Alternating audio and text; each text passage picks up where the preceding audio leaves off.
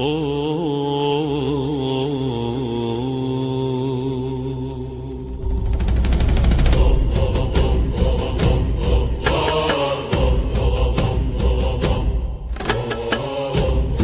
پهلوی وارث تاج ایران، انتظارمون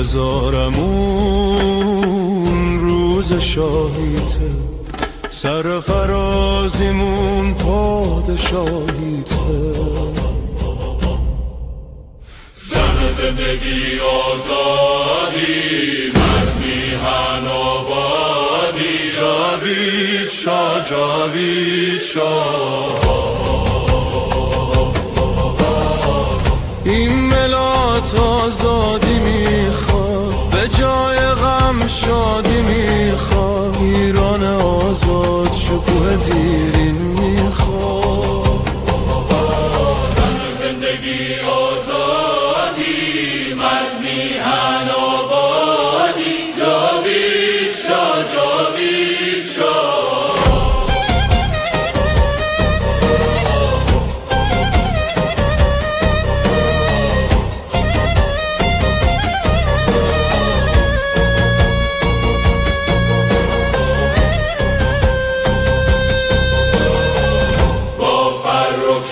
مردم ایران بازگشت تو را از خود میخوان، ایران آزاد میشه، شاه برمیگرده، این آخرین نبرده، پهلوی برمیگرده.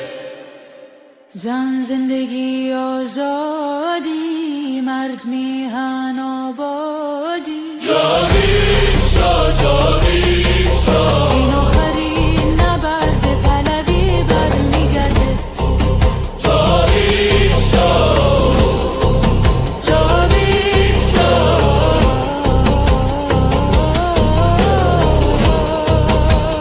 پهلوی برمیگرده. جاوید شاه.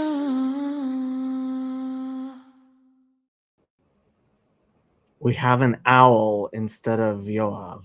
I don't know why we have an owl instead of Yoav. Why do we have an owl instead of Yoav? I don't know. Isn't it a conspiracy theorist time?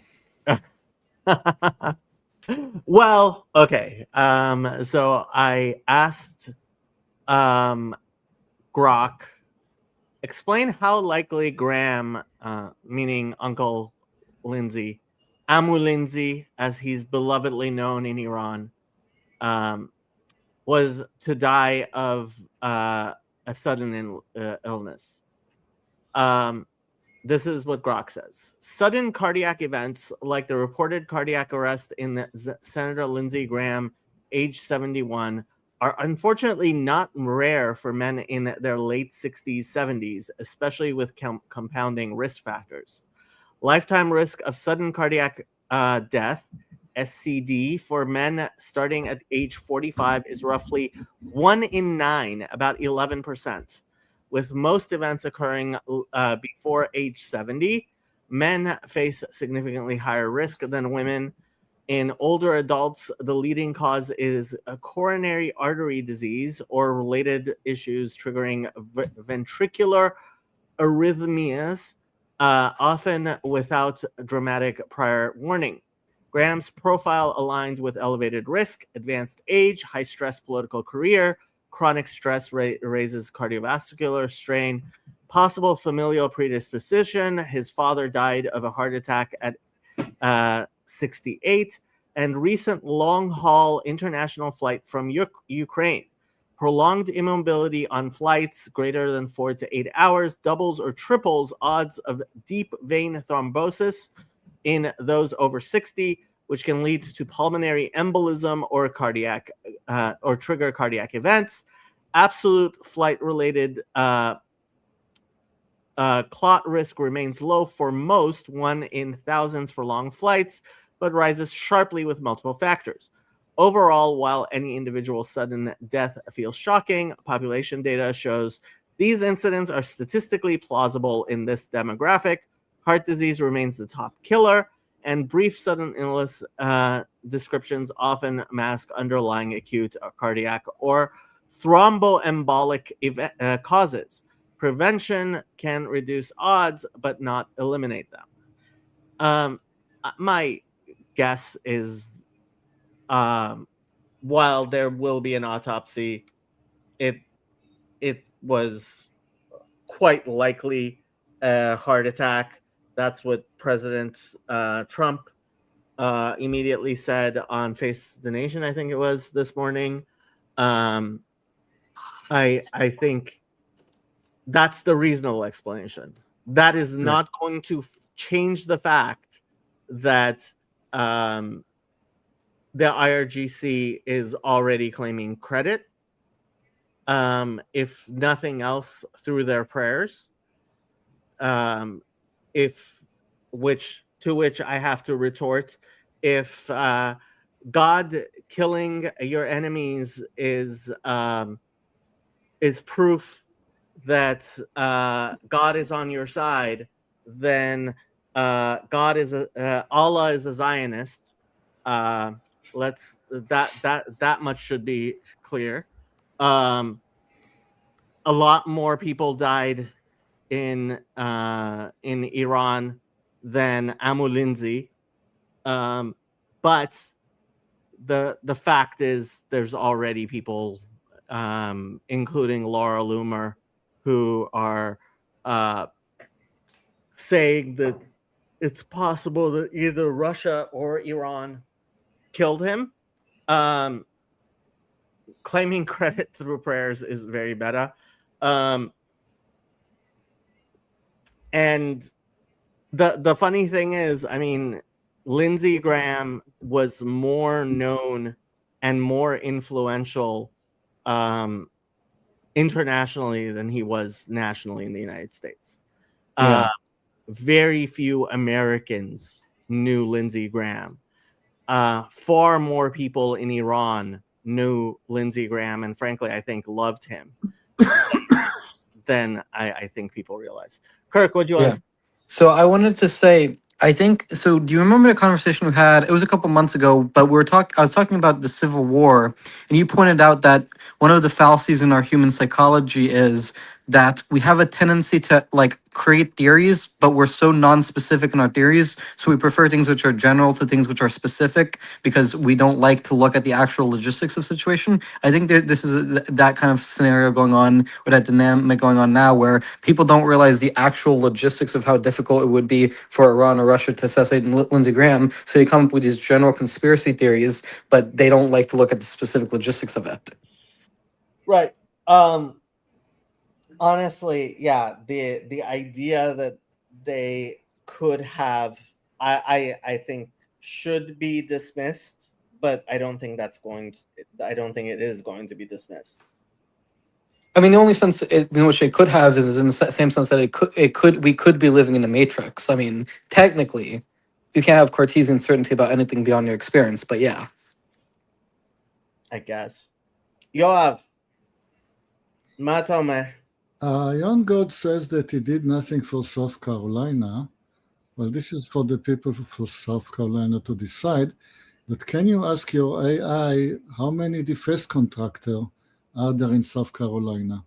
There are quite a lot of defense here. How many defense contractors are there in South Carolina, and what was Graham's influence as a budget committee chair on that? Yeah, the idea, first of all, South Carolinians very much loved him, but he was definitely a thing. South Carolina has thousands of defense contractors and suppliers supporting a major economic sector. Historical data lists over 4,000 defense contractors across 46 counties. More recent figures cite 500 plus active defense contractors, awarding $3.2 billion in DoD contracts in 2022 alone. As Senate Budget Committee Chair starting 2025, Lindsey Graham was a vocal advocate for higher defense spending, which benefited South Carolina's industry. Graham, a long-time defense hawk, publicly supported President Trump's budget for a historic and most robust increase in defense funding. This aligned with South Carolina's interests, the state's large military installations, contractor base, and export-oriented aerospace defense economy stood to gain from elevated DoD budgets. Exact contractor counts vary by definition, but the sector's scale is substantial and closely tied to federal defense priorities that Graham consistently championed. Yeah, he was. I think there's a. I mean, plenty of people in the United States hated Graham because they thought of him as a sort of war profiteer, etc., warmonger. The fact is, the man himself served honorably in the Air Force. He was a JAG officer and got a Bronze Star. But I mean, there's going to be a ton of confirmation bias coming out from everybody regarding Lindsey Graham. Yeah. I mean, part of the problem with when people talk about like the military industrial complex is it's like they don't realize that the reason that the military gets funding is not, I mean, part of it, yes, you can argue it's lobbying, but a big part of it is that voters want to have secure jobs. And so there's a sort of military Keynesian dynamic where the more you fund the military, the more jobs there are in, you know, areas like South Carolina. And so it's kind of a self-reinforcing cycle. Now, you can say whether that's a good or bad thing, but that's the main reason. It's not lobbying. I honestly very much dislike this reduction of people's motives to economics. I don't think people who work in defense contracting I think the causal effect, if anything, is the other way around, where people who support and understand the need for a strong military are more likely to get jobs in defense. There are definitely people who refuse to work in defense and military. But yeah, the economic analysis of everything, I think, has been way overdone, especially over ever since Marx Das Kapital, but especially over the past 40 years. I mean, that's fair enough. I'm not saying that economics is the only reason that people, I do think like Christian Zionism and other reasons play a factor in this, but I'm just saying that in my view, just practically people want secure jobs. Yeah, but yeah. Next subject. I mean, I don't know how much long. I mean, I don't know how deep you wanted to go into the Lindsey Graham thing, but like, I have seen a lot of nonsense on X about people celebrating this, and yeah, I mean, the same thing happened with Anne Whitcomb, which is she definitely was murdered, and the people celebrating her death, like, they're a lot worse. I haven't. I mean, I also haven't looked as far as Americans celebrating his death. I know for a fact that Lindsey Graham is a much bigger figure in Iran than he is in the United States. I honestly don't think the vast majority of Americans have any clue who Lindsey Graham was. And even the politically very savvy people, I don't think considered Lindsey Graham very often. I have to say I had to look up how to spell his name because I always forgot whether it was an E with an E or an A. Um, on the other hand, in Iran, uh, the monarchists had three uncles, uh, Ammu Donald, Ammu Bibi, and Ammu Lindsey. Um, and he was well known. He was certainly hated by the supporters of the Islamic regime, but um, among the monarchists, they and the people who were opposed to the Islamic regime, they very much felt like there wasn't anyone in U.S. politics who was as staunch and reliable of a defender of their interests. And frankly, I think Lindsey Graham is going to be mourned more in Iran than he will be in certainly the United States and possibly even North Carolina or was South Carolina. Sorry. Yeah. I mean, this is one of the things with regards to when people talk about like voting in this. Like, one of the things I think a lot of people in the political commentary sphere and I know, I presume, have you ever seen the YouTube channel Kyle Kalinske? Yes, unfortunately. Unfortunately, very silly people like him, amongst others, they think that most people are like online political bros, debate bros. Like, they think I, people are tuned into so politics more than they are. So to understand who Kyle Kalinske is, Kyle Kalinske at age 17, I believe, had a YouTube channel where he talked about politics and his love for porn. And over the past, I don't know, 10, 15 years, as his so first of all, his channel name was Secular Talk, which obviously now, I mean, he was an atheist political YouTuber, and he it, he has spent the last, I guess, 10 years it's been, yes, a man who dyes his hair and stole another man's wife. I mean, now he's married to Chris. Is he married to Crystal Ball?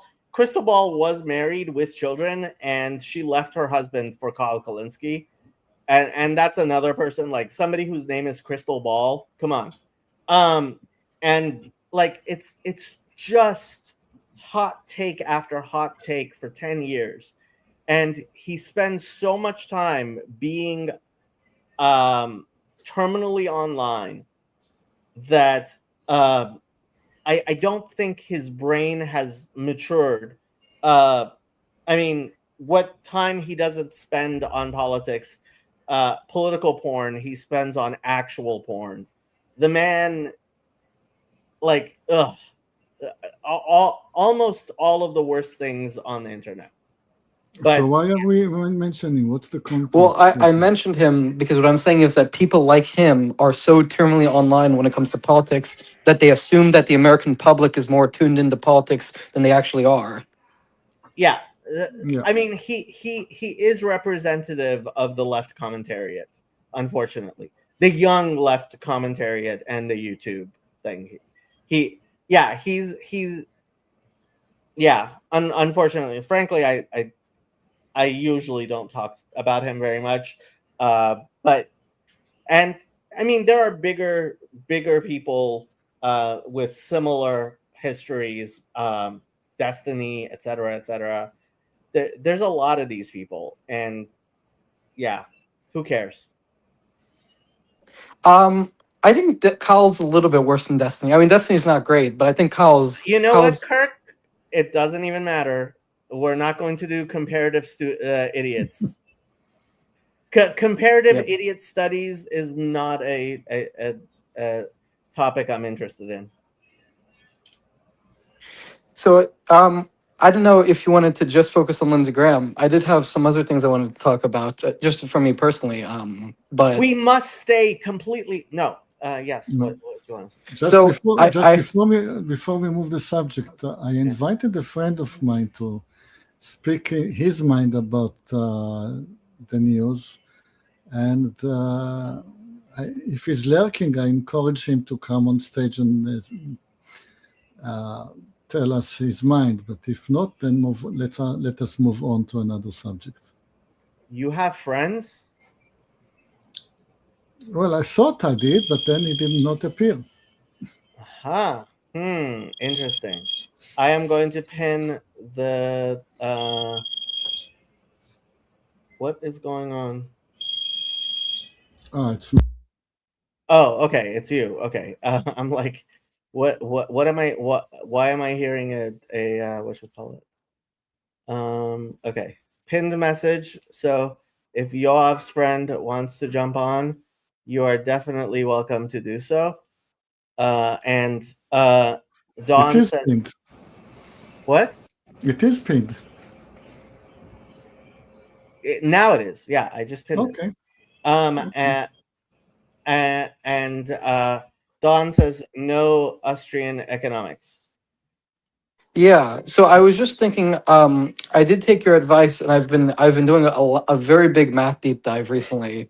I don't know how extensive your mathematical background is, but I've been going into like Fourier transforms and a little bit of in some linear algebra and stuff. And yeah, I've been really math heavy recently.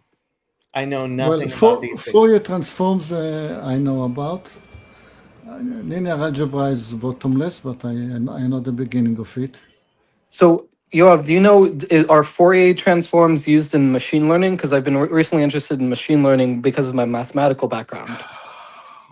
Well, no, but machine learning is so much in the news that everybody's trying. Let's try machine learning with machine learning with tea, machine learning with coffee, and I'm sure some people are trying machine learning with Fourier transforms as well. It's always a worth a paper. Okay, because so a Fourier transform, just for anyone in the audience who doesn't know, it's where you, as I understand, you find the frequency of like a signal for a function. Okay, I can explain to them what Fourier transform is, but let me just guide me where you want to go with it.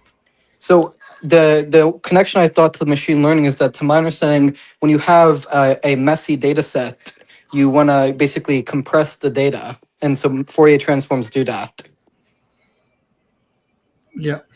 So if something is periodic, that it keep repeating itself all over again, then a Fourier transform is a very short way to describe it.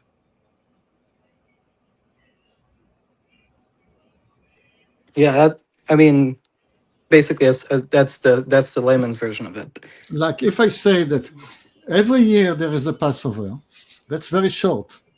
But saying, okay, year one there was Passover, year two there was Passover, year three there was Passover will be much too long.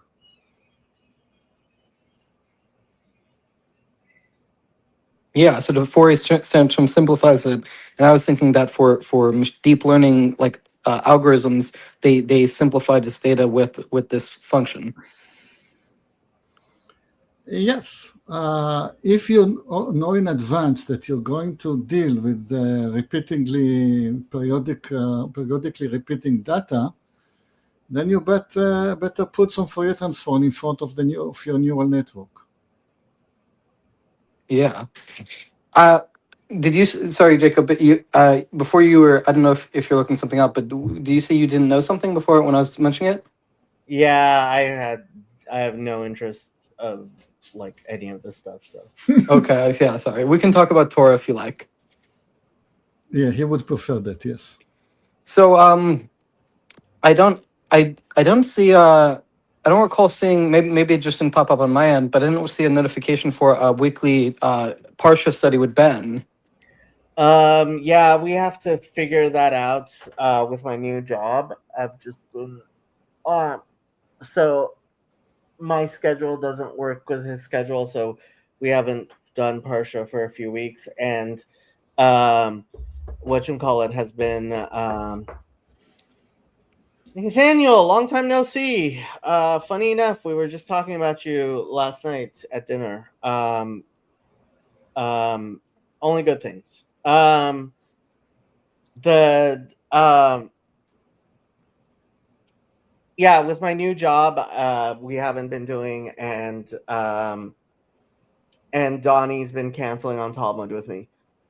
Is it too soon to ask how the new job? How's the new job, Jacob? The new job's pretty good. It's very similar to what I expected and what I had actually hoped for. I am working with the exact population that I want to work with, which is dual diagnosis. And I'm working with very young people with dual diagnosis as young as 18. Dual diagnosis, for anybody who doesn't know what that is somebody who has a substance abuse diagnosis along with a mental health diagnosis, generally schizophrenia, depression, anxiety, PTSD, that type of thing, along with some sort of addiction like meth, opiates, alcohol. I mean, generally they also have tobacco and cannabis addictions, but that's less of a clinical focus. And yeah, so hit the ground running. Not as much. I think a lot of people who would I think a lot of people in a similar position as me would get in there and be like, I need more guidance. But I like it freewheeling. And I asked my supervisor. So I have an official supervisor and I have an actual supervisor. The official supervisor is the person who's been legally hired to supervise me, and she is doing the job that she is legally required to do. Um, and frankly, I think she has a lot of other stuff to do as well. I have only spoken to her as much as the law requires. She's required by law to spend 2 hours a week directly direct one-on-one supervision with me. And so, I mean, we did that by phone. But like, yeah, it was what it was. My actual supervisor, the person who hired me, the person who I actually tells me what to do, the person I talk to generally, unless I have a clinical question that my actual supervisor is supposed to do. So I asked her, and she's like, "Yeah, I'm very happy with hiring you, etc." So far, I mean, that's what she said on Friday. Yeah, I generally like it. Get I have to be at work by 8 a.m., which before the CPAP would have been absolutely impossible. Lucky doesn't like the change in schedule. By the way, Lucky had his final stitches removed, and so he's off play restrictions, and he might get a bath today, which he's going to absolutely love. That was sarcasm. While he likes water and he loves mud, he doesn't seem to like baths as much. But yeah, he doesn't like my new schedule because I'm far away a lot more. Rabbi Chezi, how are you doing? Chezi has promised me with a hachlata that will not be broken, that he's going to sit for his Rabbanut exams. You believe me, right, Yoav? That he actually made that very binding promise you might say a neder of sorts. That בלי he נדר. come on, Chazi, sign up for do it right now. Open up the Chief Rabbinate website. I think do can we sign him up for the exam? Yoav, my Hebrew isn't good enough to go on the website and sign him up for the exam. Come on, If my wife catches me getting into the Rabbanut site and registering, it's going to be divorce.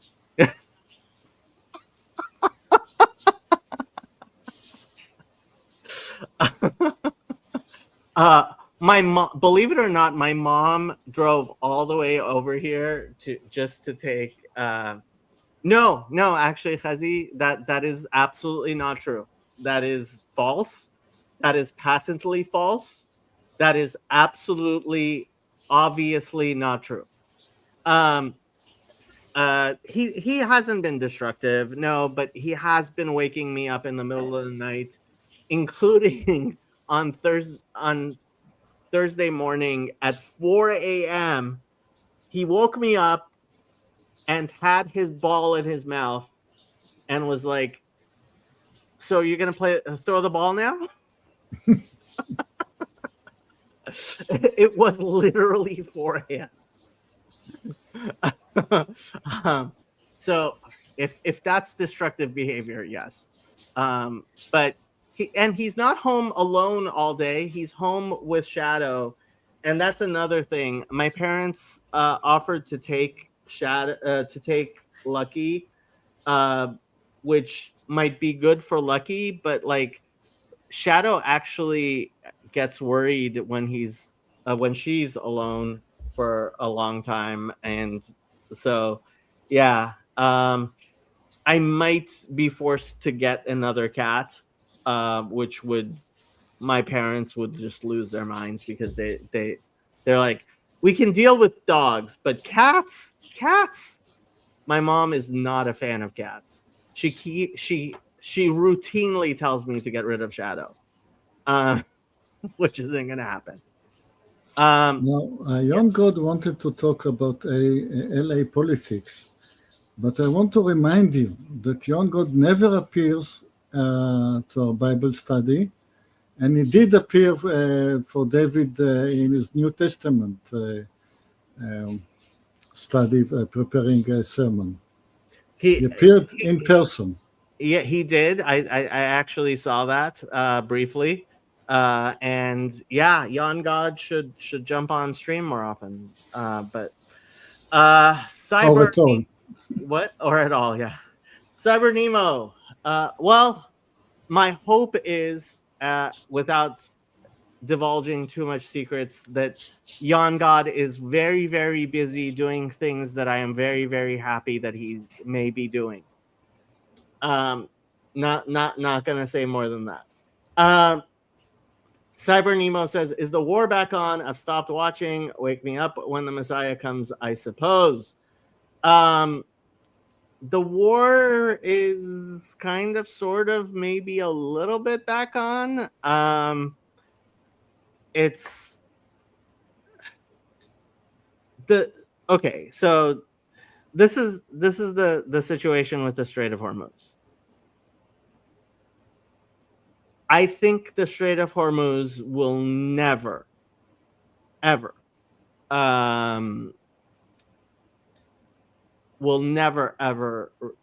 recover its full, the amount of commerce that it used to have. Certainly not until the Islamic regime is gone. Which may be even years until that happens.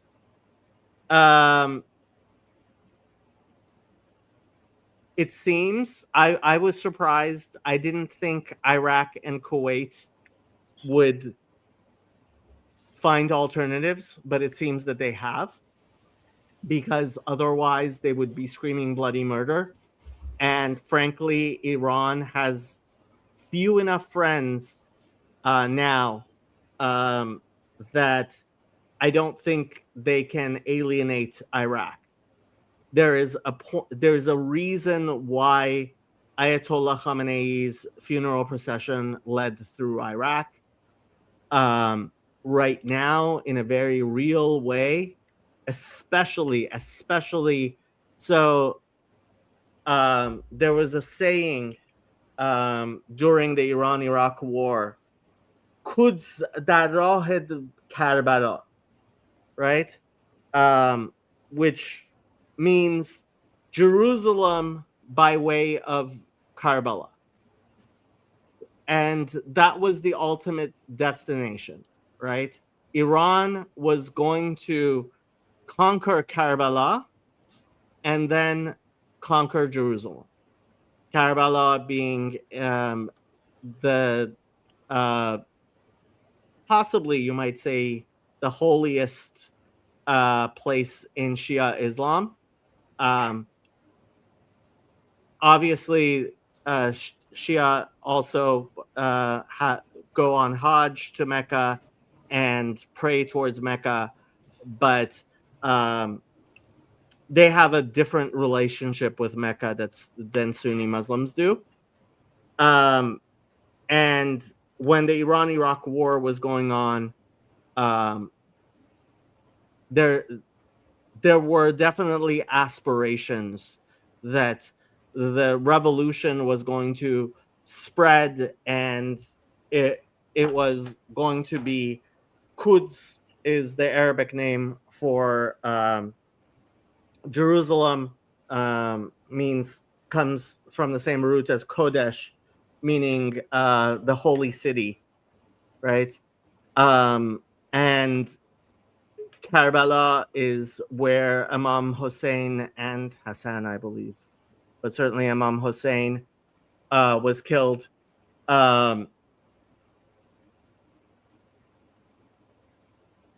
There is a certain eschatological relationship between Iran and Iraq, and the fact that since the Iran-Iraq war, the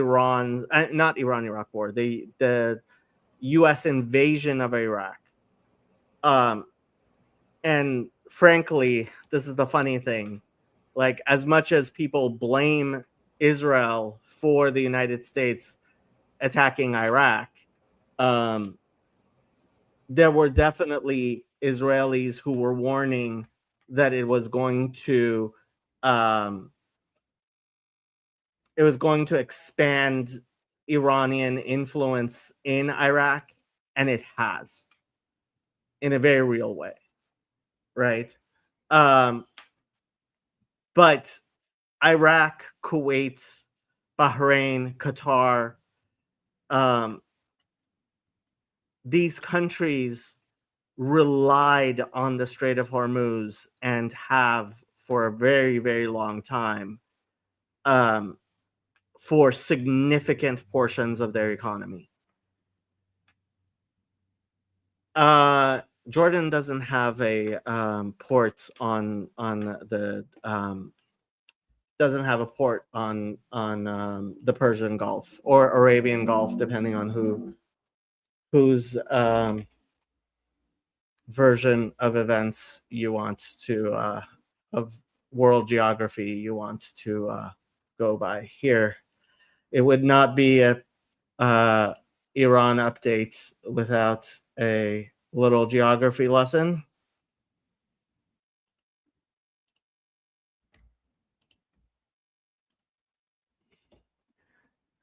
This is a map of the world.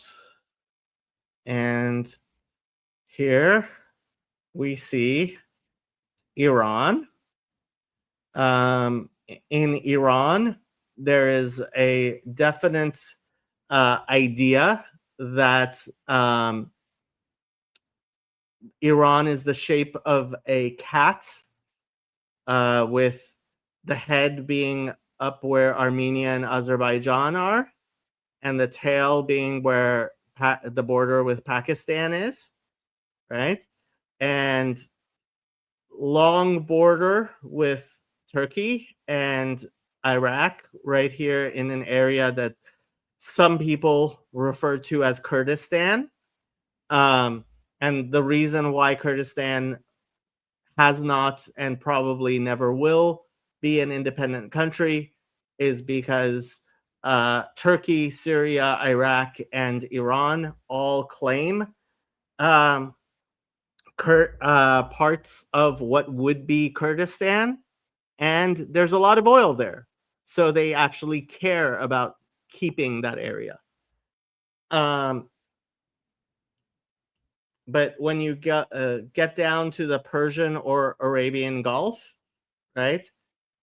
Kuwait exists on the Persian Gulf. Like, they are basically a coastal, I mean, they're basically a city that's a city state on the Persian Gulf, right? And they have lots and lots of money that comes from pumping oil, which goes through the Persian Gulf. Iraq, lots of money. I mean, Iraq is a large nation with a much larger population, not nearly as rich because it has population, but again, very much relies on its ports in the Persian Gulf, or did. Bahrain, Qatar, same thing. Like, these are countries which access the rest of the world through the Strait of Hormuz. United Arab Emirates has its own whatchamacallit here. Has its own port across, but they also very much used the Strait of Hormuz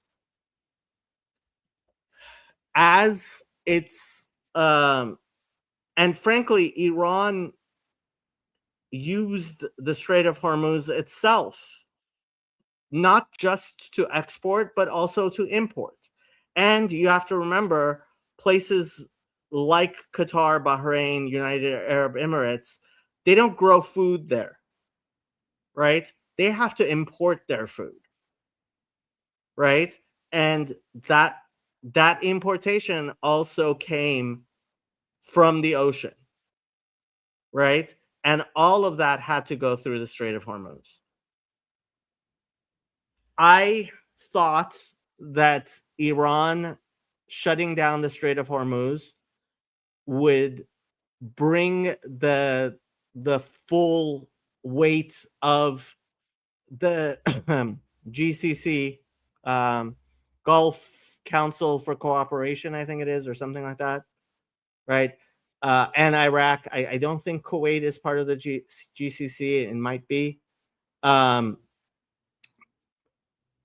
That these countries would not be willing to allow the Strait of Hormuz to be closed as long as they are, and that would be sufficient pressure that these countries would have on also Russia and China, but certainly the European nations, to not allow the Strait of Hormuz to be closed. What's actually happened is that the Strait of Hormuz has been, in a very real sense, closed a lot, and people have been making other arrangements, and they're going to permanently make other arrangements because they don't want to be beholden. It's not just the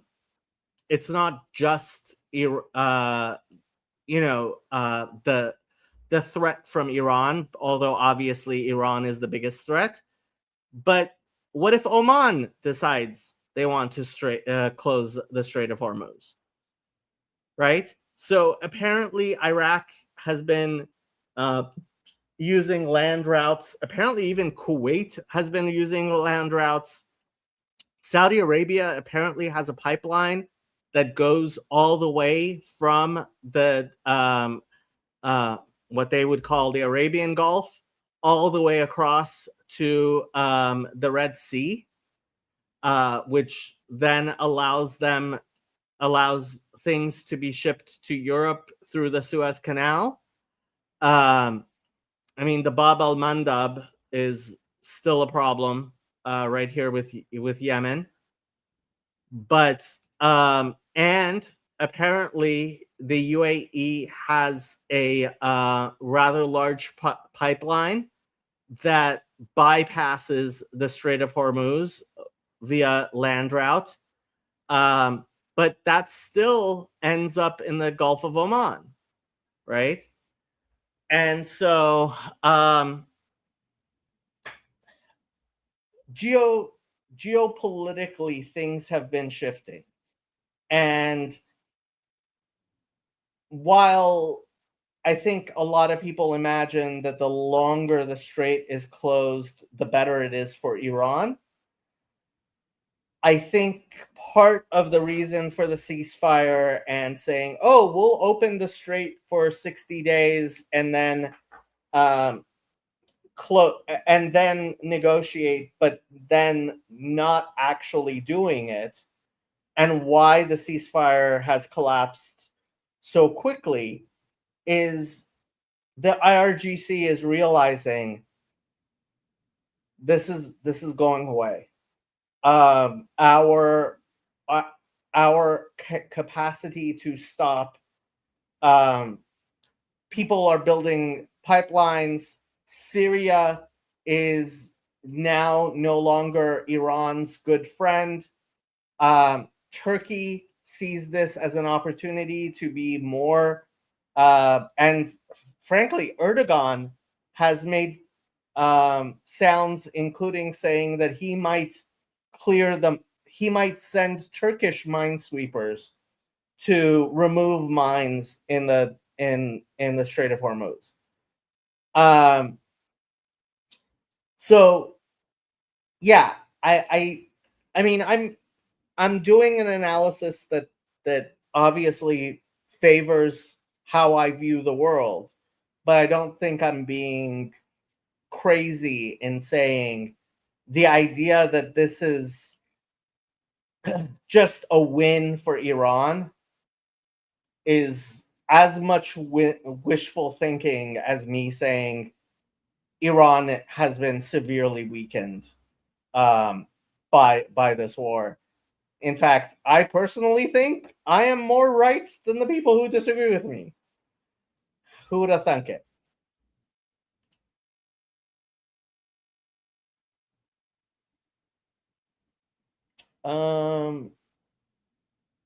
Any comments, you off?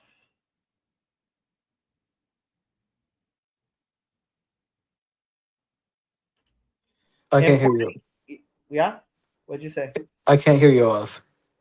Oh, yeah. This friend of mine who did not appear, a day before the current escalation, was still claiming that the USA has to strike a deal because they've run out of bombs.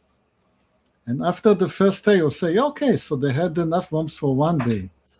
And after the second day, said, okay, so you had enough bombs for 2 days. The USA does not seem to be running out of bombs. Yeah, the idea that the United States is going to run out of bombs way underestimates how many bombs the United States has. Yeah. And the defensive missiles are more of a problem, but also, yeah, I don't think even that, I think it may be a little overstated. yeah, and meanwhile, we are in Lebanon and we are doing our stuff. We are clearing up a lot of villages, one village at a time. We're finding a lot of tunnels. We're finding a lot of ammunition. We have biding our time and doing doing the cleanup that we need to do. So we are using the time well. Who is AAEU7S? She goes by Questions to Ponder, I think. Okay. Yeah, she won't even give us a real first name. Um,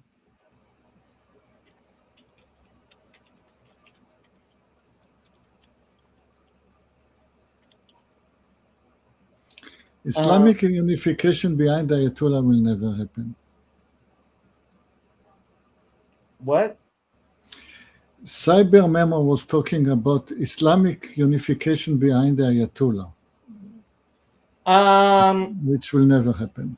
that is an absolute. Yeah, that's not. Yeah, that is not going to happen. Yeah, like isn't I thought like only like 10% of the world's Muslim population is Shiite?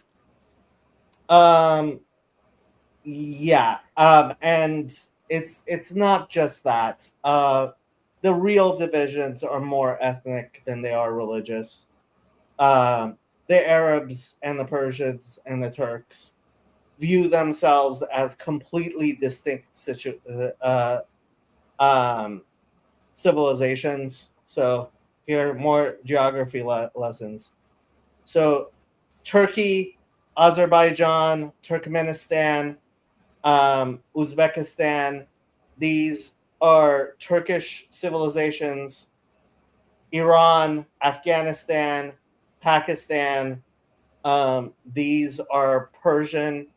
Um, I guess there are parts of Uzbekistan and Tajikistan which are, I'm not quite sure which ones. And Kyrgyzstan. Kyrgyzstan is also, well, Kazakhstan. Yeah, let's put it this way: all of the stands are not Arabs. They're Muslims. They're not Arabs. Half of them are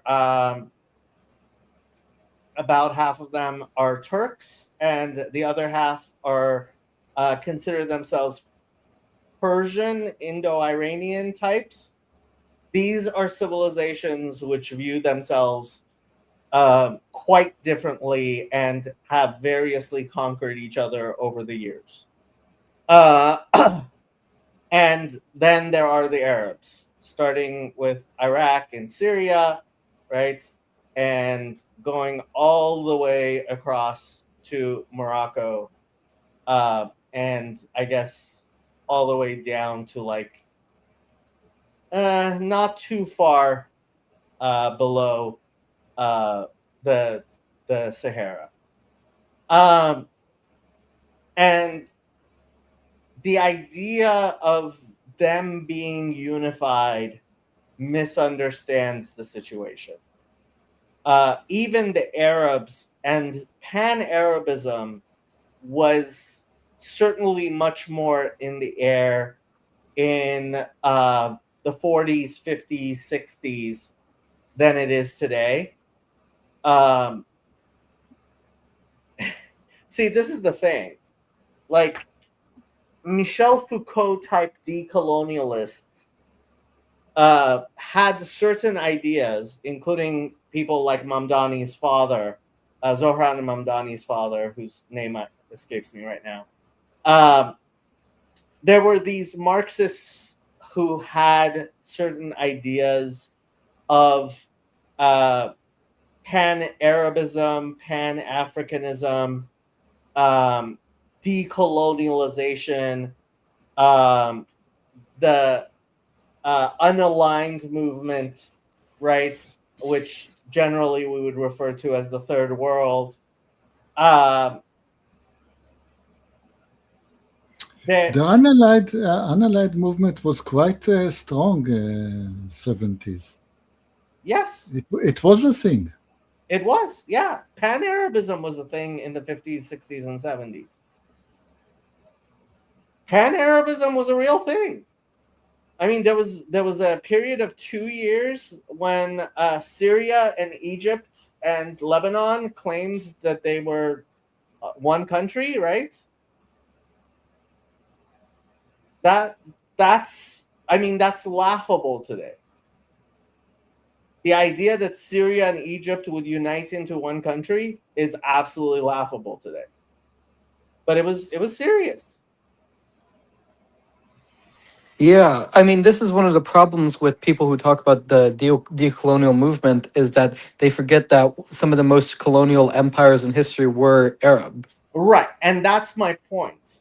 See, in pushing decolonialism, the people in the Maghreb, right, Morocco, Algeria, they've started asking to be decolonized from the Arabs, right?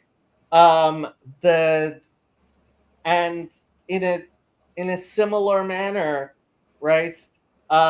Lebanon, especially the Lebanese Christians, want to be decolonized, and so how we view things is very different from how people themselves are viewing things in these countries. And I have to say, I mean, going back to the original topic with the conspiracy theories of uh, Iran murdering Ammu Lindsey, etc. Much of what happens, uh, what is believed in these countries is not factual. You can factually say things like in the 1940s when somebody like I mean this happened on Twitter recently where someone quoted a line from Anne Frank's diary where she talks about her friend moving to Palestine, right? And it's like, yeah, the like in the 40s and 50s when you mentioned going to Palestine, that was a Jewish thing to do, right? That it was the Jews who were forming a Palestinian identity back then. It wasn't until the 1960s that a Palestinian identity started forming, but that is a completely non-starter conversation to have because going back to propositional tyranny, like the people who view themselves as Palestinians don't care about those propositions you may have, right? And so if you want to understand the world,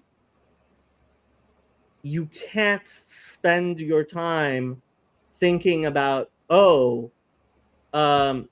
there's no letter P in Arabic. That's beside the point. Yeah. I mean, I just, when it comes to the Middle East in general, I don't know a lot about it. I just worry about, like, because of the fact that these populations are so misinformed, to tie this slightly into our earlier conversation about AI and machine learning, I just worry that, like, when the, um, basically artificial intelligence and machine learning have significant impacts on society because of the fact that the populations are so misinformed that basically they'll be completely technologically behind the West for decades or if not centuries. Sorry, what is the worry? I worry that the Middle East will be technologically behind the West for centuries with No, AI. Well, no. depends. The Gulf states will not be. Gulf The states are idea as advanced as anybody. the idea of being technologically behind that much in today's world just makes zero sense to me. Like the us actively trying to prevent our technology from being exported. Hey, questions to ponder has been failing for good reason. Um, yeah, the idea of like with the internet, technology and I mean, you can go on YouTube and learn things like how to make things in ways that you would have to go to a training course in a particular country, in a particular region, to learn how to do things. That's just not the case anymore. And yeah, I don't think that's a thing. I think the biggest barrier is actually language. But even that with communication technology and translation technology is going away. Yeah, that's fair. It's just the reason I was thinking it is because basically machine learning and AI use very advanced math, and I was thinking that generally speaking, the Arab world has poor mathematical education. That doesn't Well, matter. it's not relevant in so many ways. First of all, there is no proven efficiency or worth in AI. We're hard pressed to find an example in which AI actually can translate it into increasing productivity, actual productivity, not PowerPoints. And second, mathematical knowledge can be imported, either from the West or from India. And third, as I'm saying, I don't think that the Gulf states are lagging behind any typical European country. No reason to assume that. You can argue that one form of government is better than another, but then when you compare the Gulf states to Europe, I don't know who wins. I believe what Kirk is referencing is that machine learning requires you have to have, at least a base level understanding of linear algebra. It is required for ML. But then to touch on what Yoav and hey Jacob, hey, what you're referencing, Jacob, hey, uh, there really should not be so much of a barrier, especially from the math side. But like you touched on, definitely language. And I think we all know how there's such a difference between those who can speak English and then those who cannot. But then I would also assume with the Gulf states that many of them, especially their young people, at the very least, at the very millennials, some millennials, but definitely Gen Z, Gen Alpha, they should be learning English. Like I think because I already believe that so much like American movies and television shows are being pumped there anyway, plus the internet. So I mean, we already see that more people are going to be learning English. The real issue, though, Jacob, is just like if the older people are not going to cause any trouble or friction with the younger people, because the younger people are going to want to be more globalized, not taking away from their culture and their family and their ethnicity and their language, but the younger people are going to want to see more of a more vibrant world. They're going to want to be more globalized just because they're young, just under GP, under general principle. The real concern is the older people causing, any friction or trying to like create a bridge that cannot be crossed. I mean, To your own God, yeah. Go ahead. to your own God, one of the red pills moment of my life. Did you say red? Red pill, yeah. He really said red pill. Yes, yeah.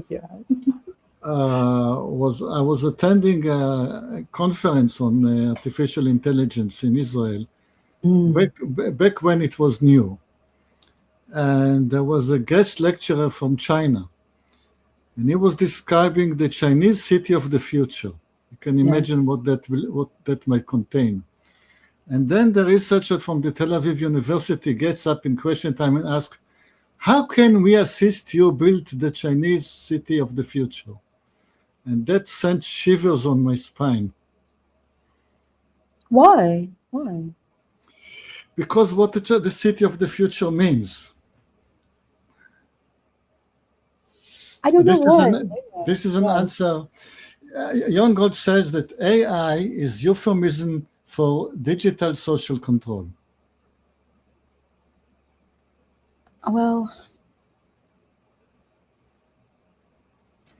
I mean, but Yoav, especially that's really cool that you went to a AI symposium in China because right now they're saying that China is ahead right now of the United States. So that's like a whole different conversation.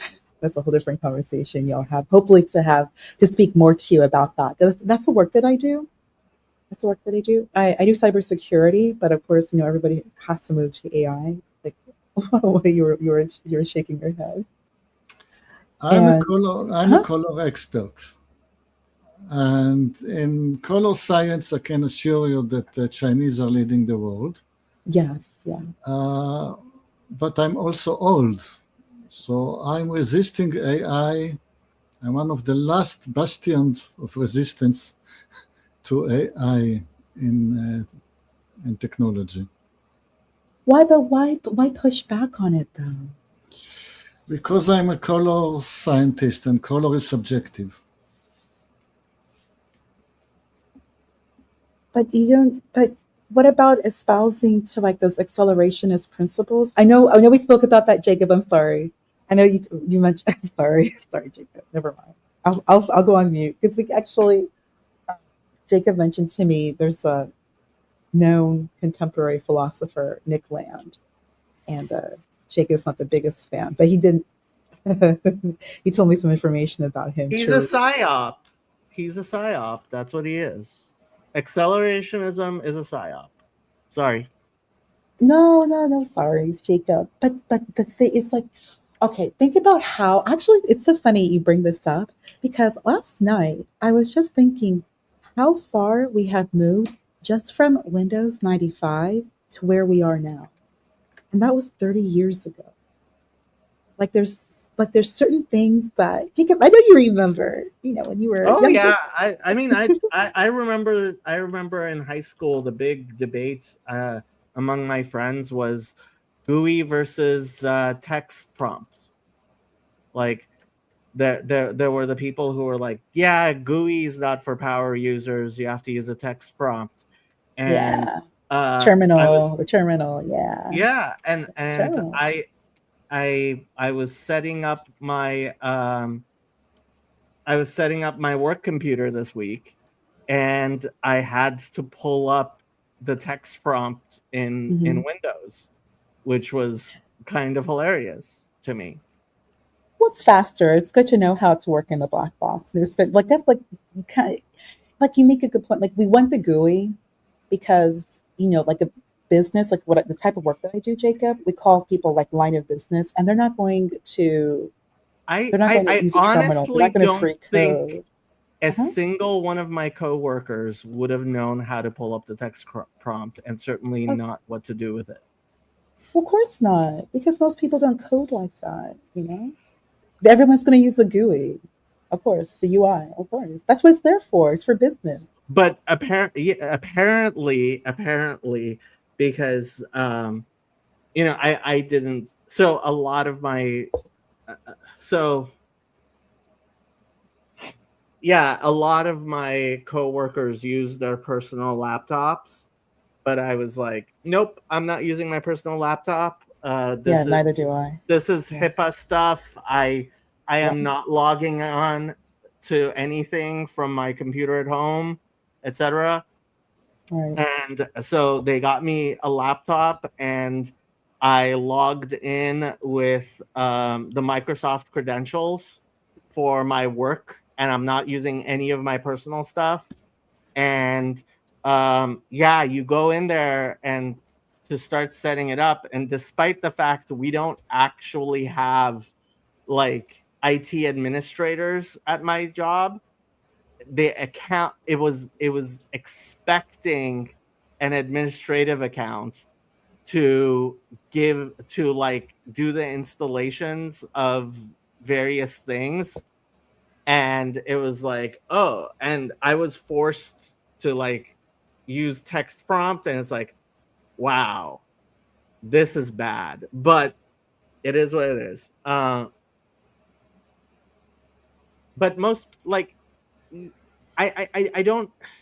Yes, we are very, very much ahead in many ways, but ultimately, the interface has to be with human beings, and so the technological advance isn't going to be as radical as some people, for example, Chazi, imagine it will be, and it's more advanced. And I hear this with AI all the time. I mean, the discussion that John Vervaeke had with Sam Tiedemann um, about AI was 100% uh, something I think everybody should pay attention to, where they were both like, yeah, it's going to advance in a lot of ways people don't imagine that it will, but it's so much more primitive in other ways. I was talking to a cousin of mine. I'm like, AI can't do a bunch of basic things. And he's like what? Like what? And I said, add 2 plus 2. Like, it's really, really bad at adding 2 plus 2.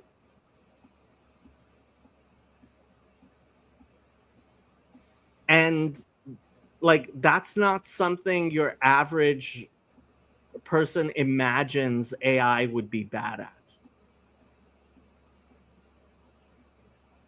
Yeah, I'm not an expert in the mathematics of AI, but my understanding is that one of the reasons for the glitches is that because each word is governed by what's called a Markov chain, it has a Mhm. probability distribution for a word for the next word, and because of this Markov chain, it sometimes lags because it's inherently probabilistic.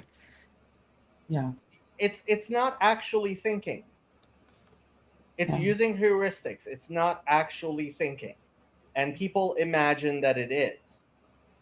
AI, artificial intelligence, is artificial in that it makes it seem like it's thinking, but it's not.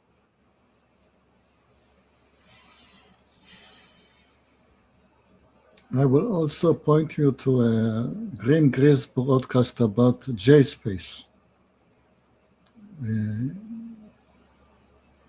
It is a significant discovery that he was talking about, but like Grim Gris does, he's talking about something without actually telling you what he's talking about. But whatever What's he was talking JSpace? about is the AI's internal true soul. In as much as it has a soul, they have discovered it.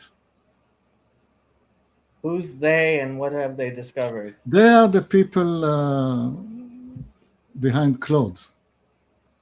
And Oh, Anthropic.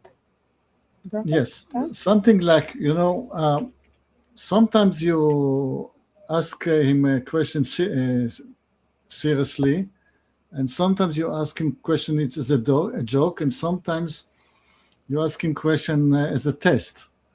And as a part of it that tells himself, this question I got it as a test. I should treat it as a chat. Or this question is in jest and I should treat it as just. The internal scheming part of that brain has been discovered. Okay, so here I found an article from Technology Review. I don't know how much to trust Technology Review, but well, especially since MIT has been very much infiltrated by Nick Land types. But here we go. Anthropic found a hidden space where Claude puzzles over concepts. A new technique has let the company probe deeper than ever into the weird workings of an LLM. The AI firm Anthropic has developed a technique that has given it the clearest glimpse yet at what's really going on inside large language models as they answer questions or carry out tasks. What they found ranges from the mundane to the unnerving. Researchers at the company built a tool called the Jacobian lens. Why? They named it after me. That's so nice of them. Or J-lens, and used it to uncover a hidden area which they named the J space. Wow, I'm going to be famous.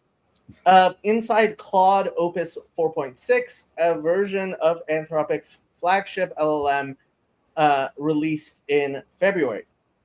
The J space contains individual words that are related to the words and phrases that the model is most likely to spit out in a response in the near future. If Claude were a person, which it is not, you might say that these hidden words can reveal what's on its mind before it actually speaks. Anthropic found that what an LLM is actually doing can often be different from what it says it's doing. Yeah, that's not news. The company claims that monitoring words that pop up in the J space gives it a new way to understand and control its models. The company shared its results in a paper posted on its website this week. It has also teamed up with Neuronpedia, an open source platform that lets you poke around inside LLMs yourself to make a hands-on demo that anyone can try. It's very good and interesting work, says Tom McGrath, chief scientist and co-founder at Goodfire, a startup that also builds tools to understand and control LLMs. For the last couple of years, Anthropic has been pushing the envelope in a field of research known as mechanistic interpretability, which involves probing the internal workings of LLMs to see how they tick. The new technique builds on previous work from Anthropic and others to expose a deeper level inside LLMs that researchers had not seen before. Picture an LLM as a stack of books.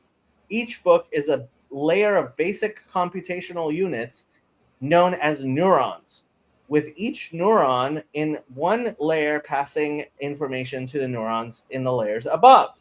The books at the bottom of the stack are the input layers, which process the text coming into the model. The books at the top are the output layers, which prepare the text that the model is about to produce. Much of what goes on in these input and output layers is housekeeping. But in the middle of the stack, you get the layers that do the heavy lifting, churning through the complex math that turns prompts into responses one word at a time. That's where the really clever and mysterious stuff happens. To peer deeper into those middle layers, Anthropic adapted an existing tool called a logit lens. A logit lens can be used to look inside an LLM to identify the words that it is likely to produce next. Moving the lens down the stack of books reveals that what word the LLM is focusing on at that particular point in its number crunching. Anthropic's J-Lens works in a similar way, but picks out words that an LLM is likely to say at some point in the near future, not necessarily straight away. What that reveals in practice are words that are related to the response an LLM is working on, but that might not actually end up being part of that response by the time the math in the middle layers has run its course. When a model is operating, it's only trying to predict the next tokens, says McGrath. It's not only trying to. It's also computing a lot of other things that might be useful for tokens that happen in the future. Again, if Claude were a person, it's not. You might say that the J-Lens gives clues about what it is thinking about at different levels of the book stack, but not saying out loud. Stranger things. A lot of the time, the content of the J-space is fairly mundane, says McGrath, who has tried out Anthropic's J-Lens himself. But sometimes it produces quite surprising things that seem to be like sort of internal themes or thought processes. Anthropic gives a number of examples of what it found. Sometimes the J-Lens exposed the steps that Claude took when it was working through a problem. For example, when it was asked to calculate 4 plus 7 times 2 plus 7, its J-space contained the word math and numbers representing the intermediate results, 21 for 4 plus 7, 21 is not 4 plus 7, and 42 for 21 times 2. In other cases, the JLens revealed how Claude recognized different inputs. For example, the prompt, "What is this?"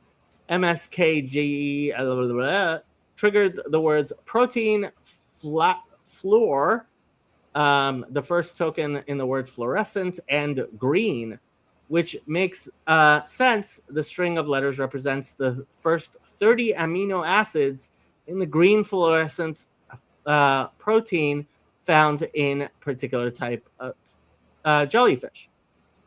And when Claude was shown an ASCII face, the O triggered the word eye, the caret triggered the words nose and face, and the dash triggered the word smile. Anthropic also found that JSpace can sometimes give remarkable insight into an LLM's decision making.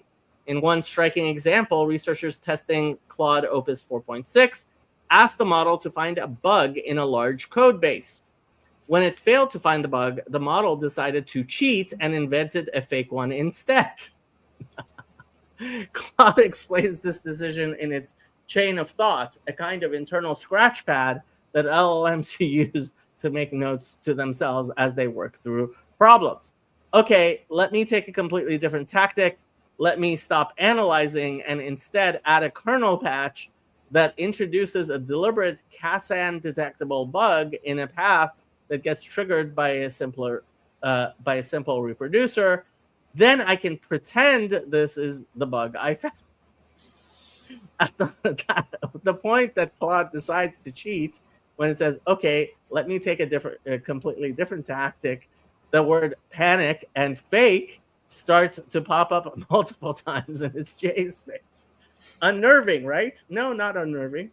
Those examples are all related in meaning to things like failing a task and making up an answer. So it is still just a very sophisticated form of word association.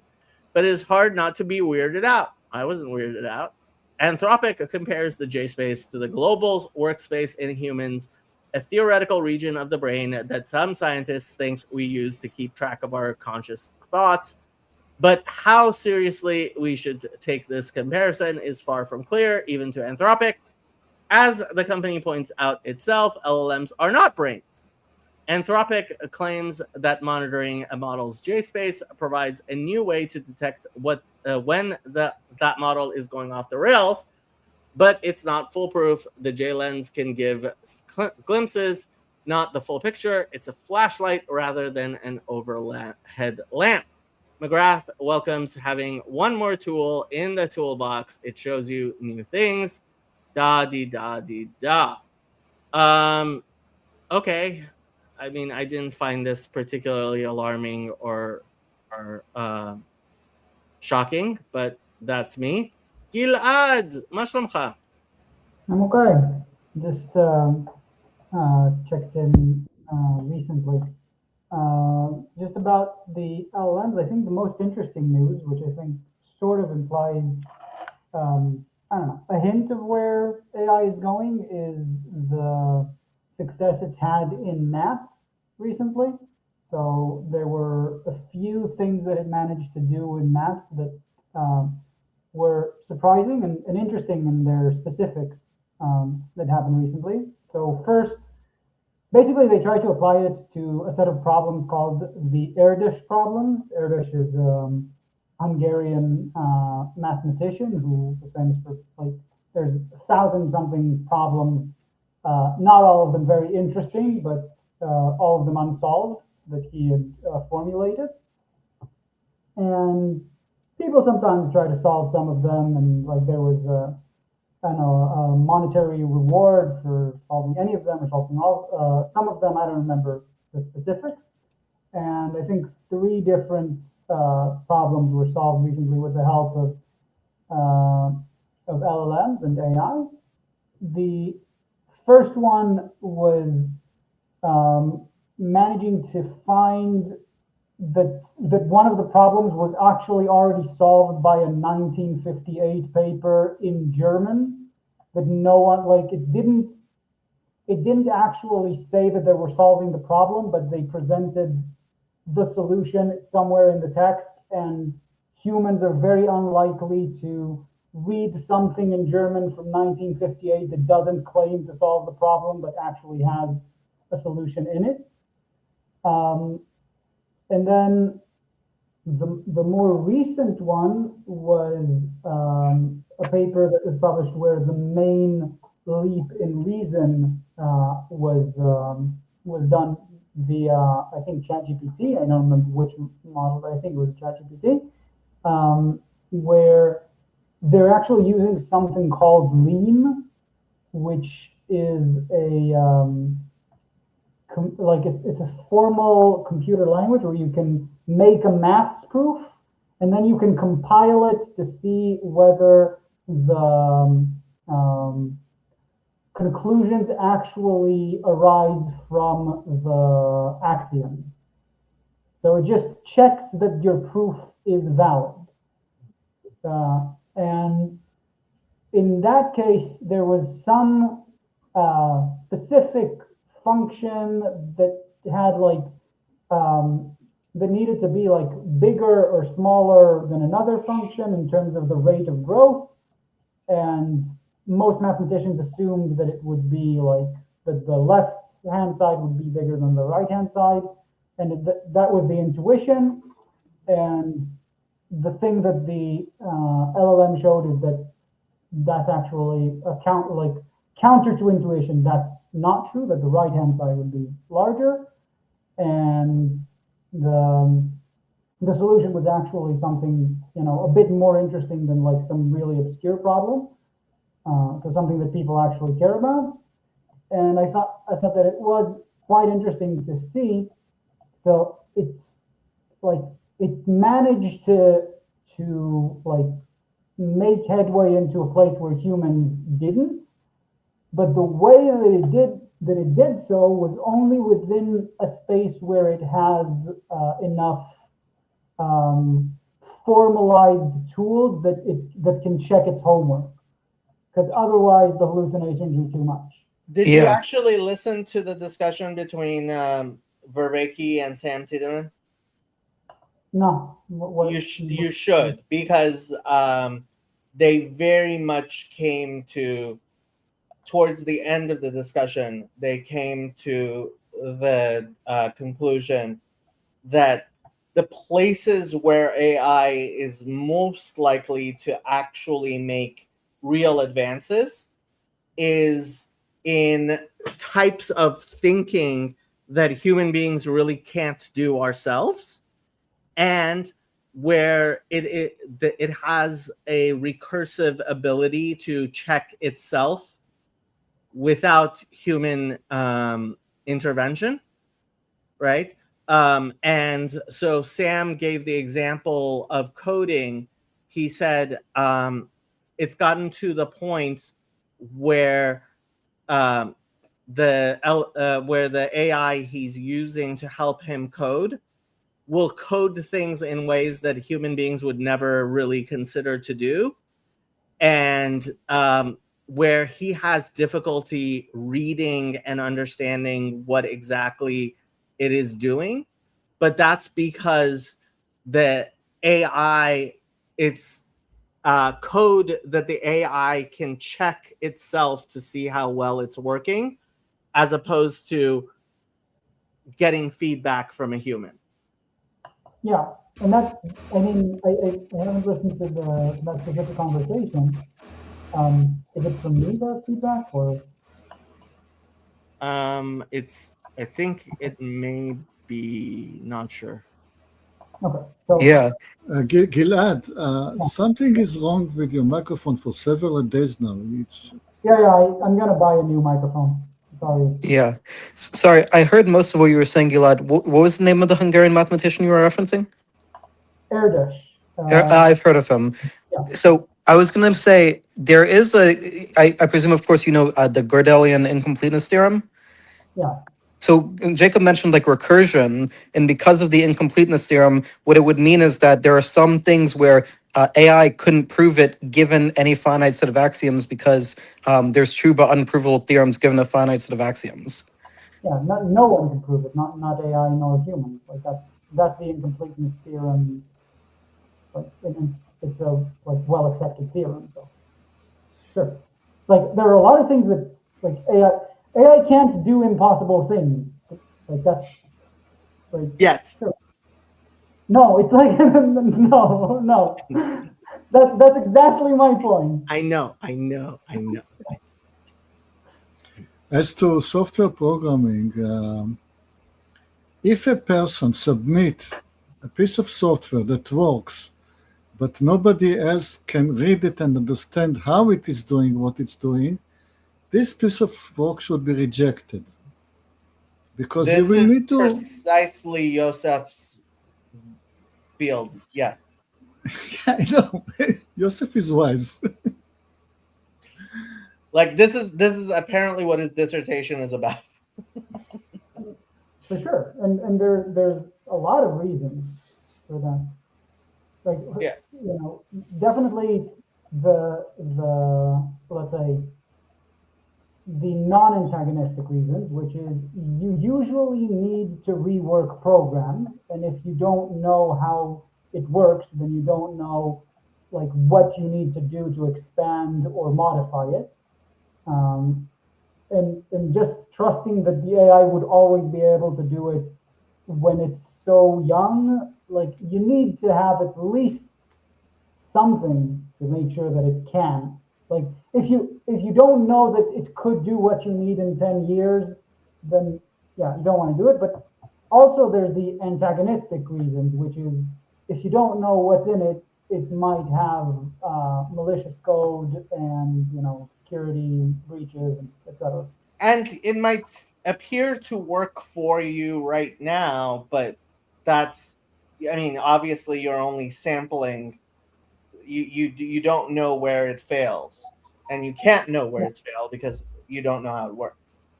That's the thing, that even if AI can check itself, right?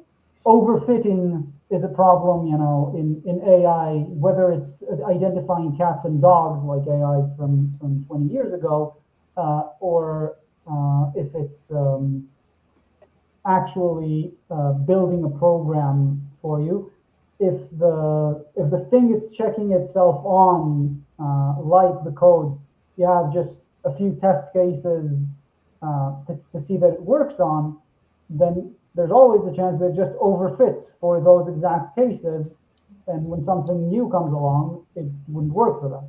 It's obviously a danger with human written software, but with AI, like I said, if you can't modify or expand it, then you have a problem. Just to answer questions to ponder, I do not have a channel. I'm not going to have a channel. The TLC is overcrowded. Already we have people competing for slots in the morning. Yeah, that was my big thing, was trying to get us coordinated so we wouldn't get into have as many different channels as we do. Well, I was just putting in the back chat, Gilad, Yoav, cool kid. I hope to see you guys more. I personally appreciate this conversation as the work that I do, and I do write as well. So I just it's just great to hear a group of people so knowledgeable on this particular subject. And there's quite a bit of unknowns right now. So it's just nice to hear what the work that Gilad and Cool Kid are doing. Yeah, you can find me every week, Thursday in the Bible study, Wednesday in the prayer study. But we can't discuss AI in the prayer study, the Bible study. That's not nice. Oh, yeah, we do. After really? after the lesson, especially on the Wednesday. And Yoav, you have admin access to my account. You can just start a stream and call it something else. I might do when I retire, but again, the problem is always the competition for slots. But if you join us, for example, on Wednesday for the prayer study, you can. After the first hour, Chezi is retiring and he leaves the class to me, and that would be my time slot. That sounds cool. Thanks, Yoa. Thanks. But I won't disturb Yezi. I have been on one of Yezi's live, but I kept quiet. I don't want to interrupt Yezi during prayer. Yeah. So, anyways, just wanted to share this about AI, which I found, quite interesting, specifically in the sense that if we know what kind of problems are more likely to be solved by AI, like the sorts of problems that would be too tedious or require us to like try too many different paths that humans are not likely to try, and we have enough to be able to formalize it in something like Lean. I think that's where it's most likely to have the most success, which is, I find it interesting. Yeah, no. I'm actually rather hopeful about AI. I think it's Yeah, going to explore areas that are good for us. I agree. Absolutely. And Jacob, it's the next logical as we're transitioning forward is AI. If you look at what occurred, late '90s, early 2000s with Google, Google indexed the internet, but it's just an index. It's tabulated. Now with AI, it's like that. I don't know if you like a tripartite, or it's like like an axis. No, how should I say it? I'm sorry. I guess like in a way, like quote unquote third dimension.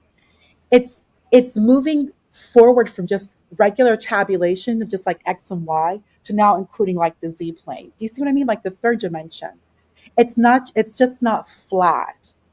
And that's just how I see it. And we're able to actually apply knowledge. Like I worked on an assignment a few years ago, like semantic technology, ontology. That's where we're moving towards with AI. So like actual knowledge base. Like I know it's not thinking, it is artificial thinking, but it's not where we were before. And now we were able to. I mean, we're what 25 years really into like past Google, and now we're at that next stage, that next step. And Gilad, as I was kind of discussing with Jacob and Yohav before you joined, look at how fast everything has moved within like 30 years. 30 years ago was Windows 95. Like it's just mind-boggling how we have just left just like these leaps and bounds within 30 years that we could not have done, like in the early 20th century.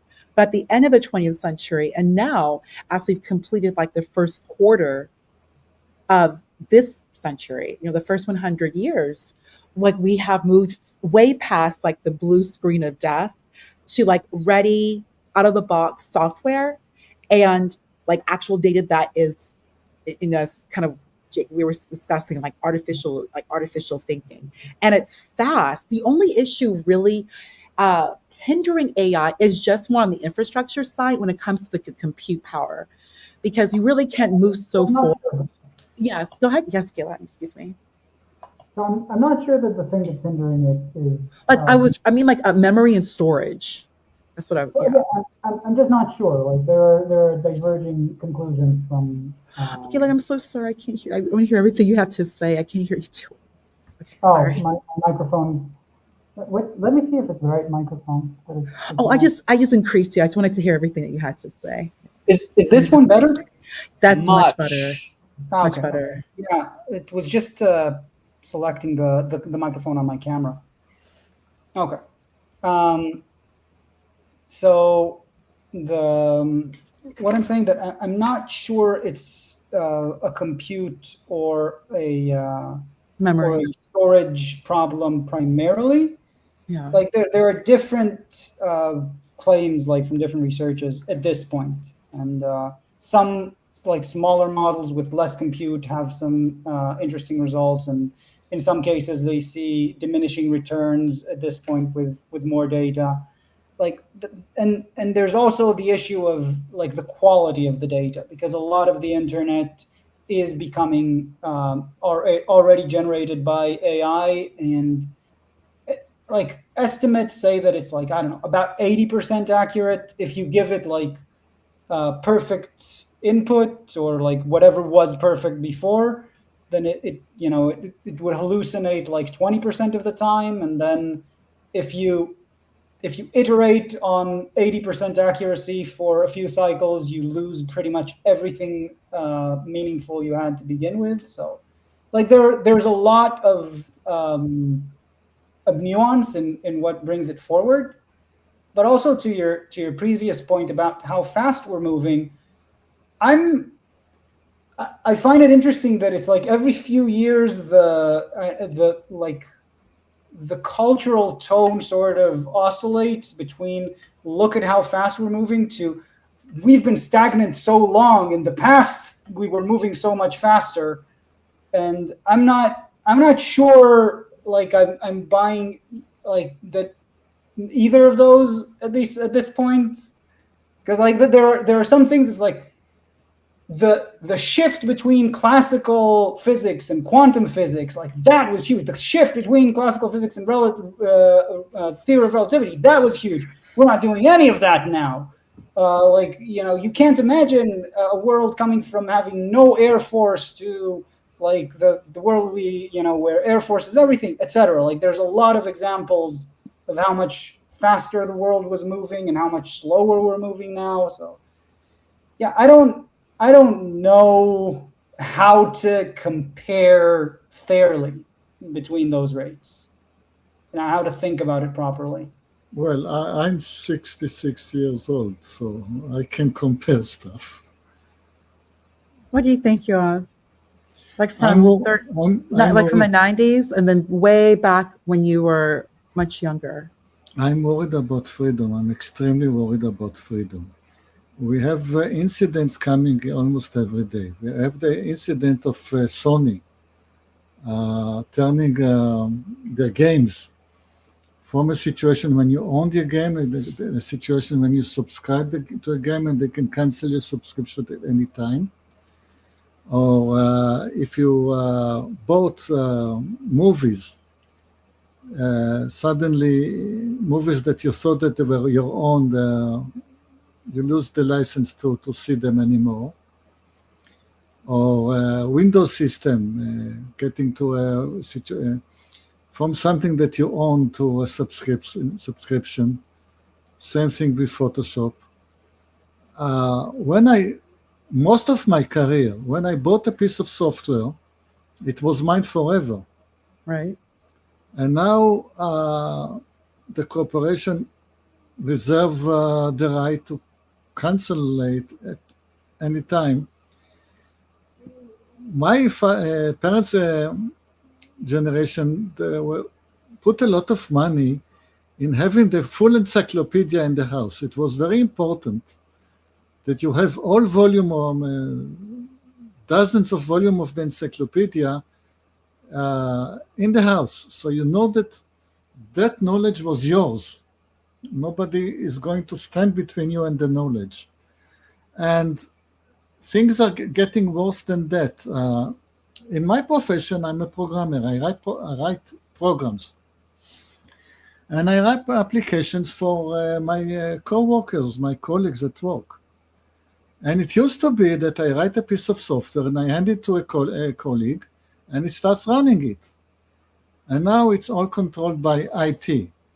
IT has to approve it. Even though I am an employee and I'm giving it to another employee, still IT will need to approve it in order for it to run. And of course, they have no idea and they don't even ask me what I've done there. It's just that they have to approve it. And of course, IT cannot handle it. All of the security is pushed away subcontractor to Microsoft. So it is Microsoft that determines if I can run my own the software that I have written on my own computer. So AI means nothing to me until the time the model is on my computer. I mean, it is feasible. If I buy a very, very extremely, very, very expensive computer, basically the same price that my parents would pay for the complete encyclopedia back in the days. And then I download the Chinese model into my own computer, then it's mine. Otherwise, I'm a slave. I remember being a kid, like my family also, and I loved like the encyclopedia volume. It had, having that full World Book set or the full Britannica set. But one thing I remembered in school, we had to be very mindful because the encyclopedia is still, it's still very high level. It's great knowledge, but not everything. So it's more like length, not depth. Plus, if you just have the physical hard copy, which is great to have, but it cannot be modified, it cannot be changed. And news and knowledge is always changing. It does fluctuate. There's like let's think about it, like in the early 90s with the fall of the Soviet Union. Like there if at that time, everything had to change. Even like children's TV shows had to change. The encyclopedia had to change. Maps of the world had to change. So at least with when we're looking at AI, and even within, with the whole, the technological advancements, really, with the internet, it allows us to be liberal and subject to change because we know there is going to be that change. Like I understand everything that you said, and I like we also had National Geographic, those the magazines, which are treasures. Those are just treasures. They're beautiful. But when we're looking at information, though, Yoav, there's always like new. There's change. Like look at just the from 2001, with Richard Cheney and with Iraq and Afghanistan, how different everything has now changed. Like if you're a student studying, like just the Patriot Act, Jacob, the Patriot Act, there's been so many ups and downs, and we're still discussing this matter. So when we're looking at and law, like think law, like when like in the 70s, then think about how things have changed now. You'll have in the 90s, and then now where we are today. Like we have like a brand new domain, like just intranet law, quote unquote. And then all the privacy implications that weren't even discussed or really understood, like 30, 40 years ago. Fine. So the model that I'm seeking Yes. is that I buy a model, but models are coming published every few months. There is a new model published. I want to buy my model, and maybe after a year, I buy an update. But they cannot stop me from using the old model. If by some, I always need the option to have my backup to whatever to what I used to have, and then if in the free market I can shop for a new model whenever it arrives. I will use the opportunity to agree with Yoav. I think we're absolutely aligned in this regard. I do think that the issue, I don't know how it's going to play out in the legal realm, but yeah, the thing with owning things versus renting things, and the way that it's I don't know, very misrepresented, both in the games market and movies and in like any digital media, and specifically with AI models right now. I think it's not a good thing. I do think that. What about contract law, Gayla? I'm sorry. Contract? Hello? No, I'll just finish just like the point, and then you can ask. Yeah. Yes, sir. Sorry. Specifically, I did see that there is a move towards local AIs right now. I saw some people publishing like products of computers sold quite expensive, but with like chained GPUs or whatever they need to run larger models than what a normal PC can run. Yeah, I was one things I'm worried about though is also Gilad, you mentioned this idea of like how this will play in the legal system. Like, and there's also isn't there a gender disparity in terms of fears of AI, both from the legal perspective and from the automation perspective? Like, women are much more afraid of AI. If you say so. I've never read anything about this. I've heard. I mean, I've heard that women are much more afraid of AI in general. So I don't know if this will cause more Well, political. Jordan Peterson said that women will be afraid of anything more because of the always have to care for little children that are vulnerable. Yes, so of risk. But that's Women Women are generally, assessing as a risk. trait, tend to be more concerned about everything. It's called trait neuroticism, which people dislike. I don't know. I mean, Yoav, if you want to continue this, but I am waning after 3 hours of streaming. I can. You If can? people are interested, yes. Cool. I will just answer Dawn about Lucky. I have not taken him to that same dog park he got attacked at, but he doesn't. He seems to be completely unaware that anything serious has happened to him. And I have taken him to play with other dogs and stuff, and he's having plenty of fun. I am going to hang around for another 10 minutes or so and then let Yoav take over. Okay, Is so there? I will have a short intermission. Yeah. Okay. I will have to say goodbye because I have to go. Okay. Bye, Gilad. Thank you for jumping Gilad. on. It's always good to have your perspective. If there's anything specifically Iran related or Jacob related that anybody wants to ask or do it now or hold your peace at least for probably the next week. I am not going to be streaming much during the week because of my new job. Yeah, I actually wanted to ask about your new job, if that's okay. Sure. I actually don't remember hearing about that you were doing now. So you're doing youth with dual substance abuse and mental illness. Mm-hmm. Yeah, I'm actually not. I actually didn't know that. So is it Are you like a psychiatrist? Like, well, you're not a psychiatrist. I'm a You don't. clinical social worker. I'm their therapist. Yes. Okay, social worker. Okay, and yeah, that's interesting. So to my understanding, clinical social workers and in general, there's fewer ethical restrictions on them than psychiatrists because they don't have to deal with medicine. There aren't fewer ethical restrictions. We can't prescribe medication. Only psychiatrists and psychiatric nurse practitioners can prescribe medications in California. But yeah, that's something completely separate. I don't Okay. understand how you're relating that to ethical. Oh, well, the relation I was having was that because psychiatrists have the power to authorize medicine, there must be more restrictions on the type of medicine they can give out compared to social workers who you don't have to give out medicine, so that whole issue doesn't come up.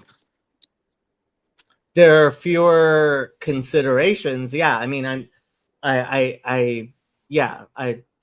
funny enough, I just bought a book on psychopharmacology for therapists just to be more aware of exactly what's going on. But yeah, the actual medications that my clients or / patients take is outside my scope of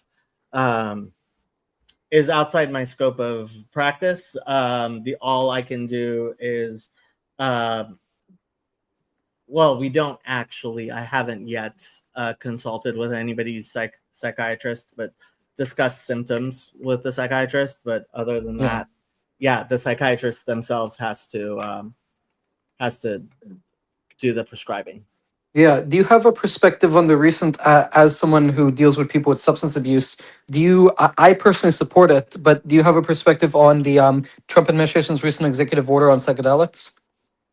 I'm not aware of the Trump administration's recent. So What did they say?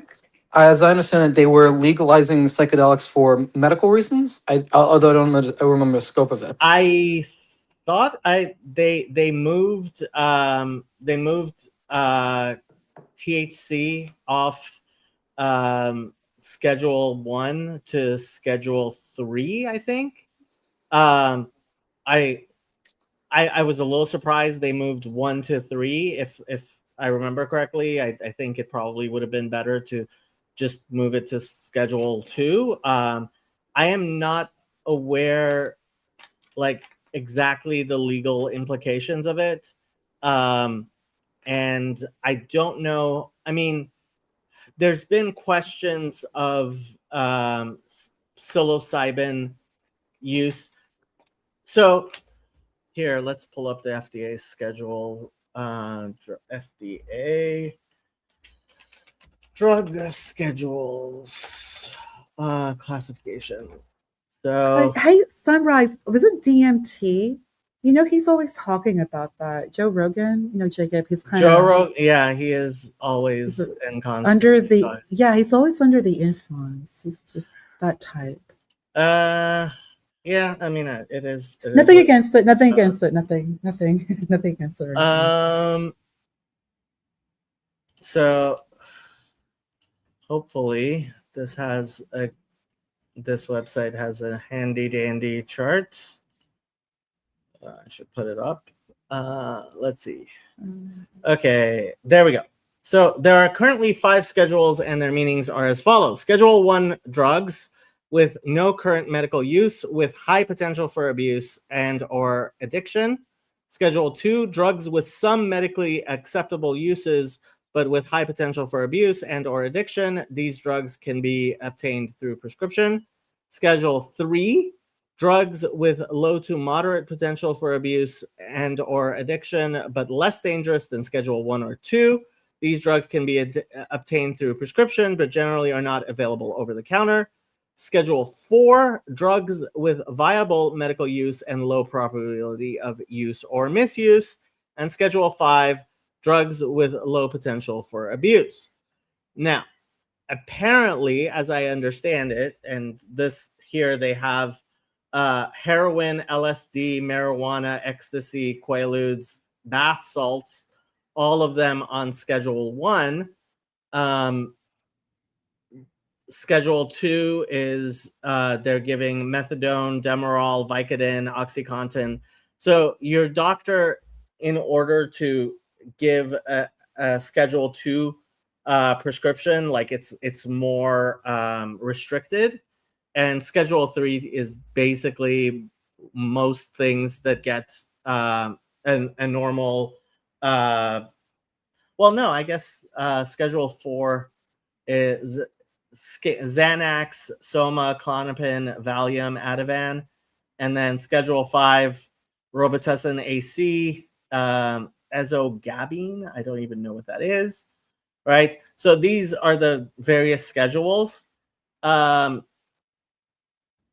guess no. I guess Schedule 3 is more restricted than I thought it was, but yeah. So moving THC and psilocybin to Schedule 3, I would be fine with Schedule 2.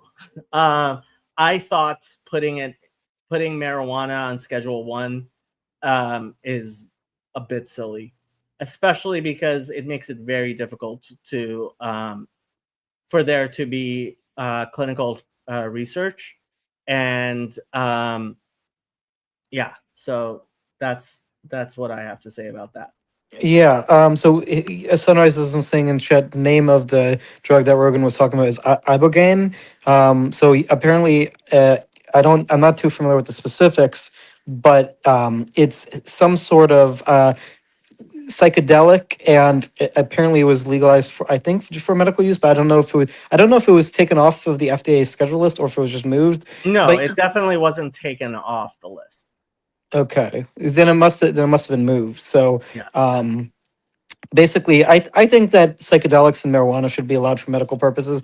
I'm pretty libertarian when it comes to drugs, but I think that for like I'm not a full drug legalization person because I do think for something like cocaine or meth, there should be decriminalization and forced rehabilitation for if you're an addict.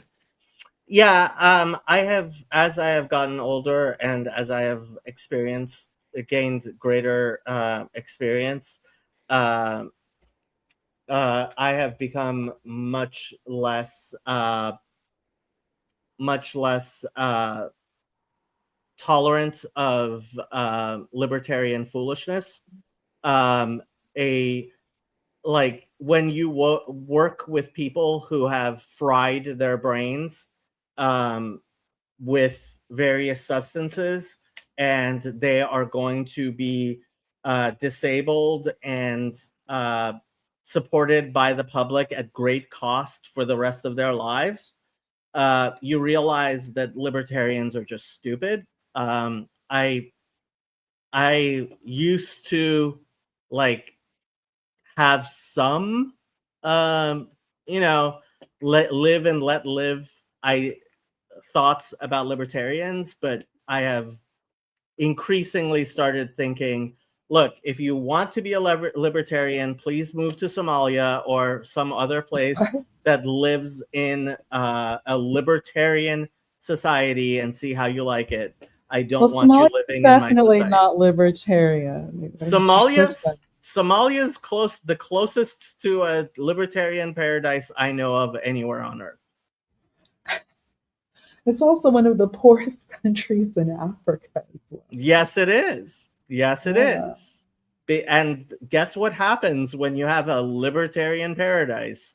Um, it becomes impossible to actually own anything, to run a business, to have a society, to in any way relate to other human beings.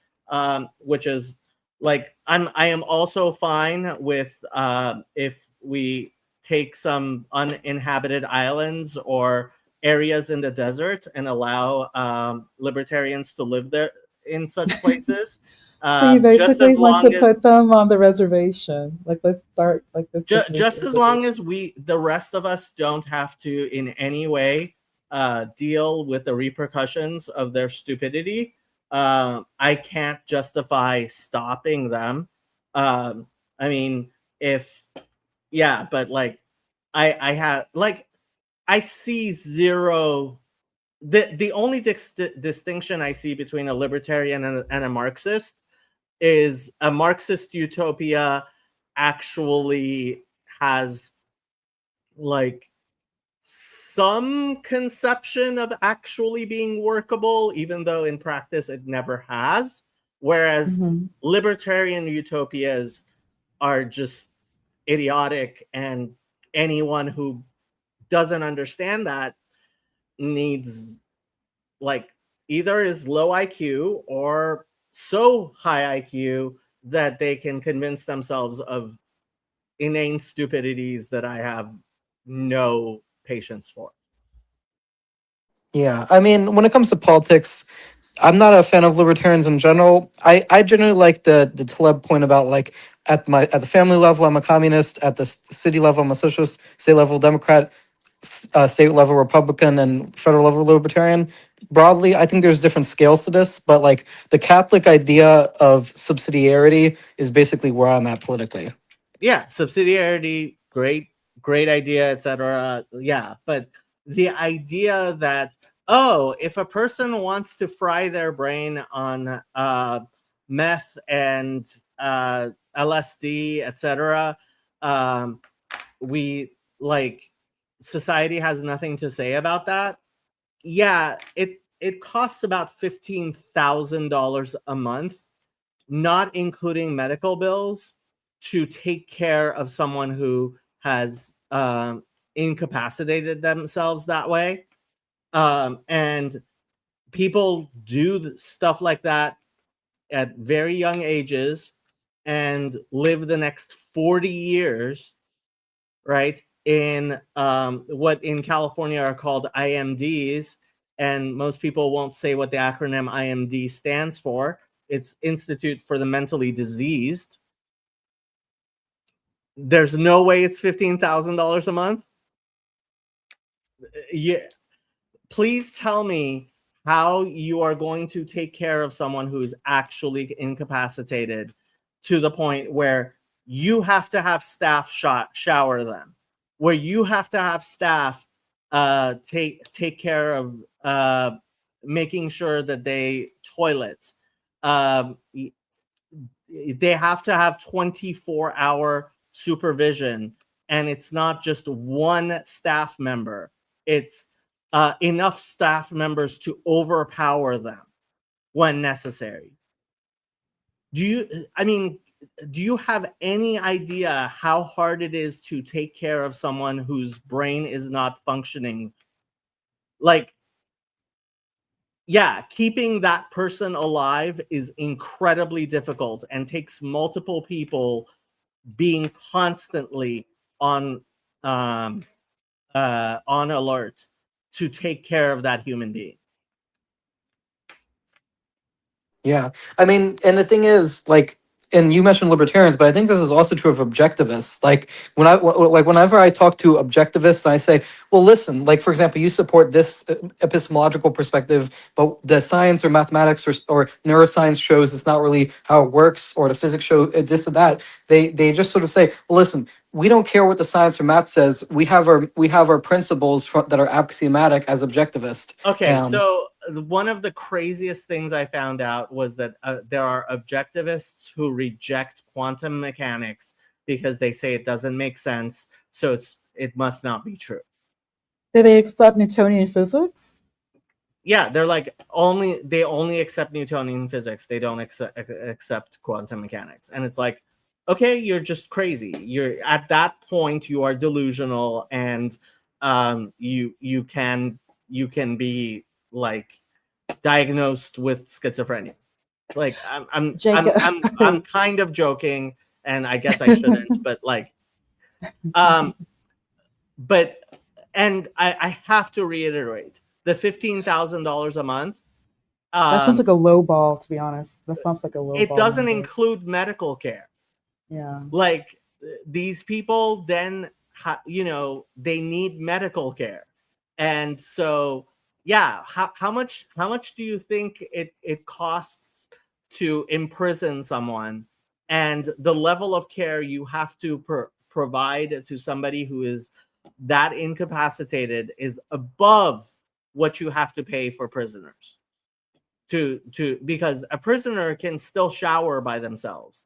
A prisoner still feeds themselves, right? And like, we're not just talking about people who can become catatonic, etc. Frying your brain on drugs happens.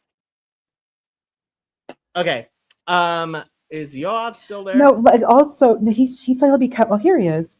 There's also Jacob, the long-term care for heroin users, intravenous heroin users, which a lot of people don't mention, and that is becoming more and more of an issue as like all the 90s partiers are like old. They're like in their 50s and 60s, and they're old, and they have a lot of health issues, not up to and not just including hepatitis. And then there's hepatitis C. It's huge. Yeah. Okay. I am getting tired, and I am going to let Yoav take over this little stream. You guys have fun. Try not to kill anybody, and don't be a communist, libertarian, or otherwise delusional human being. Later. Yeah. So, questions to ponder. I don't know. Have we met before? Because I think this is our first time talking. You really are a cool kid. I'm really glad you're here. You're really, really smart. I so appreciate everything you're saying. I'm gonna listen back. I'm gonna re-listen to this live. Yeah. So, but is this our first time meeting? Yeah, I'm pretty sure. Yeah, I think so. So, how did you find this community by any chance? Oh, how I found Jacob? Well, I actually first met Jacob on this other channel that is absolutely crazy, and I never want to go back there. But luckily, I did find Jacob, and I just kind of stay here. I come here, and then Hezzy and Yoav. So I met all of them here. But I first met Jacob on another channel, And then because it was just like everything he was saying, it's like, wow, this guy's really cool. So I reached out to Jacob in the private chat and I asked if he had his own channel. And he shared it with me. And that was that. Yeah. So are you talking? Was the other channel, was that Confluence, or was that the black guy who owns the? I don't even, well, it's, yeah, it's the former, not the latter. I mean, it's the latter, not the former. And it's just a bad channel. Like it's not somewhere I want to be. Like it's Yeah. very, very, very, very, like it's bad. It's very, I don't even know how Jacob got there. Like it Yeah. doesn't, it's not even the type of place that I would expect like someone like Jacob and his caliber to be. But I had a nice discussion with Jacob. Like you see, like you see how you all are. Like I just want to be chill and have like real, substantive conversations. Like I like the conversations regarding AI. Jacob's really, really, really smart politics, but that's kind of what I go for. So yeah, Jacob's a little bit more on Yeah. my mind, my level of existence. That other guy is like that is. I know this sounds bad, cool kid. I know it sounds bad, and I'm just going to be honest. I hope that other guy, his channel, this YouTube deletes his channel. It is really inappropriate. I'm sorry. I know that sounds bad, but I'm just, I don't know. Yeah. If it's not too much to ask, are you an African American person yourself? Yes, I am. No, you can ask, Yeah. of course. No, go ahead. Well, the reason I asked is because Yeah, go ahead. just Yeah. for the people in the chat, the other channel has very racist views to people of various ethnicities. That's an Oh, understatement, cool kid. But go Yeah, on. but talking about other channels, are you aware Oh that yeah, we are sort of, or we used to be part of the TLC? TLC. Okay. So there is what we call a flotilla of channels that are all as nice as us, or even nicer. And the flotilla is called, we call ourselves the TLC.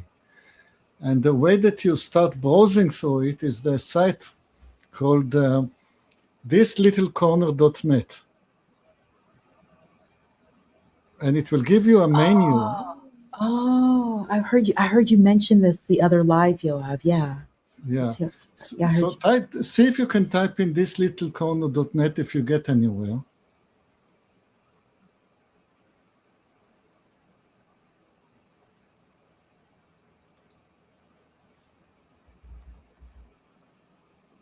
I did. You did? Yeah. It's So basically it's like now, HTML. yeah, Yeah. now do the same /wall, Slash world. wall, WALL.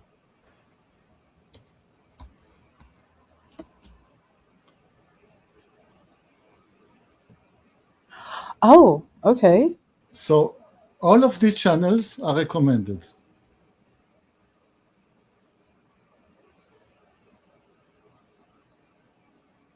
Okay. Thanks, So of Yoav. course, I of got course, it. I would rather you spend as much time with us as possible, but I Yes, sir. myself spend a lot of time with the others. I didn't even know. Thanks, Yoav. Oh, dropping the goodies, the gems. Thank you. Yeah. yeah. Yeah, And are you part of the Discord server here? Oh, no, I'm not part of the. I actually don't even use Discord, cool kid.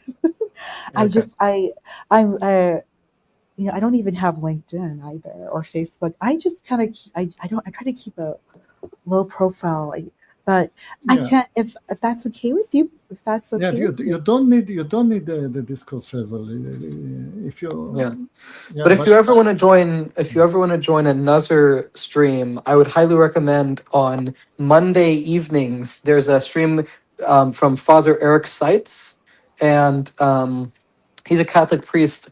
I and you Oh can my find him on Monday gosh. evenings. Are you Catholic too, cool kid? I heard you. I'm not Catholic, but I'm a fan of the Catholic Church, and he's a Catholic priest. He streams every Monday.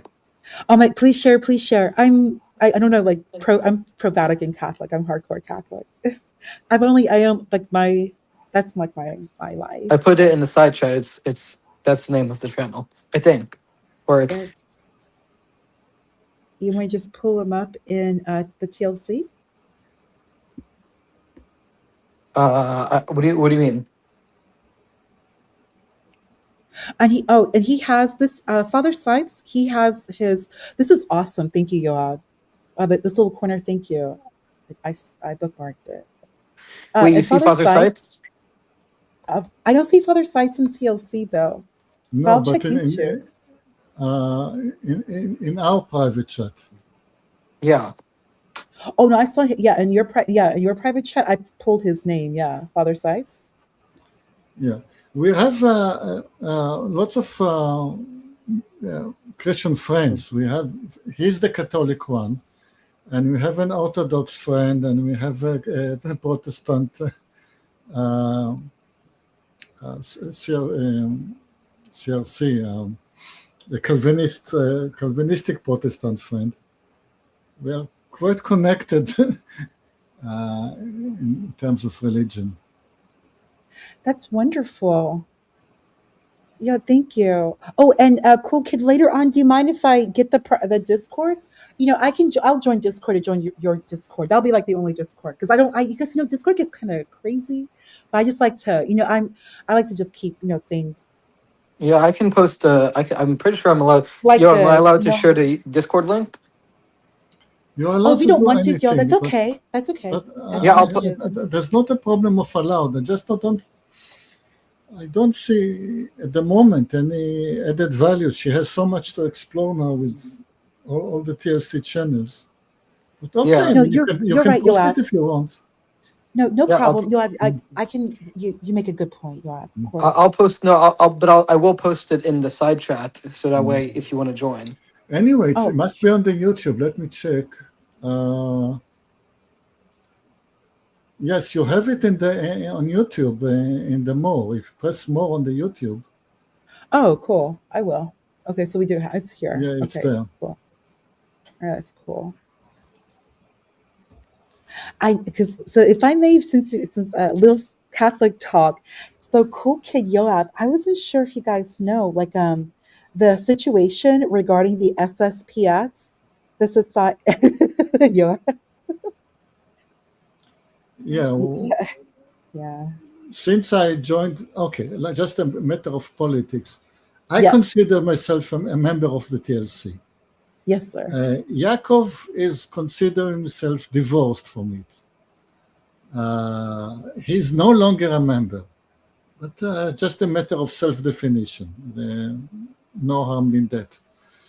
So, since I was a member of the TLC, I got to know all the religions, all the internal politics, especially in the Christian Reformed Church. I mean, know every delegate to every synod and what he thinks about every issue of that congregation. Because people talk a lot. How are the Reformed? How are they? Because I kind of mentioned this on Jacob's a few lives ago. Like I didn't learn too much about Protestants, and and Okay. so I don't Uh, and I'm really not supposed to go in like their church, and the we're not allowed history, to read the King James either. okay, the history of the TLC. It started with Jordan B. Peterson. Like Peter and Peterson, Yes, Jordan. but indirectly. He, as you know, he started his series of lectures about Genesis. And he filled lectures hall with people eager to hear about Genesis.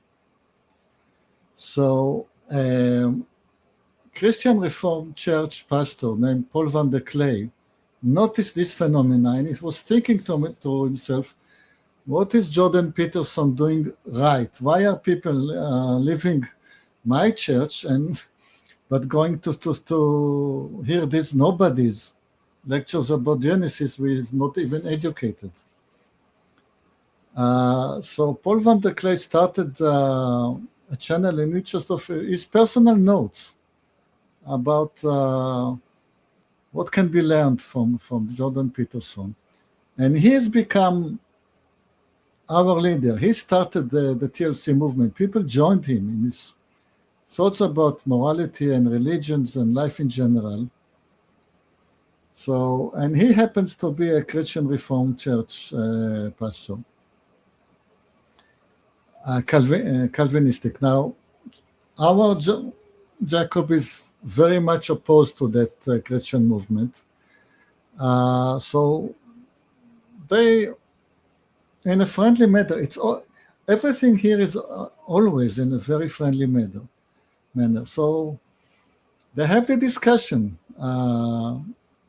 Each one of the, I mean, we have lots of members from every kind of congregation, and everybody present their view, and we have a conversation always as friends, never by way of argument. Yeah. So I posted the link to the Discord in the side chat, but the reason that I think you would benefit from joining the Discord is because we are a community that values basically hearing each other out and a civil discussion. I think that's something that you'd value, and so I would. Thank you, cool kid. I appreciate that. yeah. So Yeah. we have I'm not live you know the streams. other channel, that's not me. That's not how I move. Yeah, I know. So we basically we talk a lot about here about things like religion, about theology, sometimes philosophy as it relates to these things, sometimes psychology, and even sometimes science and mathematics. And so we have a wide and popular culture as well and art, but we have a wide variety of what we talk about. And at the end of the day, whenever we talk, we always make sure to listen to the other person and give them room to talk. And Jacob is very concerned that, as I understand his perspective, he's very concerned that a lot of the internet is basically very ignorant people spouting off and not letting the people who are interested in having a serious conversation talk. Oh, cool kid, I've been suffering, sir. These Okay. people are dumb. Like, cool kid, they're dumb. Like, it's not okay. They're dumb. They're illiterate. They don't read. And cool Yeah. kid, I like my dad went to Catholic school. I only attended Catholic school. My parents had at least one child for 20 years, Catholic school, 5 kids. It has been definitely a struggle being in like the world away from what like how I was raised. These people are so dumb. They're so angry. They're screaming, they're shouting, they're cursing. I kind of thought like the other channel you mentioned, it kind of just popped in the algorithm, and they are like I just wish they would get off the internet. Like it is so incredibly disturbing how these people behave. And So that person, he actually is a master's. He's not stupid. But a lot of people uh, enjoy the insanity of these people who are not only they're not educated, they have mental issues, and they're public school. Like they don't read. They don't like they. I don't know. They just. I don't do Yeah. that. Like people don't read. They don't know anything. Like I triple majored philosophy, poli sci history. I triple majored, and I do cybersecurity. And like, there's such I think what you're referencing, cool kid, is that there is an anti-intellectualism, like that people don't like smart people. And then like when people see me and hear me and the things that I say, it's like, oh, you think you're better, and then they become violent, physically violent. And I'm not like that, so I just like run away. I Yeah. just read and keep to myself and work and study. And like the new focus really is AI and ML. And much to Jacob's chagrin, I do read a lot of Nick Land because it's so diametrically different.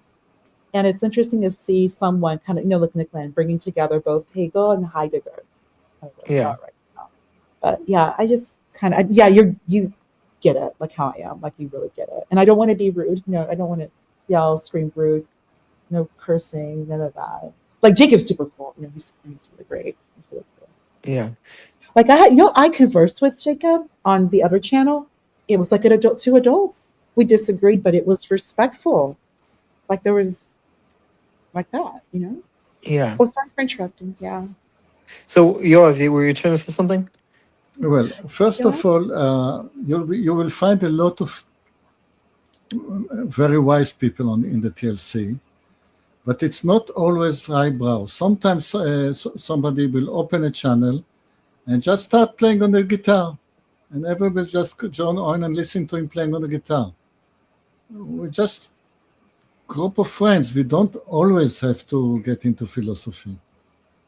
Yeah, we don't always get into intellectual subjects, but the point is when we are talking about serious subjects, we make sure to listen to each other and not name call. So I think with your experience, question, Sapander, have you encountered any of the work either by Peterson or Vanderklay or Vervaeke on the meaning crisis? Because that is one of the things we talk about quite frequently is finding meaning in life and cultivating meaning. I actually saw Peterson live about in 18. I bought in, yeah, the meet. I'm very familiar with Peterson. I know he has a master's, excuse me, PhD in psychology, and from Toronto, I think, University of Toronto, if I know correctly.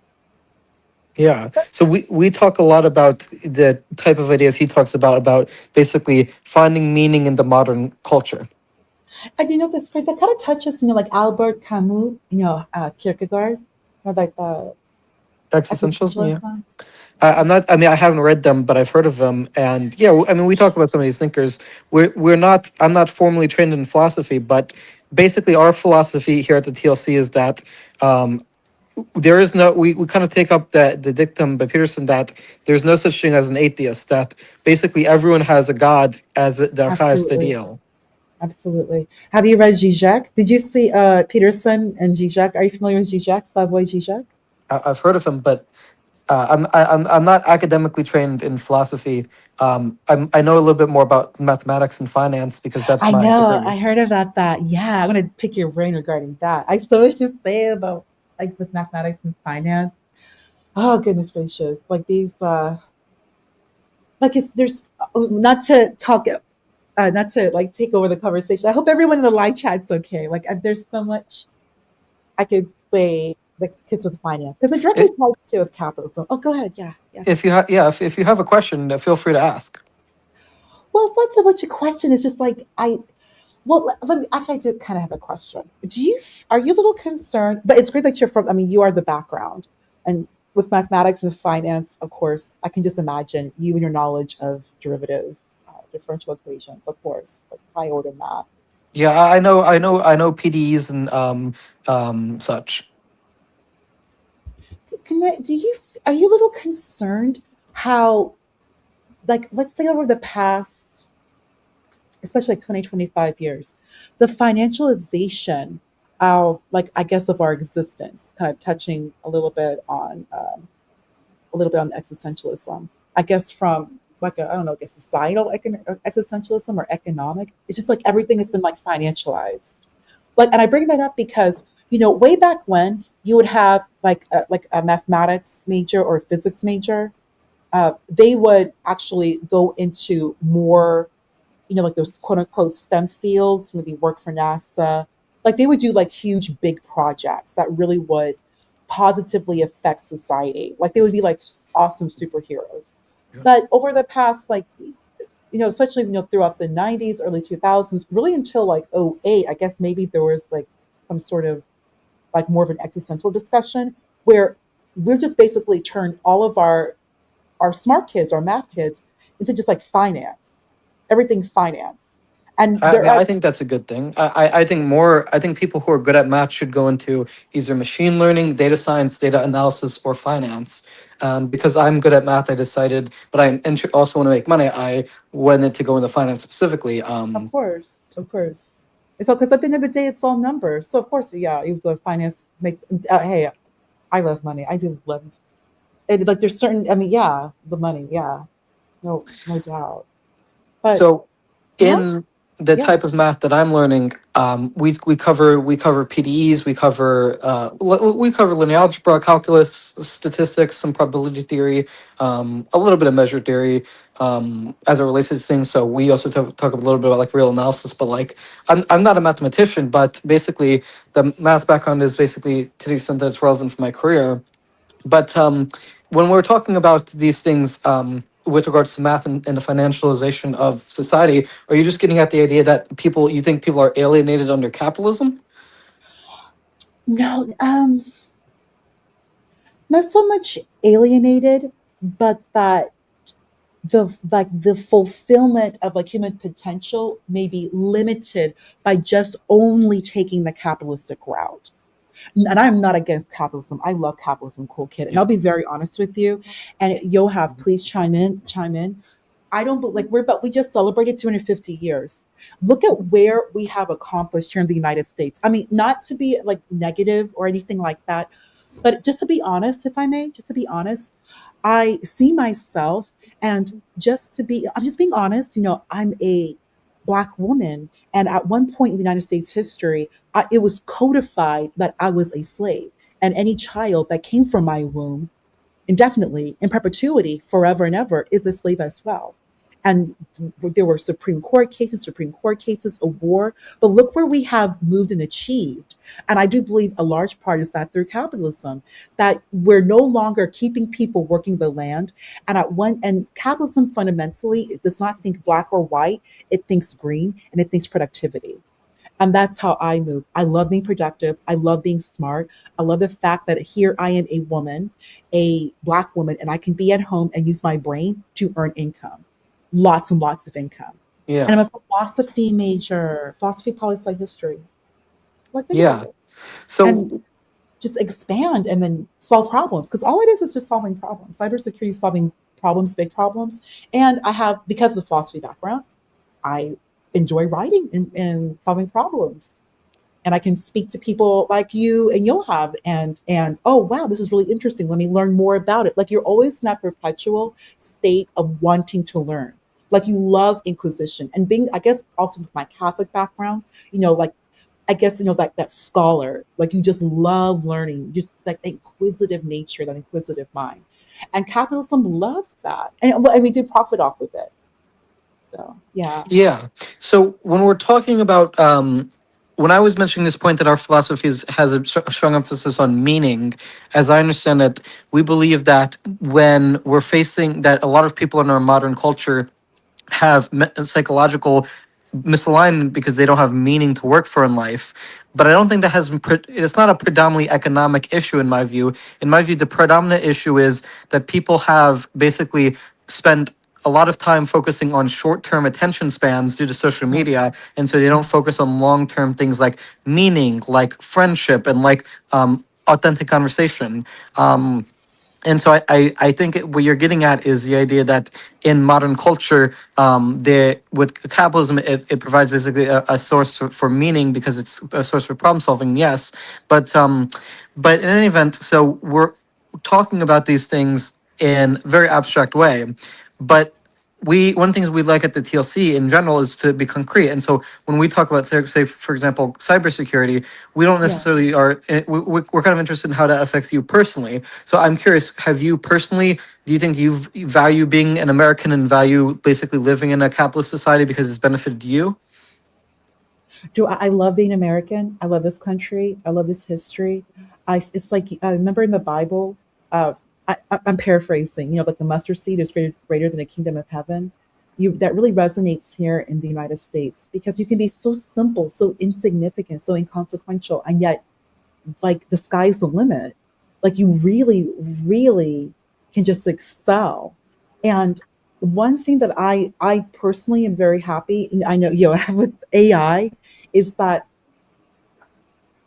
like sunshine is the best disinfectant.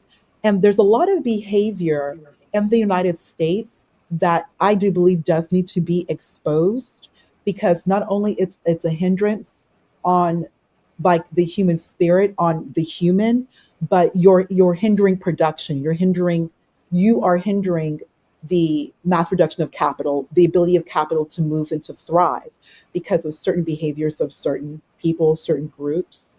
And I don't necessarily believe like the quote unquote, because like just from like my perspective as to who I am, I don't necessarily believe like the country quote unquote is like the government is racist, but I do believe a lot of people they have not let go of 20th century thinking and that they are going to do anything and everything they can to hang on to how we used to think back then, as opposed to moving forward.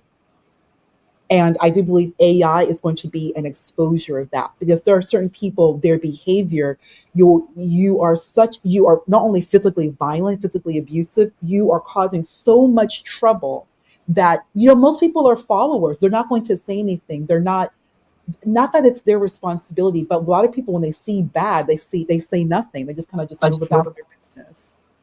And I it's sad, but I can understand that. Now with AI, we're going to be able to capture more behavior that we can address real problems in real time that we cannot do right now at this moment, and we definitely could not have done before in the past. I really do look forward to the future. A lot of people do not. I am the complete and total opposite. I really, really am. Like, I genuinely do love this country. Like, just think, what I heard someone say, only in the United States could there be a Condoleezza Rice. You really couldn't have a Condoleezza Rice in Europe. Not, Europe is beautiful, the history, the architecture, a lot. Philosophy, all of that. But there's something about, I just like unmitigated, unadulterated capitalism. It works well for someone like myself, because it's just like I know I'm not limited. I love me. I love seeing what I see in the mirror. I love my brain, and what I'm able to do with my own brain, which is me, and like me constantly wanting to be better. But there are others. Well, kid, they hate what's happening right now. They hate the future, and they are going to do anything and everything they can to stop the future, quote unquote. And that means violence. But there are people who are just violent. I'm not living like that. I'm just not tolerating that. I'm Yeah. not. For 2026, I'm done with the violence. We have moved forward from that. If these people are not willing to do it, then we're going to have to start coming up with different solutions. Because no Yeah. more violence. It's not conducive for women and children. And I was speaking to Jacob and Hesley about that the last time I was here. I'm still bitter and pissed off what happened on the 7th, because all I saw was people going after women and children. Like, it was just women and children. When I look at what happened in Sudan, women and children. When I look up what happened, there's something that happened in Iowa. It was just like a woman was basically just like sold off, and the court sold her off at 15 to marriage, like something horrible. It's just the level of abuse. And I do believe in society, if you want society to be better, as we would define as a collective, as what is the good, you have to promote women. Women have to thrive, women and children. Intelligence starts with women. Like, there's a reason why we are where we are, is that the the progression towards for women. Like, in the area where I live, they talk, oh wow, your career. You're the career girl. Oh, like the women say that about me. They never bring up race. They never bring up anything else. They always bring up, oh, your career. Oh. And the stories I've heard, cool kid, was a very different world for women, even upwards like 50 years ago. And I mean all women, all women. Like, Yeah. that depends. You could have a great marriage, a great husband. If your husband lost an index finger or a thumb, you're done. Like, you had to work as a woman. And you have, of course, the number of children they had back then.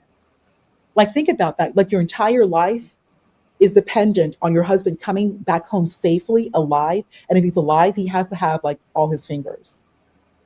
If he doesn't, we're all in trouble. Yeah, but I missed the point. How does AI fit in? How does AI help? So AI, because I do believe AI, through just it's first off just the data collection and analysis.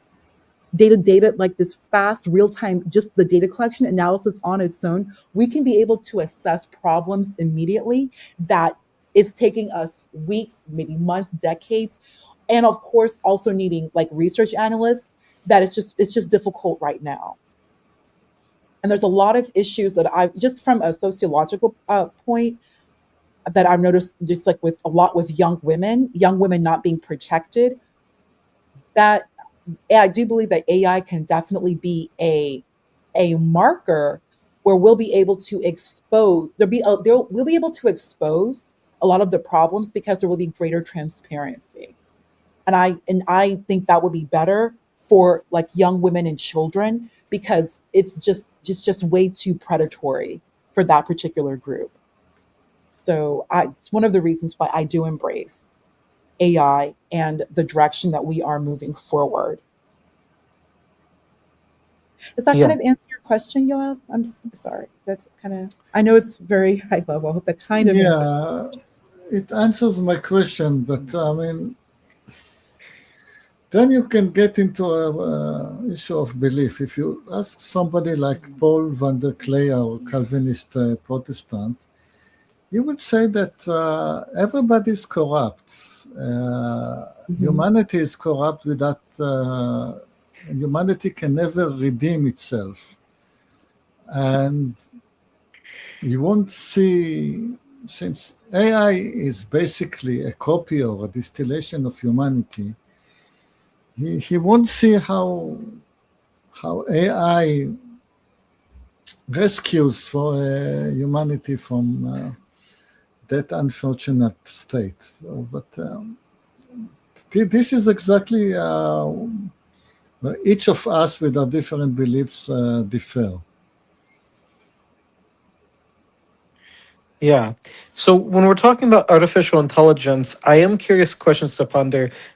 As someone who works in cyber cryptography, are you someone who do you know about like how machine learning works? Because I'm actually interested in learning more about that. Oh, You ask I, me? oh, Why that are you was for, asking? that's I'm for ask, Yoav. Yoav? I was asking questions to ponder if she. I was asking questions to ponder to you. Questions to ponder. Basically, are you familiar with how machine learning works? Because I'm actually not that familiar with that. Oh, I'm still studying. When the work is I do, I have done some work with cryptography. So with AES and DES, if that's something you definitely want to be very familiar with, advanced encryption system and 3DS, cool kid. And Yeah. what I'm working on more is how we can apply, well, specifically machine learning to cryptographies. But I'm very much more in the infancy. I'm just kind of working on a paper right now. Yeah. So have you heard of something known as a Markov Monte chain Carlo. Monte? Oh, Markov. Yeah, Yes, I have. Yeah, I heard you mention Markov that. chain Monte Carlo simulation. Yes. So basically, just for the audience, it's the idea that you have a system where you have a conditional probability where the conditional probability is on the previous event in a sequence, and you run a Monte Carlo simulation, which is where you run repeated randomized trials, and basically this allows for simulations about the results of a Markov chain. And as I understand, this is used in machine learning all the time. Yeah, and in finance, that's why you know so much about it. Yeah, Monte Carlo. Yes, that's I know that, especially with your background, you'll be quite familiar, and you can do this in Python. You're very familiar with Python. Like uh, Jacob was just mentioning. Well, he I forgot Jacob mentioned it. The text box, but the we call it like the terminal. Like you do use the Python IDE or terminal. Like you're familiar with Python. a bit. So Yeah, yeah, yes, definitely be so. Definitely do so. Pandas, NumPy. You, especially with your background, the work that you do, you want to be. Ooh, you would be. Oh, you would just be a killer. You cool kid. Python. Oh yeah, and R. But definitely be familiar. Get real strong with Python. Download those libraries, Pandas, NumPy, and uh, use the terminal. And just be. You want to be familiar with Python, like the Monte Carlo simulations. You can run this in Python. yeah. So Mhm. as I understand it, um, it's basically the reason that the Markov chain Monte Carlo method is used is because when you have basically incomplete data sets, but you can track what the probability distribution is for conditional probabilities.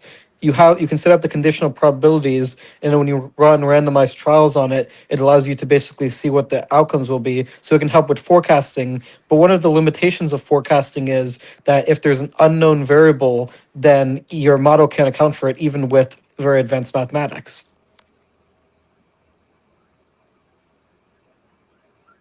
So then, how would you? Then how would you? Let me ask you. And I apologize. How would you then address that particular anomaly then? That unknown. So when you have, I don't know if you've seen Donald Rumsfeld's speech when you were young, but Of um, course, the known, yeah, that's stressful. That's unknown brilliant. unknowns. The thing about unknown unknowns is that they're inherently They're quite unquantifiable. You can't quantify them. So the problem is you can't, and you can have a mathematical model that parameterizes risk that is known, but if you have something that's an unknown unknown, so something that you know you don't know and you don't know that you don't know it, your right. model can never account for it by definition. So the thing we're trying to do in basically the financial sectors, we're trying to it's not, we can't avoid unknown unknowns, but what we can try and do is, for example, if you've heard of the concept of portfolio diversification. I'm um sorry. I'm so sorry for interrupting you. I'm sorry. Did you not mention Taleb earlier in our yeah, conversation? I've mentioned Taleb before. You have. So let me ask you: the unknown unknown, that would be the black swan. Yeah, Okay. basically, as I understand it. Yeah. And so basically what we do in the financial sector is we can't we can't prevent unknown unknowns, but what we can do is we can um, make our models such that we can account for how to deal with them when they occur. So if you do something like portfolio diversification, because I want to work in Right. portfolio management, what you can Right. do is you can say if one of the stocks you invest in crashes, which is always a possibility because there's unknown unknowns in a stock market, you can Right. still hedge against that. Absolutely. Correct. Yeah. Yeah. You Yeah, hedge your risk. Yeah. One thing, like, what do a lot of these people? Like, they keep like gold. Like the old people, the older people that keep gold, like hard commodities, in the event of to remain diversified. That's always been like the known solution. Is just remain diversified. Don't put, like, quote unquote, all your eggs in one basket. yeah. Yeah. And so in cryptography, what kind of mathematics do you use? You use like Galois theory or like abstract algebra or Yeah. Yes. Yes. Abstract algebra. Correct. I actually have a book about that too. Correct. yeah. I have a friend who's getting his PhD in math and he's studying Galois theory, but I don't know anything Oh, about well, yeah. that. No, Galois theory. Yes, as well. Yes. Yes. Yes, you do. Yes, you do. I do. Let me. The next time I see you, I'll have that book. I'll have a book for you. I hope I can. I don't know if I can put PDFs, but I do have a book. It's completely available online, and I'll find that for you. You should. Yeah, it's Yeah, a yeah, from Springer Publishing. It speaks specifically to Galois theory. I think yeah, you'll find it interesting. I think yeah. you'll find it very. So you did read all of Taleb's books, because I exactly to have not what read you're all of saying. Taleb's. I've been reading the his Read book Fooled by Anti-Fragile. Randomness. Yeah, that's a good one. Yeah, Fooled by Randomness. And then after that, Yeah, Anti-Fragile, and then read Black Swan. Let the Black Swan be the last book you read from Taleb, if you haven't read it already. yeah. I'll read that last. I'll take your advice and finish. Yeah, you want to read that, Raz. But exactly to what you said, the whole point is to be like what Taleb mentions, like to be anti-fragile. Yeah, So that goes back to what you just mentioned, diversification. And why do we diversify? It is a way to hedge risks. Because just again back to Rumsfeld, well, Rumsfeld didn't even specifically mention unknown unknowns. I do remember Zizek actually brought that up, like the unknown, the things that we don't know that we don't know. And that in of itself is a risk. That's a risk. That is a risk yeah, by definition. Not yeah. all risks are unknown unknowns, but an unknown unknown is a risk. And we have to take account into it. So what do we do? And for what you do, the type of work you do, you diversify. We hedge our risk, and we hedge our risk through diversification because we want to be anti-fragile. Yeah. I mean, you mentioned majoring in philosophy, and while I'm not an expert in his philosophy, I've heard part of the philosophy of Friedrich Nietzsche. Part of his philosophy was that basically you can't get rid of struggle, but you can try and overcome it by basically self overcoming. Yeah, I think that's his Urmensch book. Yeah, Nietzsche. Yeah, Yeah. yeah, yeah. He And so struggled a lot. this is an important concept for people to learn, is that basically in life you can't necessarily control your circumstances, but you can control how you react to them. And so um basically, to the extent that people recognize the limitations of their own models, and to the extent that people have intellectual humility is important. But part of what we were talking about earlier, for example, with libertarians, is that many people in the political commentary sphere, including many libertarians, but including many people on the left, especially, this is especially true for left wing people, in my experience, is that they don't have a lot of intellectual humility when they give their political opinions. Because they don't know, cool kid. They don't know. You have to remember, a lot of these people do not read. You're bringing a lot of people do not read, they do not study, so they're incredibly limited. And that's one of the problems with modernity, I feel, is that it's limiting people from actually reading. They're like minute rice readers. They're like YouTube University. They don't study. A lot of these, like, if people really took the time, Dostoevsky reading, which is a hard book, but they don't read it. If a lot of people read Hamlet, a lot of the personal issues that they're having would be addressed. A lot of people actually read the Aeneid, which speaks specifically about the importance of the lineage, moving away from the Greek heroes. Like, these are things that I'm saying to you that most people don't do. They don't read. They just copy. Like, I cannot tell you how many times I've said something, people just repeat what I say. Like, you can't do that. Like, there was one guy who just literally just lifted something I put in a chat, and then he's in an actual debate with like 10,000 people watching, and he's just saying what I said verbatim. Like, dude, you can't do that. Like, you have to like do some due diligence. Like, these people don't study. So because of their lack of Yeah. knowledge and their refusal to actually engage in due diligence, where they go from data to information, they just jump to like knowledge, but it's so skewered. They're lacking in what they know. So they're just incredibly limited, and they just think they're right. They cannot even fathom anything else because they don't have that depth for analysis. Yeah, that's going to get worse. But then I'm kind of happy. You'll have, I know you may not agree with me, but I'm kind of happy that, and also with finance, like corporation, you can't have finance. Oh, Macbeth, yeah, Macbeth is solid too. Hamlet is more important than Macbeth. Macbeth is great. Macbeth is great, but Hamlet is the most important. With corporation, I do like the idea, Yoav and Cool Kid, that corporation, that one, was it Buckley, the Buckley decision? Like it is speech, like how people basically see, oh, money, money is speech. But a lot of people don't understand is that Buckley decision, it's not that money is speech, it's just that transaction of money is speech. Like, Cool Kid, as you understand, what are the 5 tenets to a contract? Like, and you know this in finance, securities. Like, there's a tenet to this. Like, there's 5 tenets. That in and of itself, if you break it down, that transaction, the contract, that is speech, and that was decided. What people don't seem to get is that a corporation engaging in transaction, a corporation that can sue and be sued in court, is a person. And the way that a corporation speaks is through transaction. And part of that transaction is money, because money is transaction.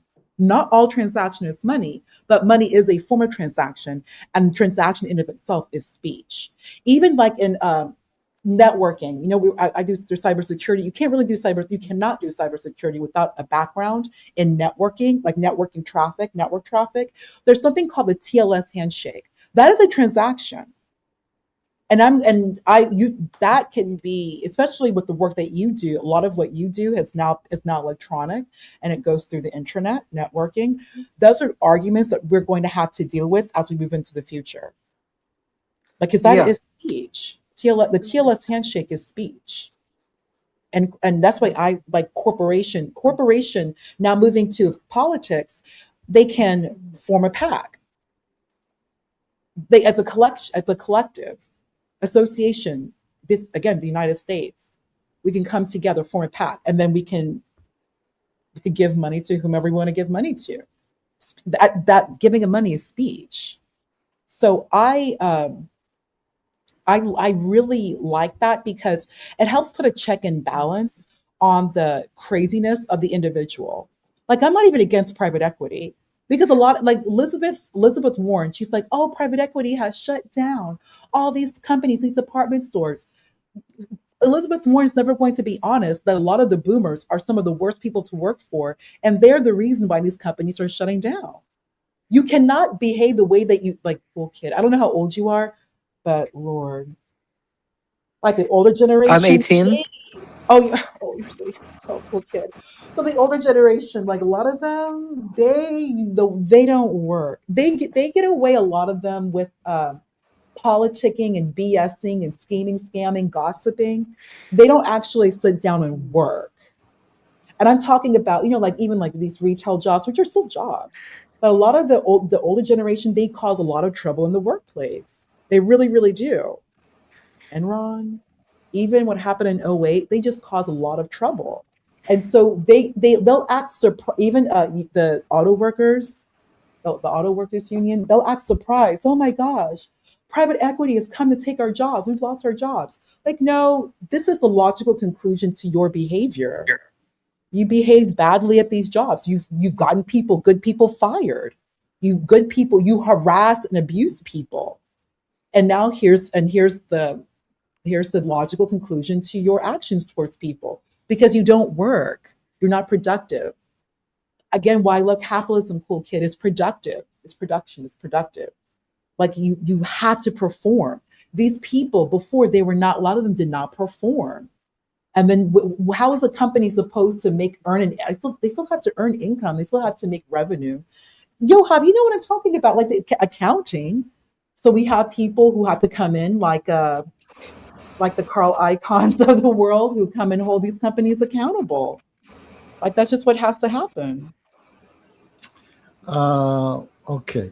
I know I said a lot. I'm sorry, Yohav. I said a lot. I'm sorry. I'll go on mute. I'm sorry. Sorry.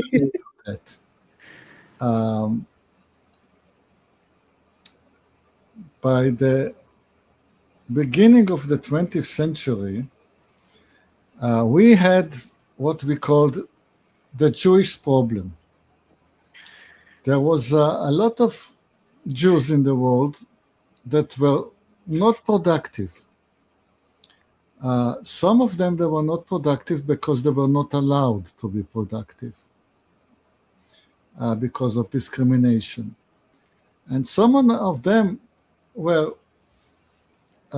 drawn to professions such as accounting, such as lawyers. And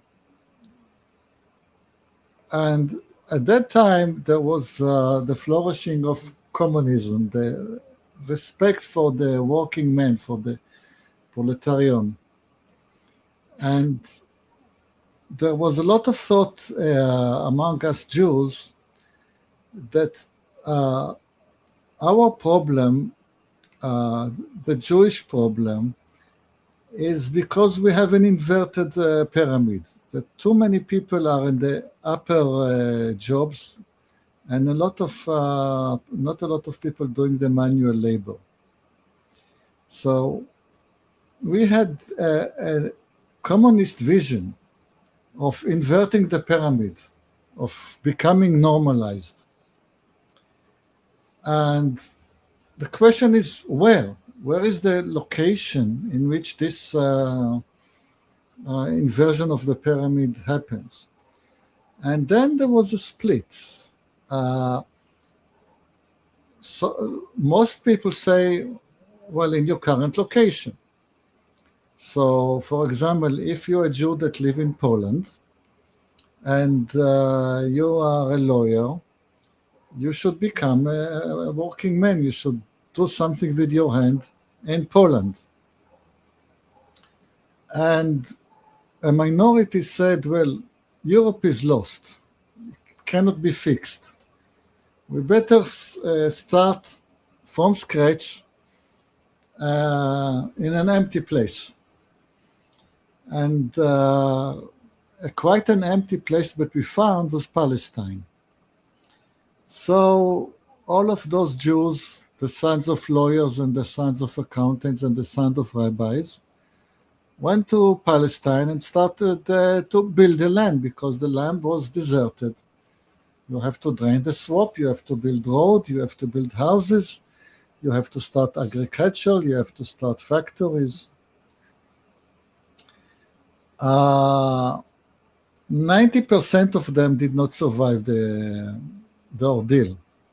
Either they died of malaria or they came back to return to Europe. So the old vision was completely lost from inception. And then two things happened. First, it was impossible for the Jews to stay in Europe. And the second thing that happened was the invention of the tractor. And the tractor enabled you to work out your field in a way that will be profitable, that you can actually have a surplus of food. And once we began to gather this surplus of food, then we began to grow cities and industry.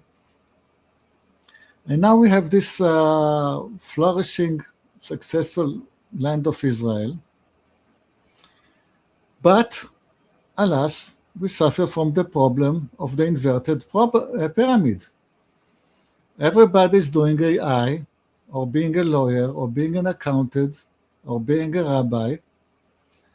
Amount of people actually working with their hands, plowing the land, is negligible because of the tractor and all of the automation and automation in the factory and AI and the computer. So necessarily, most people are doing nothing and only the small people are actually doing the work. Yes, Sunrise, 90%. So the inverted pyramid is a fact of life. You should not criticize the people up. I mean, you said you like to work with your brain. You don't. You like the fact that you're educated and you're using your brain rather than using your heads in a cotton field. So that applies for everybody, and we just have to accept the inverted pyramid as the optimal state of humanity.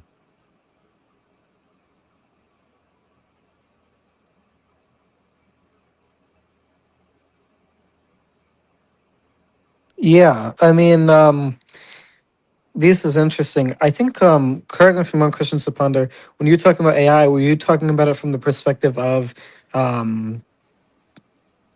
basically, you mentioned like gender, and like, were you saying this is from like a parental perspective, or I don't want to be misinterpreting you.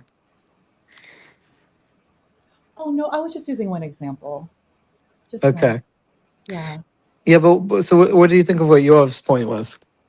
Oh, I appreciate it. I appreciate what you said because we are a knowledge-based society.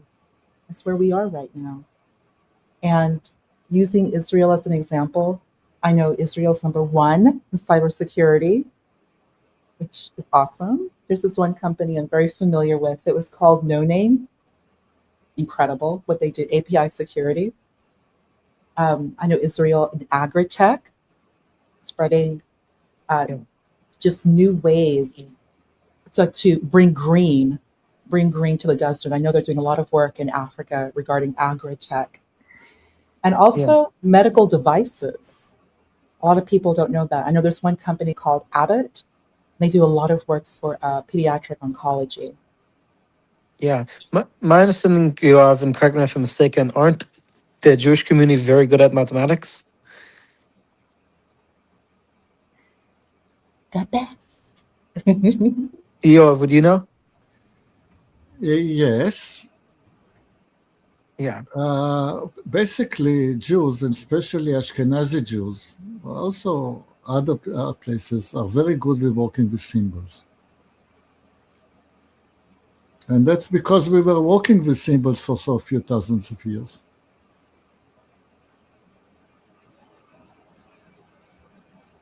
Yeah, so to your point about Israel, questions to ponder about Israel with the cybersecurity, because of the fact that Ashkenazi Jewish people had, to my understanding, a lot of it is because they studied the Talmud, and so an inculcation of scholarship happened. They have a strong proficiency in mathematics compared to other demographics. Yes, yeah, and studying, yeah, and just being like in continued studying. I remember when I was in college, there was a girl.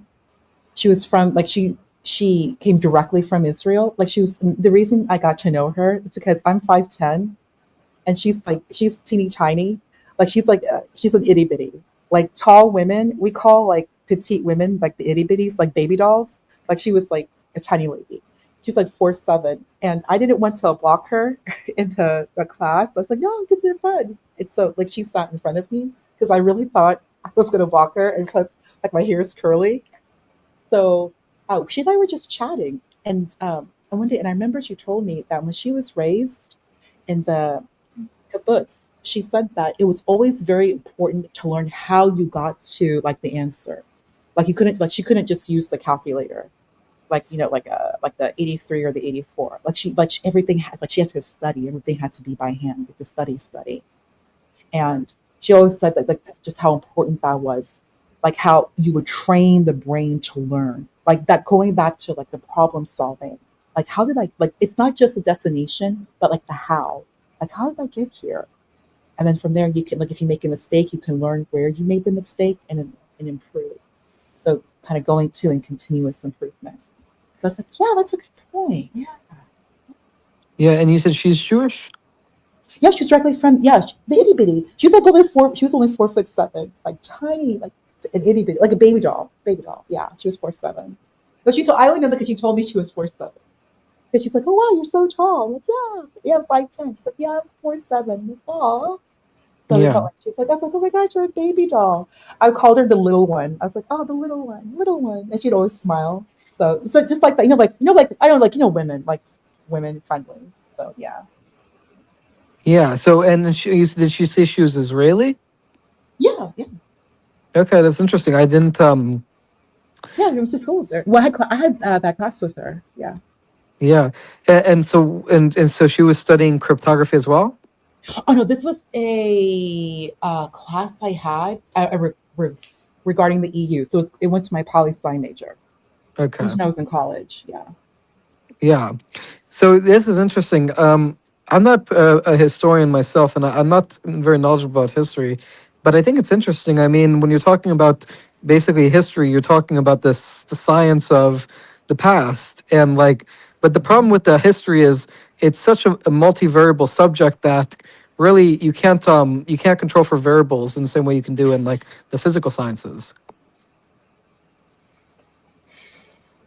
Well, we can't control for variables because if you think about it, it's done. It's in the past, and like like there's the philosophy of history, and it kind of touches a little bit on Hegel, where like that synthesis, you're bringing the past, applying it now to the present to like analyze and gain wisdom and knowledge for the future. So like, but with history, a lot of the these variables, they're done, they're set in stone. There's no change. They're not. It's not. They're immutable because it's back then. The importance is really taking the time, effort to study. To study, and it is as much as an art as it is. Well, yeah, I can see that sunrise. Yeah, it's a little bit of both. Because some with history, you're also touching on like philosophy as well. But it's just really really important, and it goes back to Yoav's point. Is that not? It's like I just for myself as a woman, I cannot. Me using my hands, I cannot earn income just using my hands, like as compared to a man. And the where we are right now, as in where we are right now in history, women, we make money, we can earn the best money by using our brains as opposed to our hands, as opposed to just using the physical. Because like with women, it will then divulge like using our bodies, but we don't want to do that. We want to use our intellect, use our brains to appropriately, like, to make income. And that's where we are. Like, we are a knowledge-based society. I mean, Israel is a knowledge-based society. The United States is a knowledge-based society.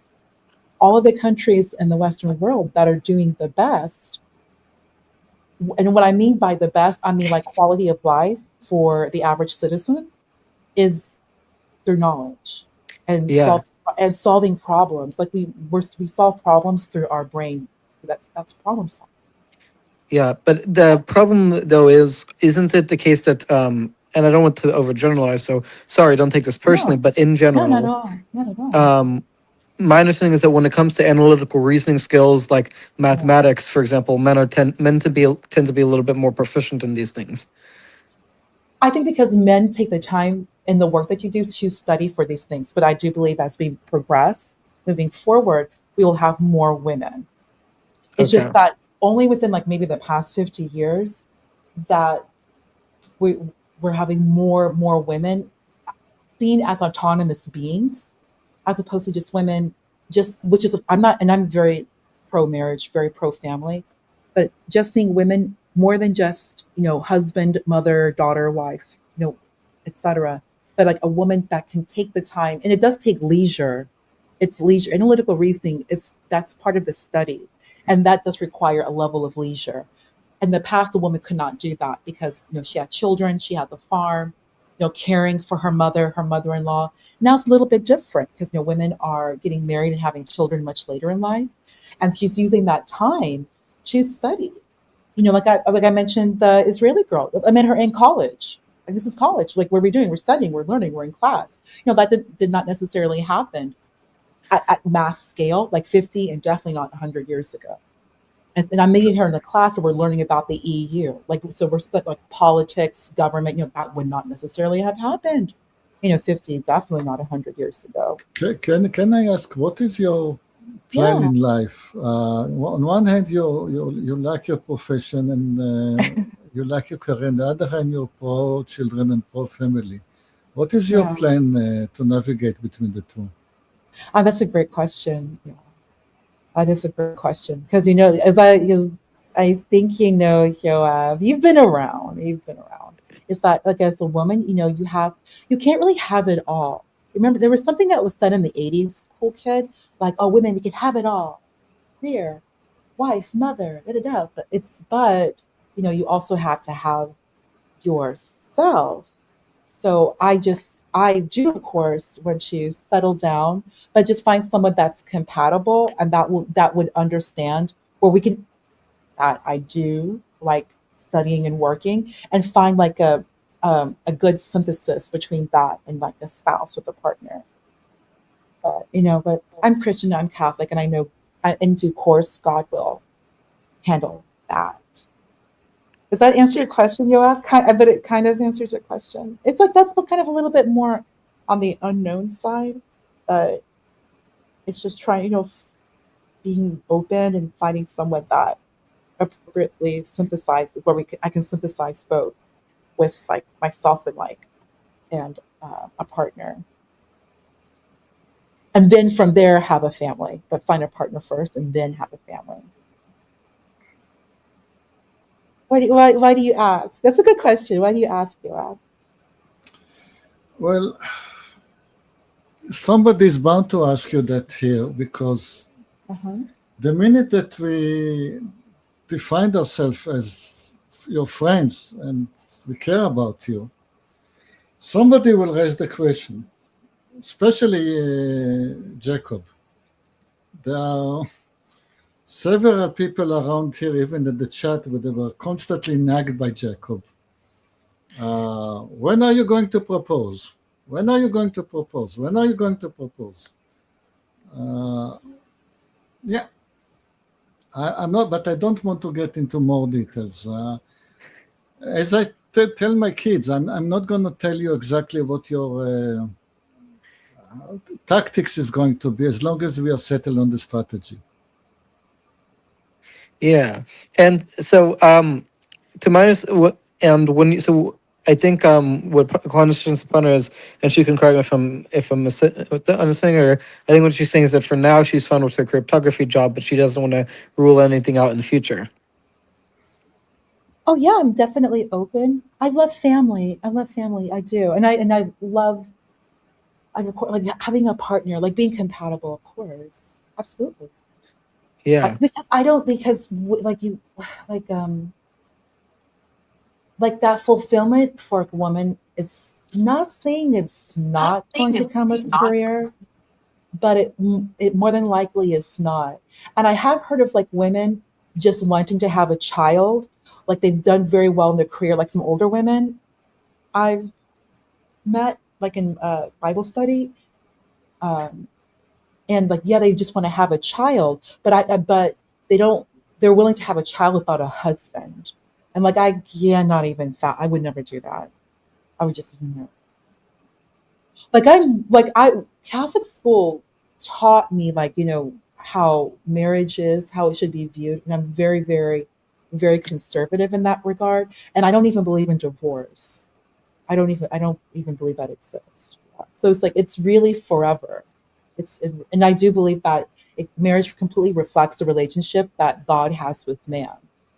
So like and like the irrevocable covenant, like it's never to be broken. It's never broken.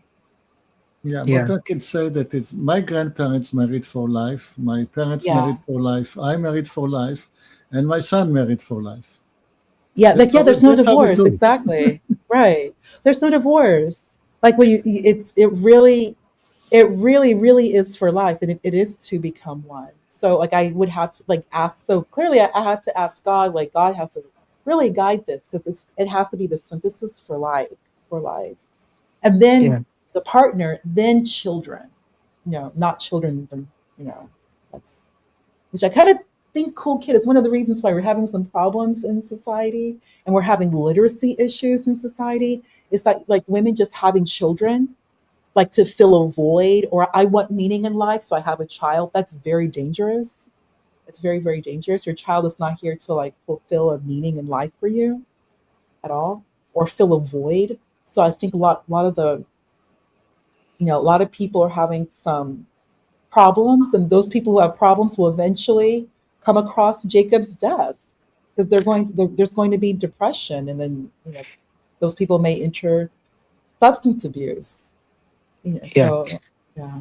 So I don't want to overgeneralize, but isn't one of the issues with regards to literacy, isn't that disproportionate issue for the African American community? Oh God, for like all the minorities except like white and Asian, so Whites are Hispanics and not a Black people. minority. Excuse me. You said Oh, all minorities, but oh whites are yeah. not a minority. Oh, oh, right. So just for everyone except Asian, because the Asians have a pretty like that's a good point. Like I'm making it's like like China, like the the Confucianism cultures. They their children learn English. Their children can read. Their children, and that's not easy to go from that particular symbolic language to English, but their children read. But for everyone else, yes. And within the African American community, massive. And one of the reasons I believe is okay, so there's this joke that from back in the day that if a child can't read, that's the mother's fault. But if the child can't read because the lights are turned off because the bill has not been paid, that's daddy's fault. And that's very true. Literacy starts with the woman. Intelligence starts with the woman, and it starts within like the third trimester, like intelligence. It is the woman's responsibility to ensure her child learns to read. Like, and I tell everyone that. Like you as the mother, it is your responsibility. If your child cannot read, that is because of you. And on top of that, like we're supposed to speak to the baby. So like this starts before you even have your baby. Once you're in the third trimester, and the baby's done, it's a bun in the oven.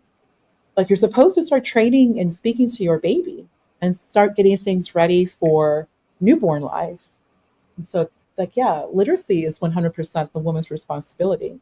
But if the woman cannot do so because she's not in an environment, she doesn't have the infrastructure for herself and her baby, that's the man's fault. Therefore, like now we, especially Black people going to government, which I'm 100% for, because I'm not about to have. I'm not okay with women and children failing, but there has to be. I mean, that's a whole different conversation, cool kid. But yeah, there's a lot Yeah. going on. Yeah, it's a long, long conversation. But that's Well, actually, so yeah. Go ahead. Go ahead. Sorry I for was going to say the African American community, I would highly recommend looking at the statistics for African American poverty and literacy rates before and after Lyndon Johnson's New Society program, because basically, as I understand it, there's a strong correlation with the welfare state and and public school system and lower literacy rates in the African American community, because basically the welfare state as it exists currently incentivizes single motherhood, which is a problem, and incentivizes basically teachers unions, which also are a problem in the African American community, because the teachers unions spend up valuable educational resources that could be otherwise spent to education, which is a reason I support school choice. Okay, so I do support. Well, I mean, I support school choice too, as an FYI. But I know I never attended public school. But this LBJ, what LBJ did, I do believe it was necessary because there were high poverty levels. A lot of what I understand what you're saying, but a lot of the data was not available. And remember, there have always been issues with all the communities. Like for example, um, and you'll have, like your grandparents would probably remember, like prohibition, like alcohol was outlawed via an amendment. We didn't have it in Israel. We didn't have, but it was in the United States, and Yeah. the reason why is because of the like the alcoholism was just rampant. That they brought in the temperance movement, and the big issues you had, like the average white American male, just the I think it was like 6 times like the volume in his stomach. Like there was an incredible number, but they were just it was just destroying families, like family abandonment. Men just got alcohol poisoning, and what happens, especially back then, and the same thing that happens with African American community with the crack epidemic, which is after LBJ's Great Society program, which was afterwards. That's the 80s and early 90s. The Great Society program was the mid 60s. Was that the church was then having to come in and solve the problem. Women and children were going to the church. You have no father. We need support. And at that time, there was only the church. So through appropriate lobbying, there was the amendment. And for the amendment to even come and to pass, because you still had to have like 3/4, I think, of the states to ratify the amendment, there clearly was a problem. There was a problem. So going back to your going back to your comment regarding the Great Society program, the United States at that time, poverty was really at an all-time high. And we're coming out of World War II. And a lot of these children were like a lot of these are children having children, like teenage Black girls having children, like just no protection, just nothing. So it's not so much they're being incentivized. It's like they were more being preyed on by predators. Like, so you're a teenager, 12, 13, 14, 15. How old is the child's father? And where did the both of you even meet? Like it was just very common and okay. Like even in music back in the day, cool kid, to like just predatory towards like girls, little girls, 12-year-old, way more common. And at that time, like there's the child. So that program did provide stability. But remember, welfare is not there to build wealth. It's just to provide that temporary stability so that the woman and child are not homeless and also have the ability to just be educated and compete and keep their lights on. And a lot of women do need that transitionary period, especially if they're coming out of an abusive situation. So I understand what you're saying regarding the teachers union, but with regards to the Great Society program, it was definitely needed. And I do know that LBJ was actually looking at making changes to housing. So there was like the Great Society program, the Civil Rights Act.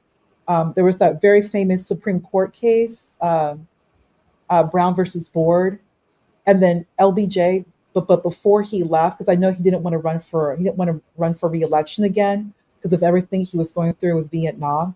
Before that, there's a Voting Rights Act, the Voting Rights Act. He was going to look at housing as well.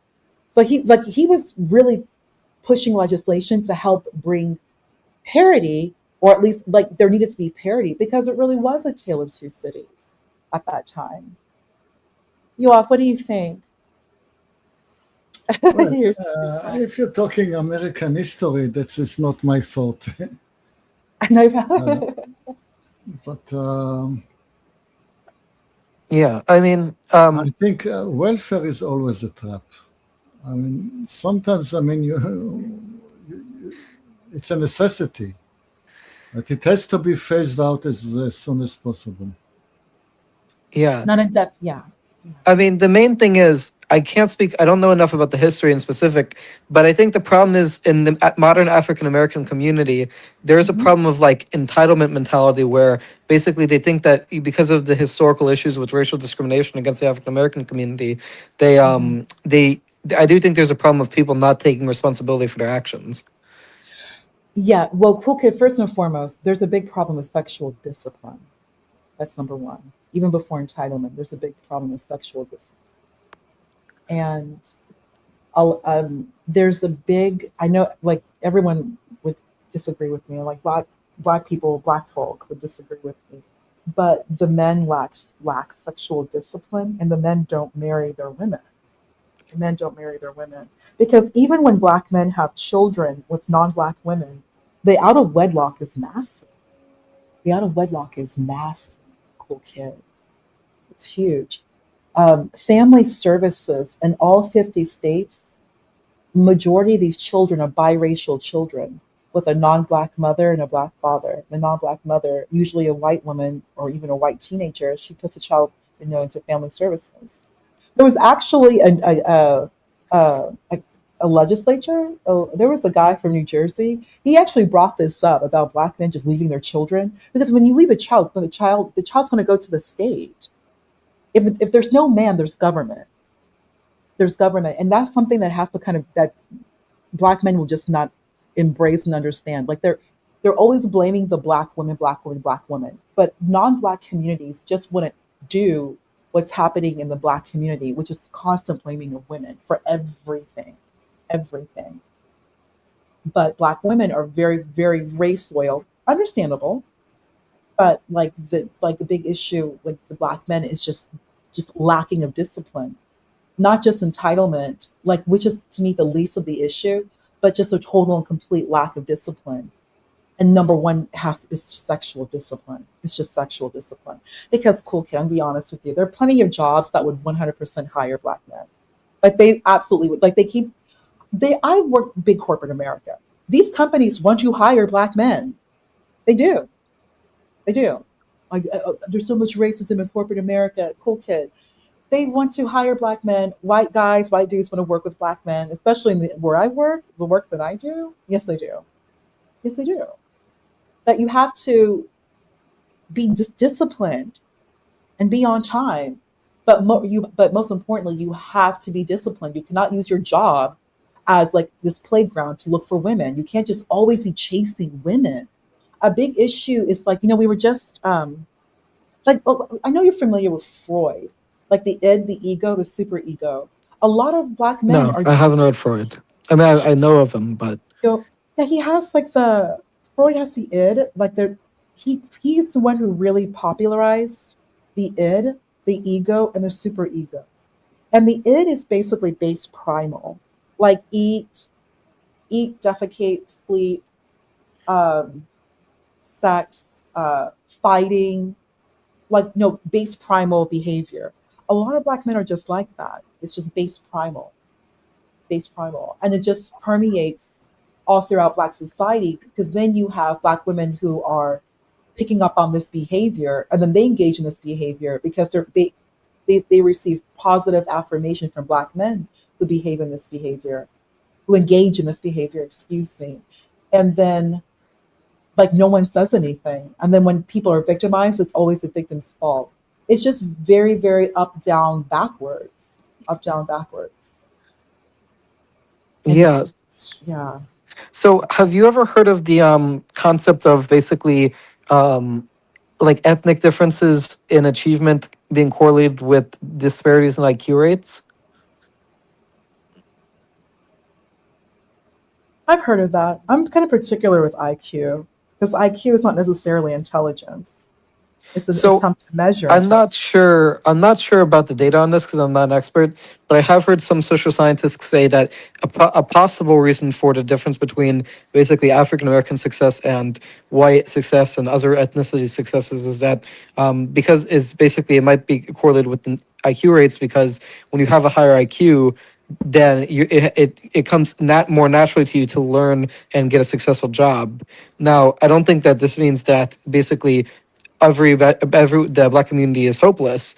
But what this means is that in order to change their they need to have a, like you said, level of self-discipline, but also a level of responsibility and in general to basically their future. And so say even if we have, regardless of our circumstances, we're going to work hard to basically educate ourselves, even if it's more difficult for us naturally. Right. Many of them don't do that. Many of black people don't do that. Right. Yeah, that goes Yeah. back to discipline. Right. But I don't think that's necessarily IQ. I don't. I don't necessarily believe that's IQ. But you're correct though. I just disagree with your conclusion. Um, yeah, But I understand your well, I don't think premise. we disagree on the conclusion. I just don't know about. I'm not saying that it is because of IQ. I'm saying I've heard some social scientists say it's because of IQ.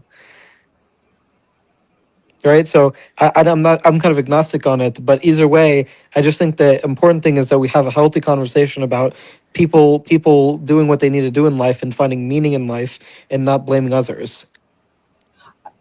I do. I think of the like the so, you know, I like what I do for a living. You know, we have to come to root cause. So what is the root cause? Like with black people, I do believe a big issue is idolatry. Like a big issue, like as these are, it's just non-Christian people who are just so much focused on, like as I said earlier, and focused on race and color, and really all I of the agree. Americas, So, all of the sorry, Americas. sorry. Yeah, yes, you are. How did idolatry got into it? Where do That you find the idolatry? What I bring up idolatry is like the worshiping of like race is God, like the suffering is God, like you're idol like you're idolizing race, like breaking like the first two commandments. No God but God, but black people they're replacing God with race. Yeah. That's, yeah. Does that yeah, Yoav. I know that sounds kind of odd. Does that sound a little No, no, just huh?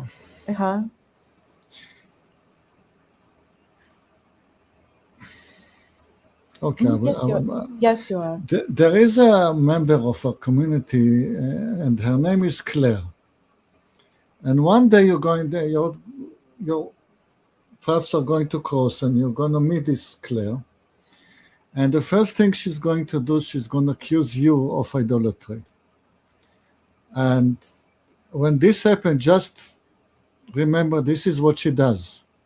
She just that that's her. That's her game. You have to just accept her as she is, and not take it too much to heart. That's my first comment. Okay. Now, relating to something that I heard you saying before, and I'm not going to say what because I'm going to be obscure on purpose. There is the question of the peacock's tail. Why do peahen choose peacocks with long tail? And my answer to that is they're going to have chicks. And lots of the chicks, half of the chicks are going to be male. And since it's well known that peahen prefer peacocks with long tail, then the peahen wants her children to have marrying prospects. And then she must select a husband whose tail is long, so that her children will have long tails, so they will be able to marry. So that was completely arbitrary, the long tail of the peacock. But it's a phenomenon that once started amplifies itself by way of positive feedback. Now you have to make the extrapolation from what I said yourself to the human condition.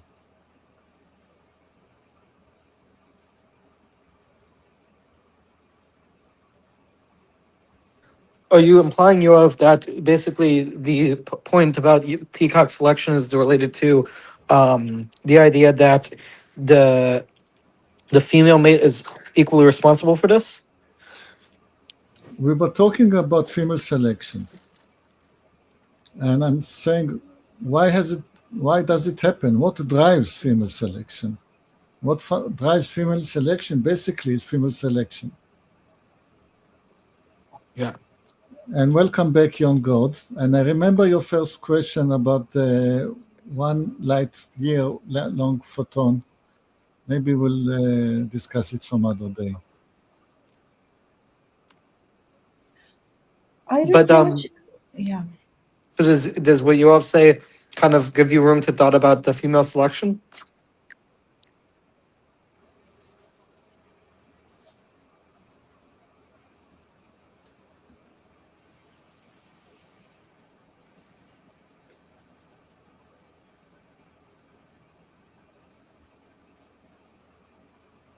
What quiet? Because I'm thinking, because Yoav, that selection, we're living, okay, if I may step back, we're living in a society where does the woman even, because does the female even have the discernment to select? Is she in an environment? Is she of an age to select? Is she, but a lot of these men are just very predatory. I'm just being very honest with you, and that a lot of these are very young women getting caught up with men who will not leave them alone. So you don't even have the opportunity to like choose a good mate. Okay, but the It's question, okay, yes. The question is, I mean, never mind that you were not asked. On a cold calculation, would you prefer a predatory husband, or not a husband, a predatory father to your child? no, no, Now, no. given that your child will probably grow up to be predatory, will you still say no? No, I don't. No, I don't want that. No. Okay, so you're Christian. You have values. Well, yeah, yes. Yeah. The end doesn't justify the means. I don't. I But do. if you Okay. were a peahen, that you would prefer the predatory male so that your chicks will be predatory. No, I don't want that. Okay, No. so you're not a peahen. Congratulations.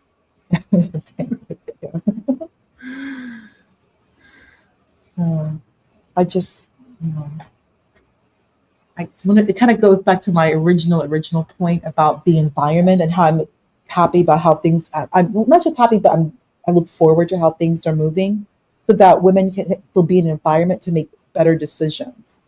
Because I can't change hearts and minds. I can, what we were just discussing. Who can mention Nietzsche? Uh, the only power I have in my environment is my own reaction.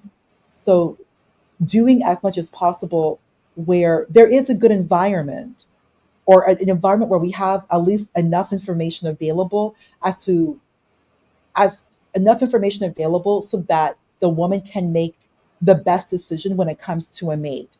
And we can't do that if we don't have the information as to the environment in and of itself, like who's there, who has been there. It's just, I don't, I just, a lot of men, they hang out like at malls and restaurants where young girls are working. Okay, And I just interruption. don't, it's just Interruption. bothers. Yeah, go, yeah, go. Interruption. I'm going to put Claire into the room. Just be warned, she's going to accuse you of idolatry. Just be warned in advance. Don't take it to heart. Okay. Okay. Hi. Hi. I was drawn to your discussion about female selection, and I see we have another female in the stream, and I didn't want to One of interrupt the the few proceedings, select but female females. selection is... I don't think females or males can disagree with each other that you know, we obviously want the best kind of mate for ourselves. And that's why girls think of marrying a prince, and men think of marrying a princess, or at least a beautiful woman. But we don't know what's good for us, I suppose, and I guess wiser men might say, oh, this woman is too high maintenance, and if she's such a looker, she's bound to be high maintenance. So maybe they want somebody more homely and sensible and, you know, independent and, you know, that sort of thing. But I guess most of us don't really know what we want until we've made a few mistakes, asking for the wrong thing. Is that fairly non-controversial so far? Nobody's going to yell at me for saying Claire, crazy things. I saw you, and I'm sorry, this is a little bit unrelated, but to this conversation, you were interviewing someone named Caleb Mupin the other day. I wasn't interviewing him. I spoke to him briefly, but that was some time back. Well, I feel like you're When was hanging out that? with I haven't very spoken to him. dangerous actors. I mean, this guy is an avowed communist. I Dangerous? think you should. Caleb Morpin is dangerous? Very dangerous. You call him dangerous, do you? Oh, really? Why? Because A, because he worked for the Russian government through RT, and B, because he's a communist. Well, he's actually given up communism. He you know, if you're gonna, do you think communism is that dangerous? Well, I Yes. guess you don't live in the UK. But You don't live in the UK. Claire, I mean, the trade unionists have been... he's also sexually abused women. Really? Well, I haven't heard of that. I mean, Well, has I he mean- been convicted? I mean, it's easy to start a rumor. I could start a rumor that you're some kind of pervert, right? Anyone could, you know. Has he been convicted of anything? Claire. No, of course not. You've heard a rumor, and therefore it must be true because you don't like the guy. Claire, I would be very careful hanging out with these people. Is there any sort of filter to all the kinds of crap? You're trying to give me advice, Kirk? Yes, I'm trying to Who do give you think advice. are? How old are you? I think I'm someone who's more knowledgeable about the political Yeah, how old are you? situation than you are. I'm 18 years old. Yeah, so fuck off, right? Fuck off. 18-year-old punk giving me advice, thinking Caleb Morpin is dangerous. If he's dangerous, he should be in jail. He hasn't been convicted of anything. So, well, you know, go and, you know, do your Chicken Little thing about me being dangerous, Caleb Morpin being dangerous. He doesn't even like me. I hang out with all kinds of people. I ask questions of all kinds of different people. So don't feel too special that I'm hanging out with you. Maybe some people will think you're dangerous too. He's got a job. He's got a proper job. He has a different view of politics to you. It doesn't mean he's dangerous, or else everybody is dangerous. And Yoav, I cannot hear you. Is that it? Just a second. When Claire came, questions were in the middle. I was interrupting question in the middle of her thoughts. Questions. Do you want to come back to what you were saying? Oh, no. I'll be on mute. Thank you, Yoav. I'll be on mute. Okay. So please. She wants to hear the drum. Okay. Questions to ponder is here because she likes polite conversation without too much cursing. That's her preference. So please, this time, try to keep this conversation polite I'm without sorry. cursing. I'm sorry. Okay, go on. I I apologize for my bad language. I mean, the I main mean, thing I just is, don't consider Caleb Morgan dangerous. okay, but he has literally been saying very anti-Semitic things, right? He said things like that the Rothschild family controls the banking system, and excuse me. He has a view about the plutocracy and oil money and banking controlling America, and it's true. It's not necessarily Jews who control it, since Gentiles can now practice usury, but people who don't like Jews will blame Jews. I mean, he's no worse than Tucker Carlson, who Tucker Carlson's talks also a about bad person. Israel. Maybe you think Yes, Tucker Carlson's also an really. anti-Semitic person.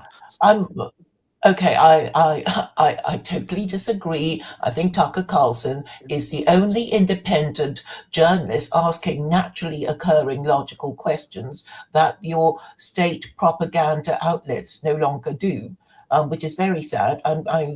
You seem to be quite an intelligent young man, but it seems you can't tell the difference. Maybe I was like you when I was younger. Maybe, perhaps. Claire, Caleb Maupin wrote a book named Satan at the Fountainhead, the Israel Lobby in a Financial Crisis, where he alleged that the Israeli lobby and Zionists, as he names them, and he names several Jewish intellectuals like Ayn Rand and Milton Friedman as being behind a conspiracy to privatize the American economy for basically international finance and for the Israel lobby. He has engaged in very anti-Semitic conspiratorial nonsense. Like, he's not a good actor. Okay, that's no doubt. So, Ayn Rand is a horrible woman who happens to be Jewish, and she seems to want to make a virtue of selfishness and nihilism.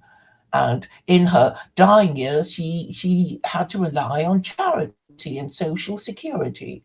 So I don't think much of her, whether she's Jewish or Gentile.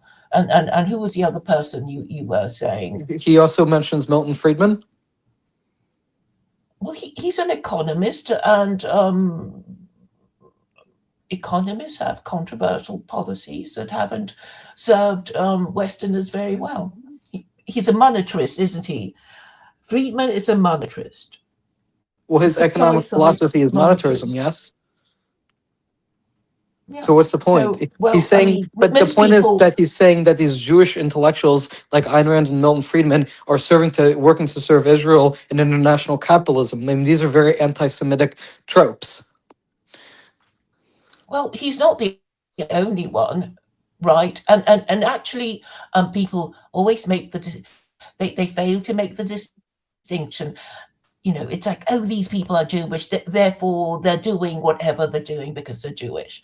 I would disagree, and I always tell people to work out whether that person you're talking about, that Jew you're talking about, is he a secular Jew? Is he a liberal Jew or an Orthodox Jew? And usually it's a secular, liberal, assimilated Jew. And because I know that the ultra-Orthodox Jews regard secular, reform, liberal, conservative Jews as heretics. And they even make jokes like, oh, you're not supposed to go into a church, and you're also not supposed to go into a reform synagogue. And actually, in a terrible emergency, which if you really need shelter and you're stuck with a reform synagogue and a church, which one should you choose? And the joke is, you go to a church because when you go in there, you'll see all those horrible idols, and at least you know that they're not Jewish. But if you go to a Reformed synagogue and you see all these sort of Hebrew letterings and menorahs and stuff, and you think you're in a safe place because it's all Jewish, well, it's not, because they're all heretics. So that's a kind of joke that ultra-Orthodox Jews make about Reform Jews. So and of course, the people who don't like Jews put them in one group, and I think that's wrong. Well, But in a way, they're sort of acknowledging that, oh, the Jews, they should know better. They should show us higher standards. And look at them, they're benefiting from porn. Did you know a rabbi owns Pornhub and all that sort of jazz? Yeah. well, the point is that he's saying that these But Jewish the real intellectuals. religion, Yes, but the problem is he's saying that these Jewish intellectuals. He says that they in the book which I have read. I mean, at least some of it. He has this conspiratorial idea that they're doing it to serve Israel and the international financial sector. And what I'm saying is, it's not okay to be generalizing about groups of people based on their ethnicity to say that they run the economic system or what have you. well, I don't think he does it that much. I mean, I remember one of his streams saying, people seem to hate Jews because they're middle class. That's one of the things he said.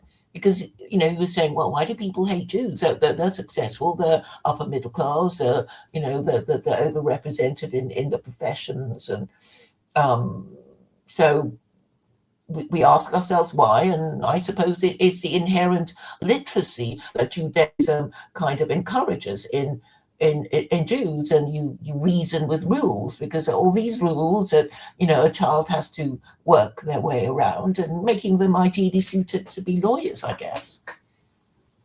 Well, the Gentile just sort of does whatever he likes, and thinks in terms of the Nike ad, which says "just do it," meaning that they're very bad at abstract thinking.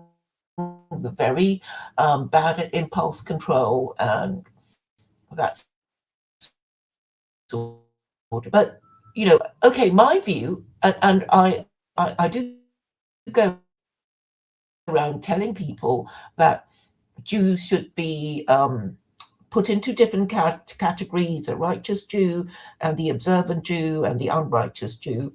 And I do try and tell people to put people in their proper groups, and nobody remembers and nobody understands.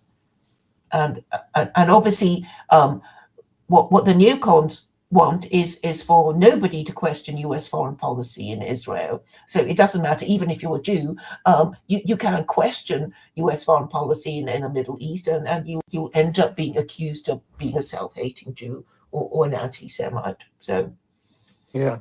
So we're just not supposed to discuss it unless we've been authorized. So if it's not too much to ask, if Yes, Kurt? Mrs. Well, specifically to questions to ponder, if you're still here, you're a Catholic. Do you have a perspective on, as a Catholic woman, on essentially Judaism, and specifically, do you think that the Catholic Church is like the new Israel? Since we're talking about the subject of the Jewish community.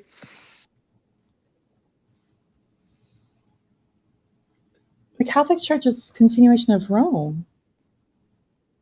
Okay, so you do not believe they're the new Israel. Yes. I've heard that before. I've heard maybe. Oh, cool. Okay, keep in mind, I don't know I think too much Catholics are about. supposed to think of themselves as God's people. Well, cool. Okay, remember, I don't know too much. I know some about the other Protestant denominations, but like the Roman Catholic Church, that's how. Like it's essentially like it's Rome. It's Rome, the continuation of the I would agree. empire, and the church, of course, is very. I know this is not quite your question, but I know how I grew up. The church is very pro-Israel, and I grew up under obviously small Pope John Paul II, Pope Benedict, and yeah, because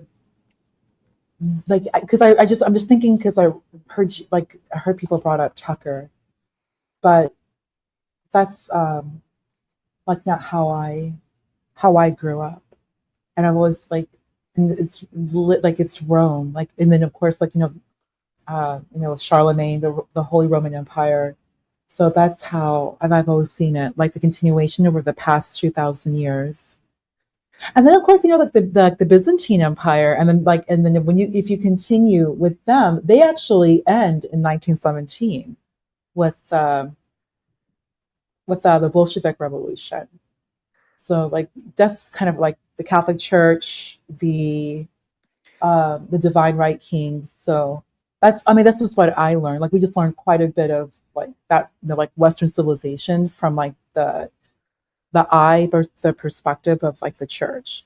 I know that doesn't really answer your question. I'm sorry. That's the best that I can respond. But I'll be honest with you, I never specifically heard that like as doctrine Yeah. when was as I was growing up. To be honest with you, I just don't recollect that.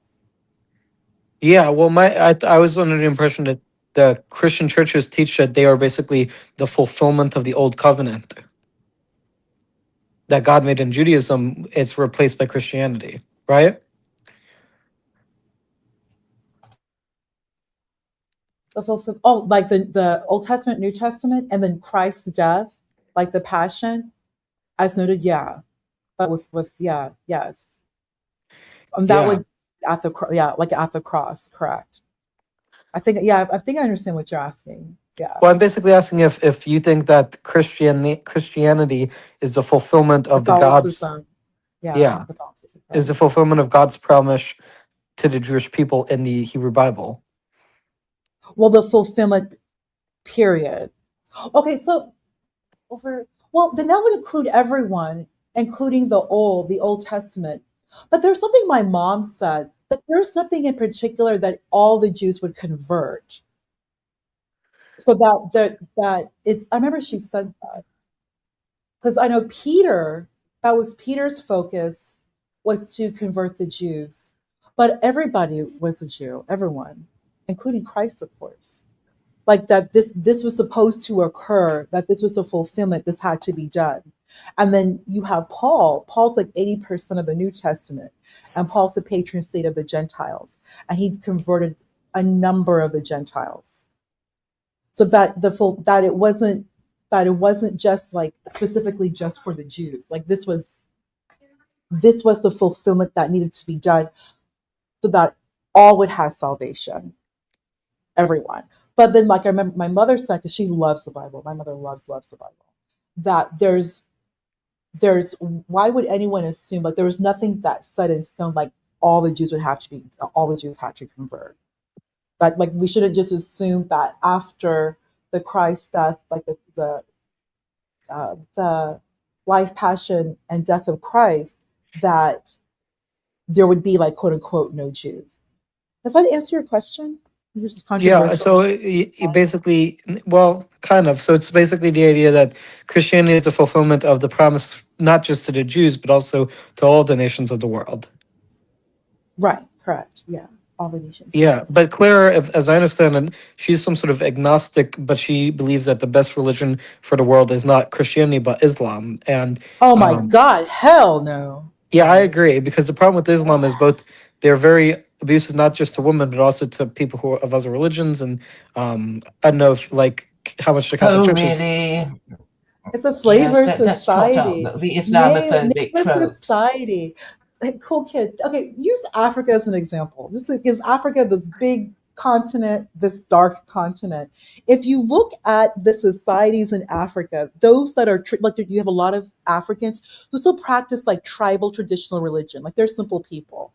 Like they haven't converted. Like the pygmies. Like they're here today, gone tomorrow. Like a lot of people who have not yet, like quote unquote, the colonizers' religion. So minus them, if you look at Islam Africa and Christian Africa, you know who's the most stable government, educated people. It's only one. Like you can't like these Arabs keep thinking, oh, like Which Israel, one? these colonizers, Israel. They keep Sorry, talking all this which is the bad. most civilized African nation? Oh, it's always Christianity, hands down. It's not even a Which is the question. most Not even civilized? no. But I'm it's like No, yes, it's which always is the hands most down the Christian. civilized African the nation? countries the countries that have embraced No, Christianity or have can a you name Christian an majority, African you should country? Claire, you should know some of them. You don't know. Are you in the United States, Claire, or in the UK? Like, I'm just saying, or Claire, I know I'm you know, not. I mean, Claire, the you're in a UK, Western but could you just country. sort of mention, Uh-huh. you're not going to mention an African country, are you? I can name the I ones mean, that are you're proverbs. saying, Okay, can I Christianity is finish? so I'll wonderful. get a So response. I'm just Yeah, hoping you would give an example. all of the Middle East and Africa failure. The all the British Commonwealth countries, all the Commonwealth countries, Kenya, Ghana, Nigeria, like those. I mean, those top three. Pretty Botswana Well, Nigeria is doing very well. mostly Muslim now. No, the other You know, Christian is doing Nigeria very well. is more No, the Muslim Christian than it side is is doing very Christian. well. Yeah, and they're having problems. The Christian side is doing very well. I also mentioned Kenya, which is a Commonwealth country. They're You've doing never very been well. there anyway. But it doesn't matter. It Well, doesn't. You can look at the look, numbers. you're Yeah. And on Catholic, top so of of course that, you're going to see cool Catholicism. kid. Well, there's a lot of Catholics in Nigeria. Number one, there's a lot, and they're doing very well. And cool kid. If you Yeah, look at the I know there are Nigerians, lots of Christians there. if you look at the Nigerians in the Yeah. United States, cool kid, the Nigerians in the United States are the most successful immigrants. Over 67%. I just looked this up. Actually, and I first heard this off Sam Harris.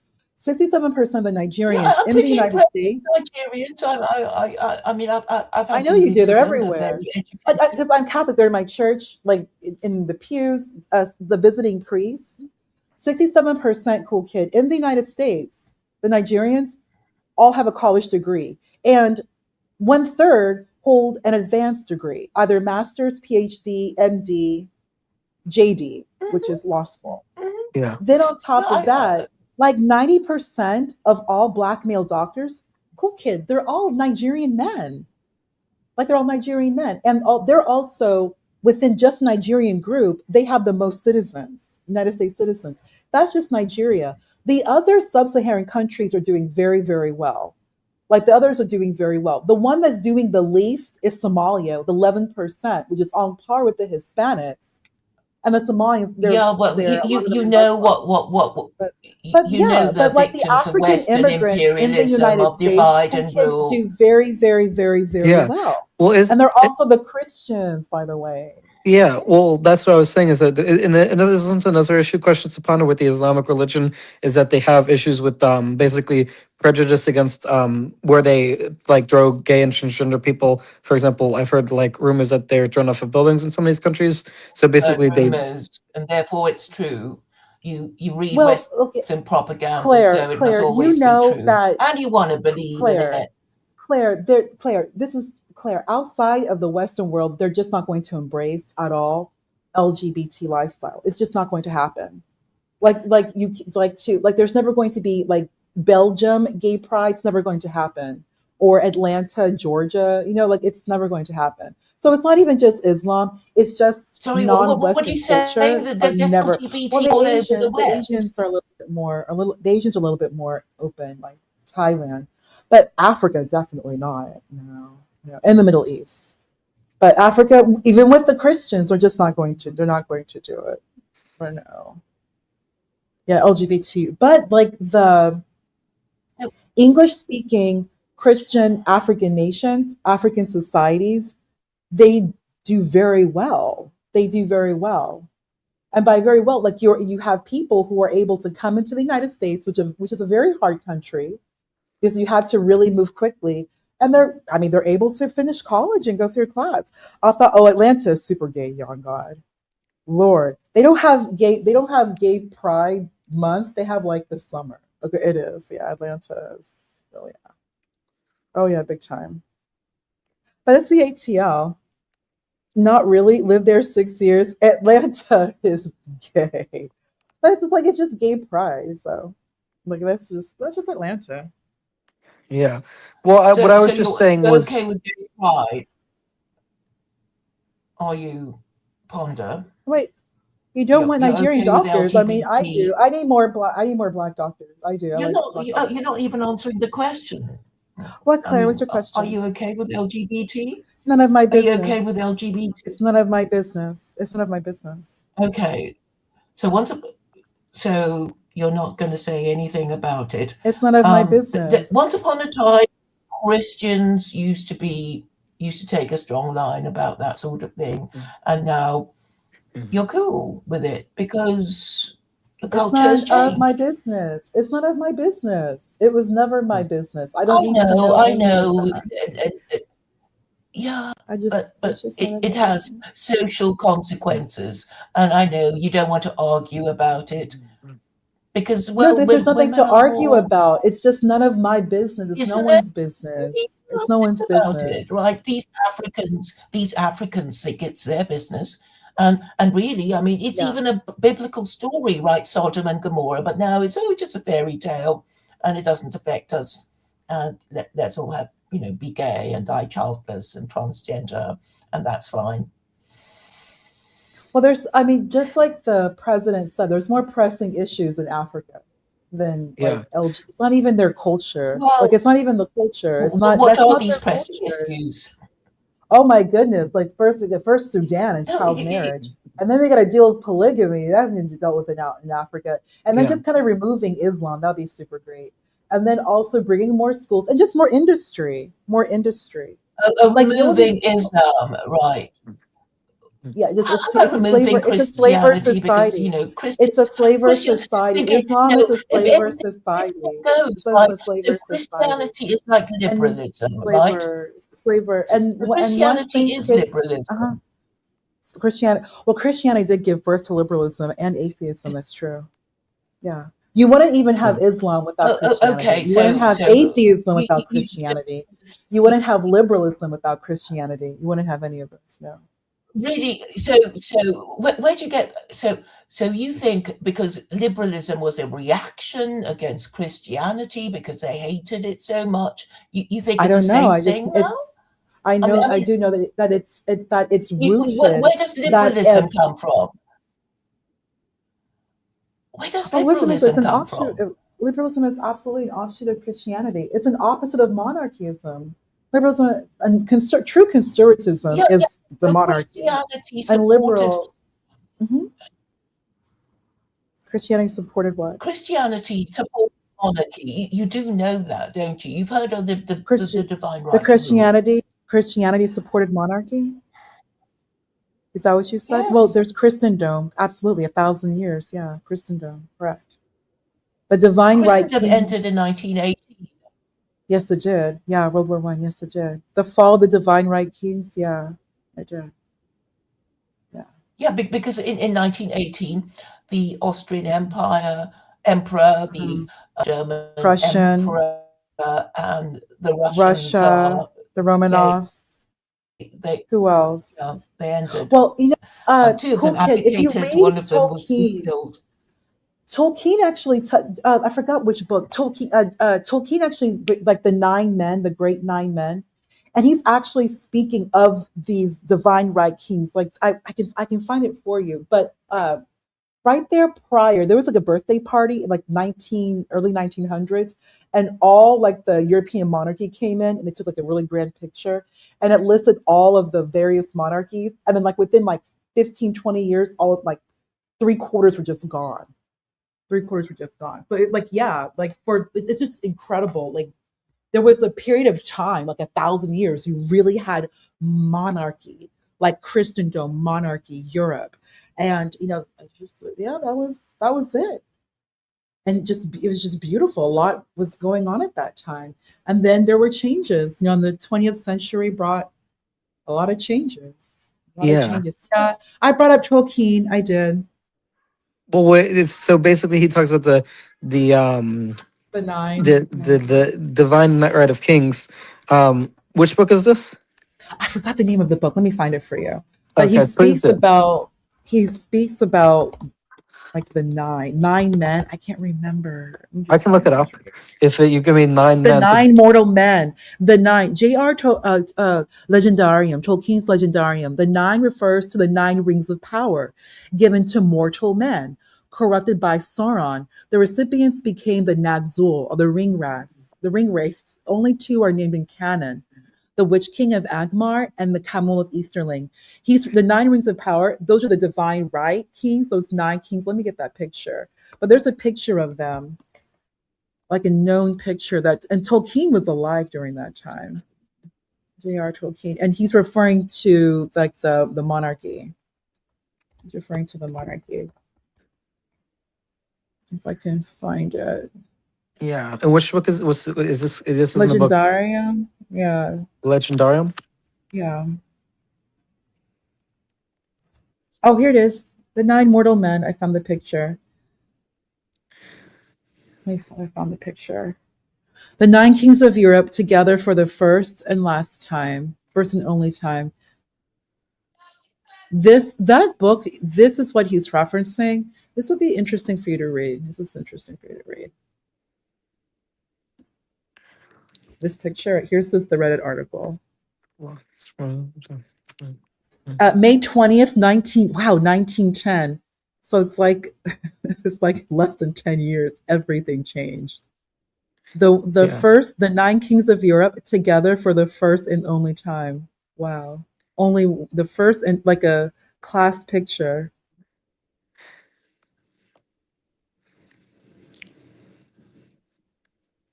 This is what he was referencing. Yeah, and so basically you were saying this to Claire to say that the point is that basically there's this ending of basically from what amend the tokens inspiration of the kings, turning school, nine rings for mortal men. So basically it's are you talking about the end of the monarchy in Europe?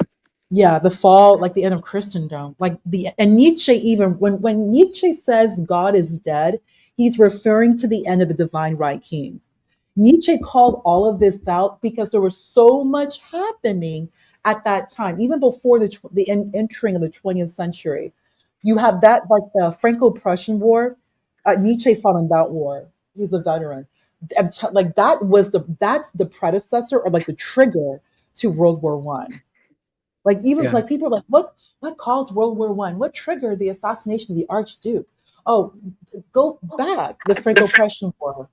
Like even go back then, like just German unification, Prussia. Like there's so much going on, but it's like one event led to another event, led to another event, led to another event, and a lot of Nietzsche is like he's kind of telling you like what's about to come, because Nietzsche passed away in 1890. Like he had some serious health issues, and so he passed away right before, like within like the 20 years before World War One, and he knew it was like everyone knew. He was very astute. Everyone knew when he's saying God is dead, he's literally speaking about the end of Christendom, and he's talking really about this picture right here, because you can like feel it in the air tonight, like that song. I know Claire knows that song. I Yeah. can hold on, feel it in the air tonight. I try, you know that song I'm talking about, Yeah. the air. Yeah, I think Tolkien is not a historian. I mean, come on, but he's still a man of his time. He's still a man of his time, and none of us were alive at that time. What was going on in the world? He's not a yeah, historian. I mean the history of this is interesting. The thing with the Christianity is the belief that God was going to govern in a feudal way basically ended with the Enlightenment and the Protestant Reformation. And so Mm-hmm. when you're talking about the birth of capitalism and the end of the feudal era, you're basically Mm-hmm. talking about a shift of the life philosophy from a feudal order into basically individualism. I'm so glad you mentioned that, because a lot of people, I've heard this online, they keep bringing up like the French Revolution. It's not the French Revolution. You have to go back. It's the Reformation. It's the Protestant Reformation. And even before the Protestant Reformation, it would have been the Inquisition. So you have the Inquisition, the Protestant Reformation, the Counter Reformation, and then things are changing. And then eventually we then have the Age of Exploration, and then eventually we have 1789. And 1789, we have the United States Constitution, we have the French Revolution, and then we have Adam Smith's Wealth of Nation, like the handbook of capitalism, Adam Smith's Wealth of Nation. So it kind of goes like that. It really, yeah. So what you're saying is true. People keep saying, like I've heard this one guy, he's a smart guy. He hangs around that other Black Eyes channel that I shall not name his channel, and he brings up the French Revolution, but it's not what the issue. What led it to the French Revolution? Because the French Revolution is really what brought atheism to the masses. Before atheism was very much a very elite thought. It's a very elite mode of thought, mode of thinking. But atheism brought, but the French Revolution brought atheism to the masses. That's really what did it. That's really what did it. But you wouldn't have atheism if you did not already bifurcate Europe away from the Vatican, away from the papacy. And that was the Protestant Reformation. And what's even more astounding, cool kid, is that you have the French Revolution, but at the same time, well, not the same time, but not too long before, the France was also Avignon. They had the papacy. Was at Avignon, the papacy. There was Rome, and then there was Avignon. So France is very, very, very, very, very Catholic. Very Catholic. It's a big part of their history. They had the church, but then eventually, times changed. Things changed. Secularism. Yeah. So Secular bureaucracy. Okay. Secular bureaucracy is basically atheism. Young God, respectfully, young God. What's the difference? Like, what's the difference between secularism and atheism? Like, an atheist can even give a definite definition of what they are. What are atheists? Like, atheism is dumb. To be honest with you, I just find it so stupid. This atheism is so dumb. Like, I can't take it seriously. Oh my goodness. I guess I ran Claire off. She left. yeah, I mean, the thing with Mm-hmm. it's not just the Reformation; it's also the Industrial Revolution. So it's basically Right. as the Industrial Revolution happened and wealth massively increased, Right. people couldn't basically people. And this goes into I think our earlier conversation about like capitalism and like welfare and stuff is like people didn't want to be reliant on the government or the welfare of their lords. They wanted to basically get rid of, and they wanted independence. And so that's basically the reaction against feudalism and the birth of Yeah. capitalism. Well, feudalism is the land. You're tied to the land. It's the land, the land. I know throughout Europe at that time, besides the church, I don't know if you've heard of that saying, like land rich, pound poor. So you have the land, but you're not working the land. You're not really making money. Like what are we, the land's not really producing value. The land, you have the land, but it's not really producing value, but you own the land. Capitalism, what really the industrial revolution, you're taking people off the land. We're now ending feudalism. And who was left? Like the major powers left with feudalism was the United States and Russia, Tsar Russia. And while the United States was freeing the slaves or getting slaves off the land, like their soul being attached to the land, like their soul, you still had Russia still with like that feudal system where the soul, or man and soul and being, is tied to the land. But then you're looking at Germany and the UK, they are industrialized, or becoming industrialized. And you're seeing like this wealth being generated. But then we're also seeing like the beginning of like serious classism, and then also like health issues and safety issues. And there were some, and then child labor in a way that the world had never seen.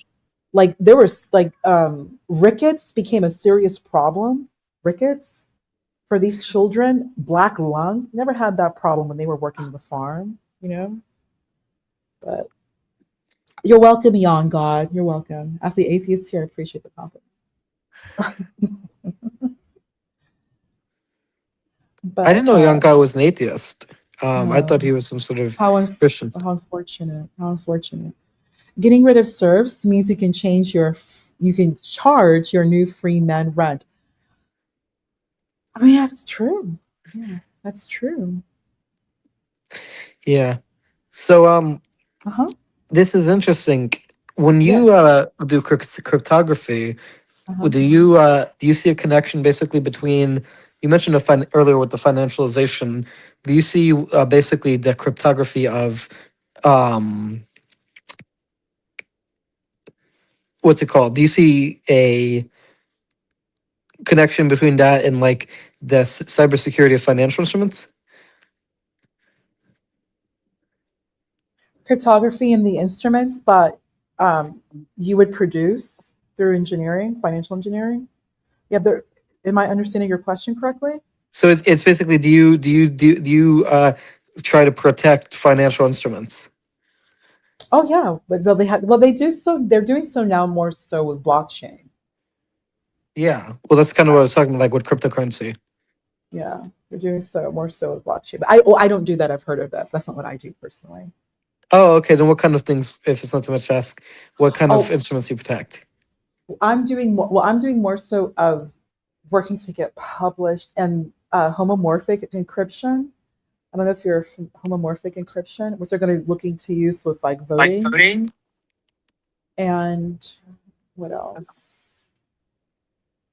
That's actually where I am right now. And then a lot of the I don't know. Then I guess a lot of the work I do is more on like the easy side with like monitoring Yeah. and and then I do like research security work. Yeah, so I'm more on like it's more on the research side than anything. Yeah. So you research for That's for the yeah, homomorphic cryptography for voting, but not for but more for financial encryption. instruments. Yeah.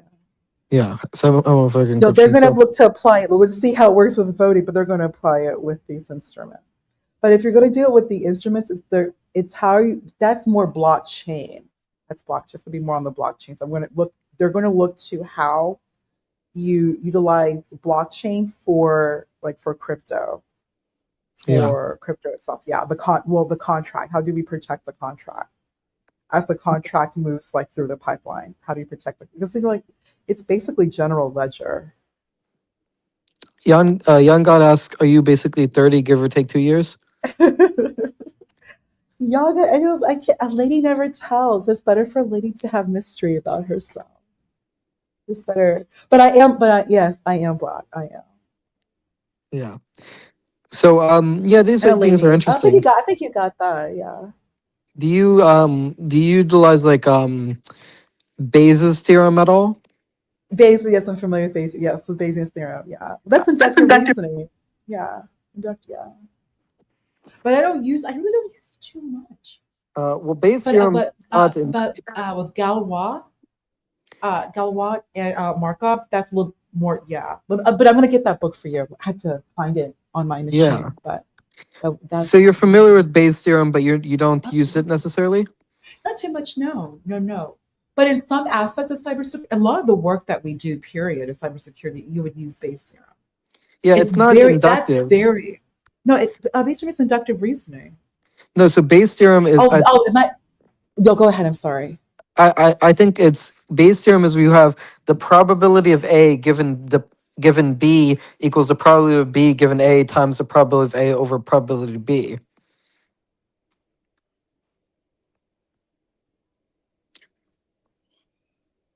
Right? Right. I'm So it sorry. that's it's about conditional probabilities.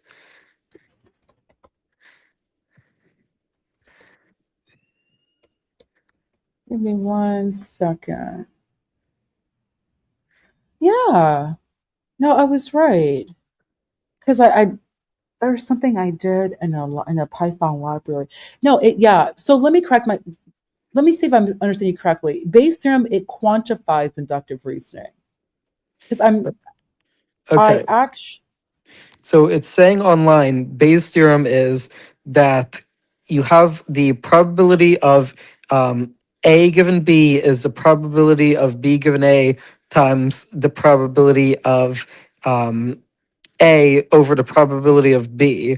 And it's saying that basically, if you want to find out what the probability of an event is given this other event, you do the inverse and you plug in this formula. But it's basically to quantify. It's trying to quantify a conditional probability. it addresses uncertainty.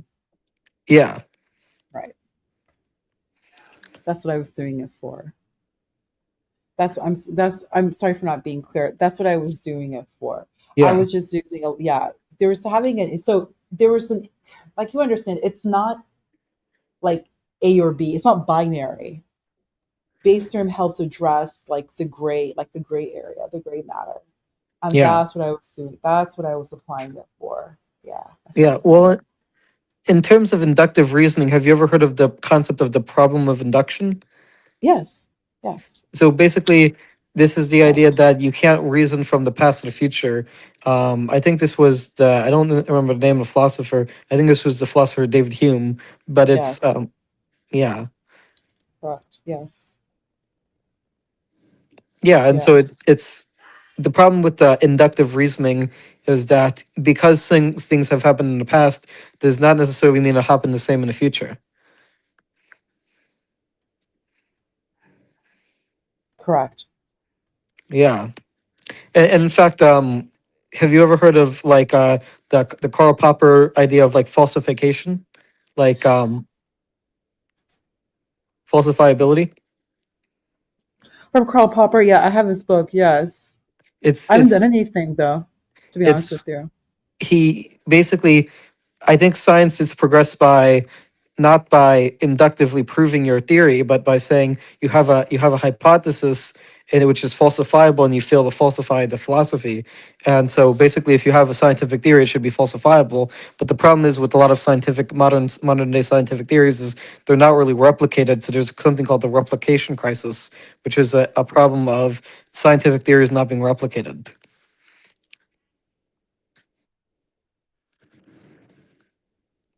Are you playing that in your work? To be fair, young God, I'm just talking about the history of the mathematical and statistical concepts, but in terms of my work, only in the sense that I recognize that there's unknown unknowns, and so the problem of induction is basically comes up to the extent that I have to hedge against these unknown unknowns through diversification. Right. Yes. Yes. Yeah. That's exactly. I mean, like even laymen talk about this when it like portfolio management. How do because unknown, like we said earlier, like I said earlier, is risk. Is risk. So how do you hedge risk? You diversify. You Yeah. diversify. A lot of them always keep like hard metals. Like I don't know if you how maybe you know how Yeah. many things. Like they always keep hard metals. And before Kirk, like it was like a big thing to like include crypto, like in their portfolio. Like these guys would keep crypto, but like cool kid, as you get older, like that's something you're going to have to address. The government wants to know like what exactly is crypto, like cryptocurrency, like as a definition. Yeah. So the Because concept of it's cryptocurrency. be interesting. Sorry, what was that? I said your response will be interesting. The concept of cryptocurrency, the problem is with these definitions is um, it's you have a definition you can give for cryptocurrency, but the problem is because it is not based on anything tangible, the whole it's not like currency in a traditional sense because the values can go up and down, and so it's much more prone to risk. But it does have value. I mean, it's still, if you're mathematically savvy and you know the limitations of your models, you can use it to hedge against markets basically. I mean, I don't know if you are like have any investment in cryptocurrency, but it the way it works is it fluctuates much more extreme than normal markets do.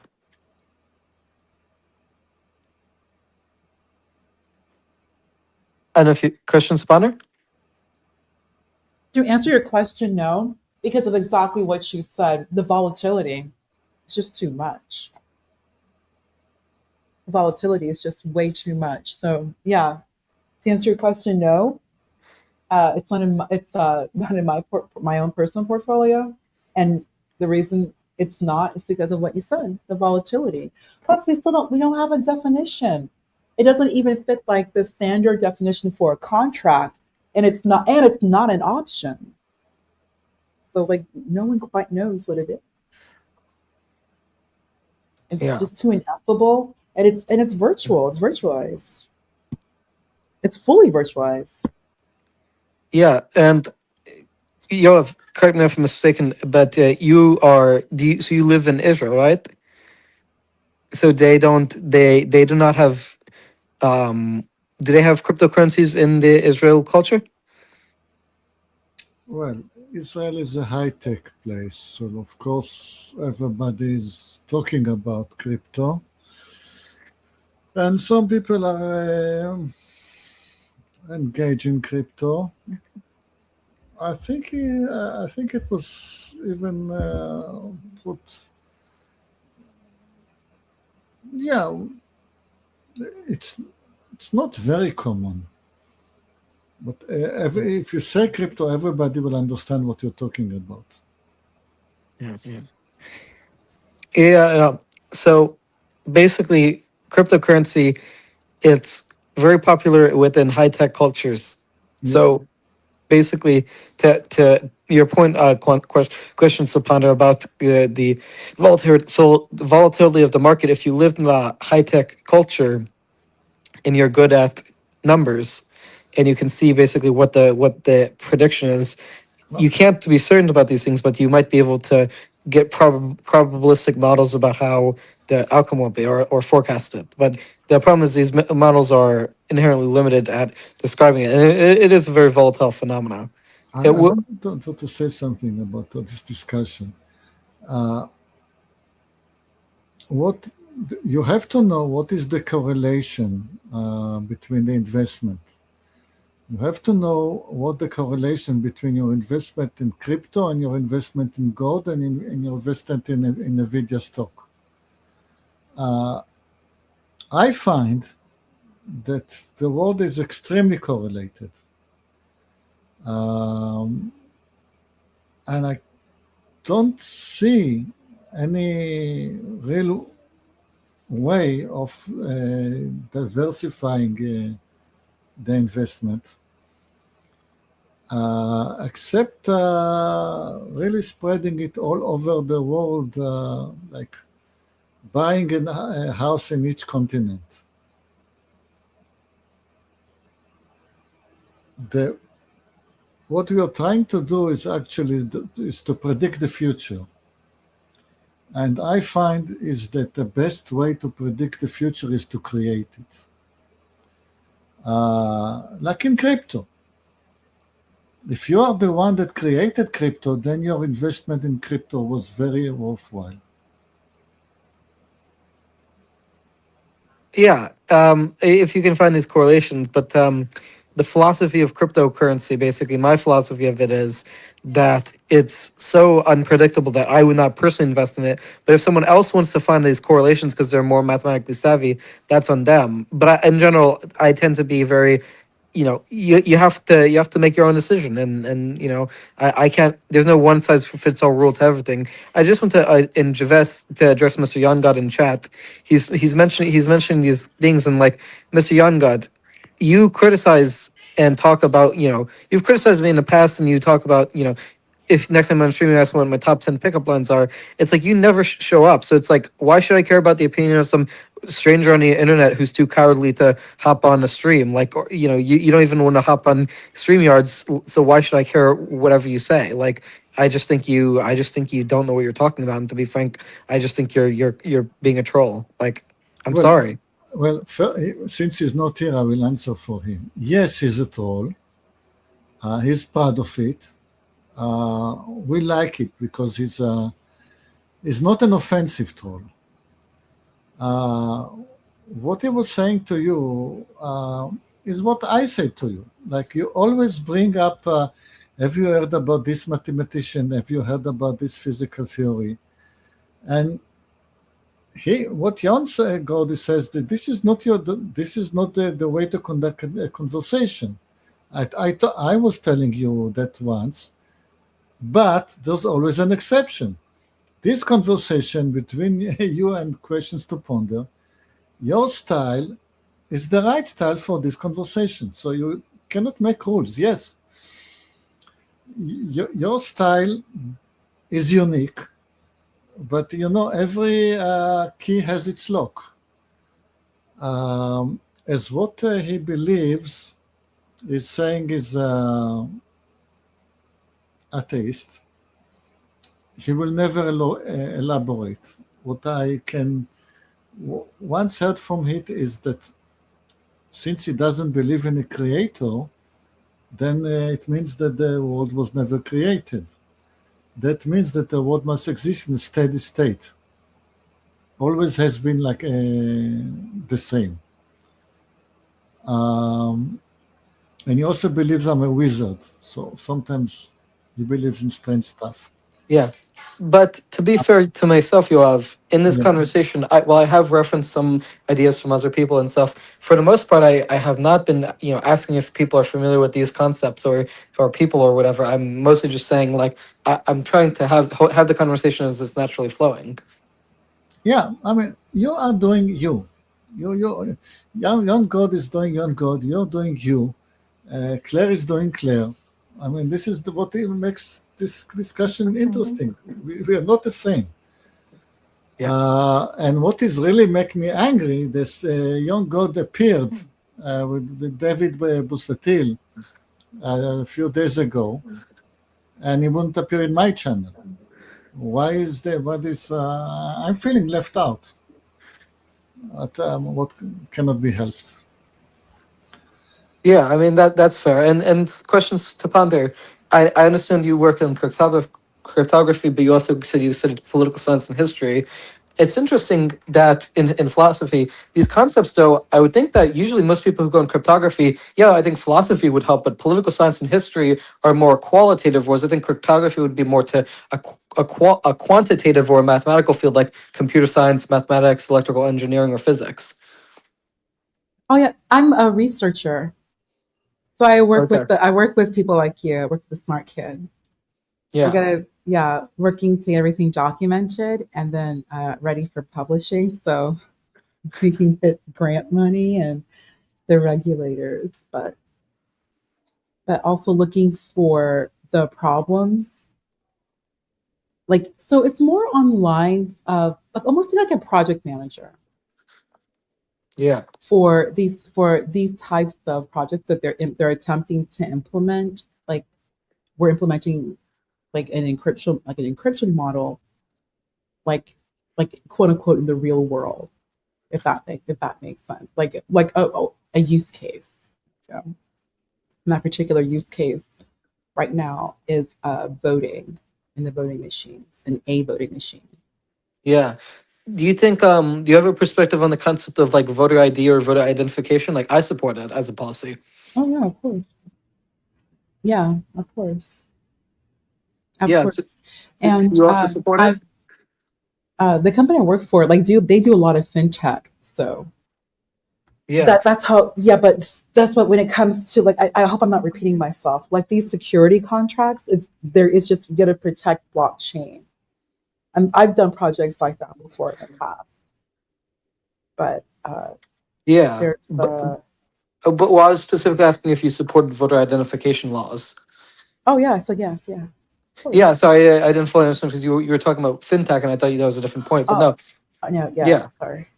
That's okay. So basically, the problem is with a lot of these discussions around voter identification and and like security and elections is that people who, especially like on the left and on the Democratic side of things, will say, "Oh, well, if you have these voter identification laws, you're disenfranchising people," and some people will claim like it's racially biased against minorities. But like the bottom line is, you need a secure election system because if you don't have a secure election system, this means that the constitutional Republican form of government we have and the philosophy we have that people's can vote for the representatives is gone. Well, that everything you said, yes, to what you said, cool kid. And then also, we need to know the demos. Like, remember, this is a democracy. The government is a republic. But we the people, that's the democracy, the demos. You need to know who these people are who are voting. You need to know because this ties in directly with representation, with Congress. And so when it comes to like redistricting, when it comes to how many people are in your district, where is your district, how many counties does it include, all of this needs to be understood because it is the democracy.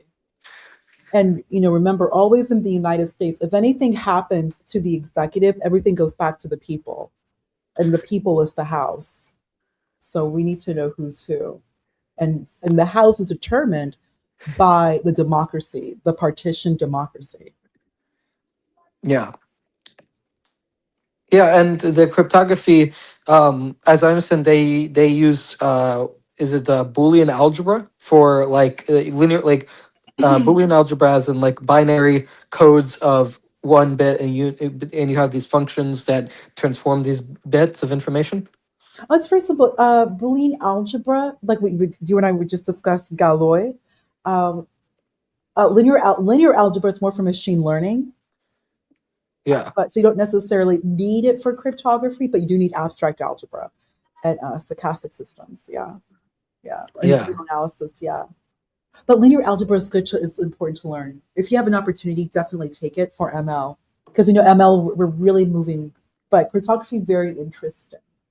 But yeah, but abstract algebra is more yeah. for But do you use Boolean algebra like the where you have basically code like ones and zeros, and then you code the ones and zeros with the functions like arguments? that. Actually, would have already been done by the engineers. They do. Yeah, I Okay, know. I know. Yeah, but that would have already been done. That would have been part of the requirements. That is already been completed. okay, yeah, Yeah, before. Yeah, like, and that's something that I would need to check before we even get started. But I know exactly what you're asking. I know. I understand exactly what you're discussing. Yes, and I yeah. I also mean, had to. And I had to study Boolean algebra and logic. So I'm very familiar with what you're asking. Like that. yeah, yeah. That was it. Was basically just if it came up in York, but anyway, so it comes up from the engineers, and then Can I ask you a question? Are you familiar with the logician Irving Kopie? no, Definitely. If you have an opportunity, go through his books. It kind of would bring it you would like it from like philosophy, logic. That would be really cool. Look into that as well, cool kid. Like a good logic class. Like it's just good to have on your repertoire. It's just good to have in the back. yeah. So we're Galois, yeah, it is Galois, pronounced Galois, Galwalk. Um, Galois, Galois. Yes. yeah. So when we're talking about Galois theory and abstract algebra and concepts of that, and then you said that the Boolean algebra is done by that. You took a class in it, but Mhm. basically that comes up for the engineering side. But by the time you do the cryptography, it's done by the engineers. So instead, you deal with the more abstract algebra and stuff. Um, do you use like stochastic calculus at all? Yes. Yes. And that class has to be taken. Yeah, We actually looked for an intern, and that's exactly what we were looking for. stochastic calculus, and yeah, I Yes. Yes. it's Yes. I think the name of it is like Ito calculus, but Yes. basically the idea is you have a function that cannot be differentiated by a normal function, so you basically have to you have like a margin, you have a margin of error, which is basically it's the distribution from it's the variance, and so it's like I think the fundamental theorem of stochastic calculus is something like for w W sorry, the dw at point t, so it's like the change in time is distributed as having a mean of 0 because it goes up and down, so it cancels itself, and the variance is I think t minus dt, so the point it is with minus the change in time, but it's basically as I understand it, they instead of having a deterministic system, they have a system where which fluctuates and so can't be easily differentiated. Right? Yeah, correct. Yeah. And so these mathematical I'm not an expert in advanced calculus, but I'm always interested Are in you, learning more. you're If going to you're take, have you taken the class? Stochastic? Stochastic calculus? no, I'm taking calculus 1 this upcoming year. Oh I've God, learned you're most. 18. Yeah, don't even worry about it. Sorry. Yeah, so you're taking Cal. Of course, you're taking Cal 1. Right. Yeah. So if I make cool, so Kirk, go ahead before take your 1,000, 2,000 level before you enter your 3,000 level classes. Just do an undergraduate paper. Do like get you really one thing. Really make sure you have a paper with your department. But they and try to get published in your like an Mm. undergraduate publication. I cannot emphasize that. That will open so many doors for internships. good internships mean that good salary.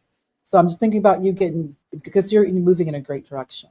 So just from a work perspective, a corporate perspective, I highly, highly suggest after you do your all your 2000 level courses in school, before you enter a 3000 level, go ahead and just get a paper, do your undergrad paper, like do your undergrad paper, and then look to get published either with your school. There's a lot of undergraduate publications, but you want a paper. And that's one thing that happens a lot with math majors. They don't write. That is a big issue. They do not write. A lot of these engineers, they don't write. And it really does come back as a negative. You really want that. Make sure that you leave writing.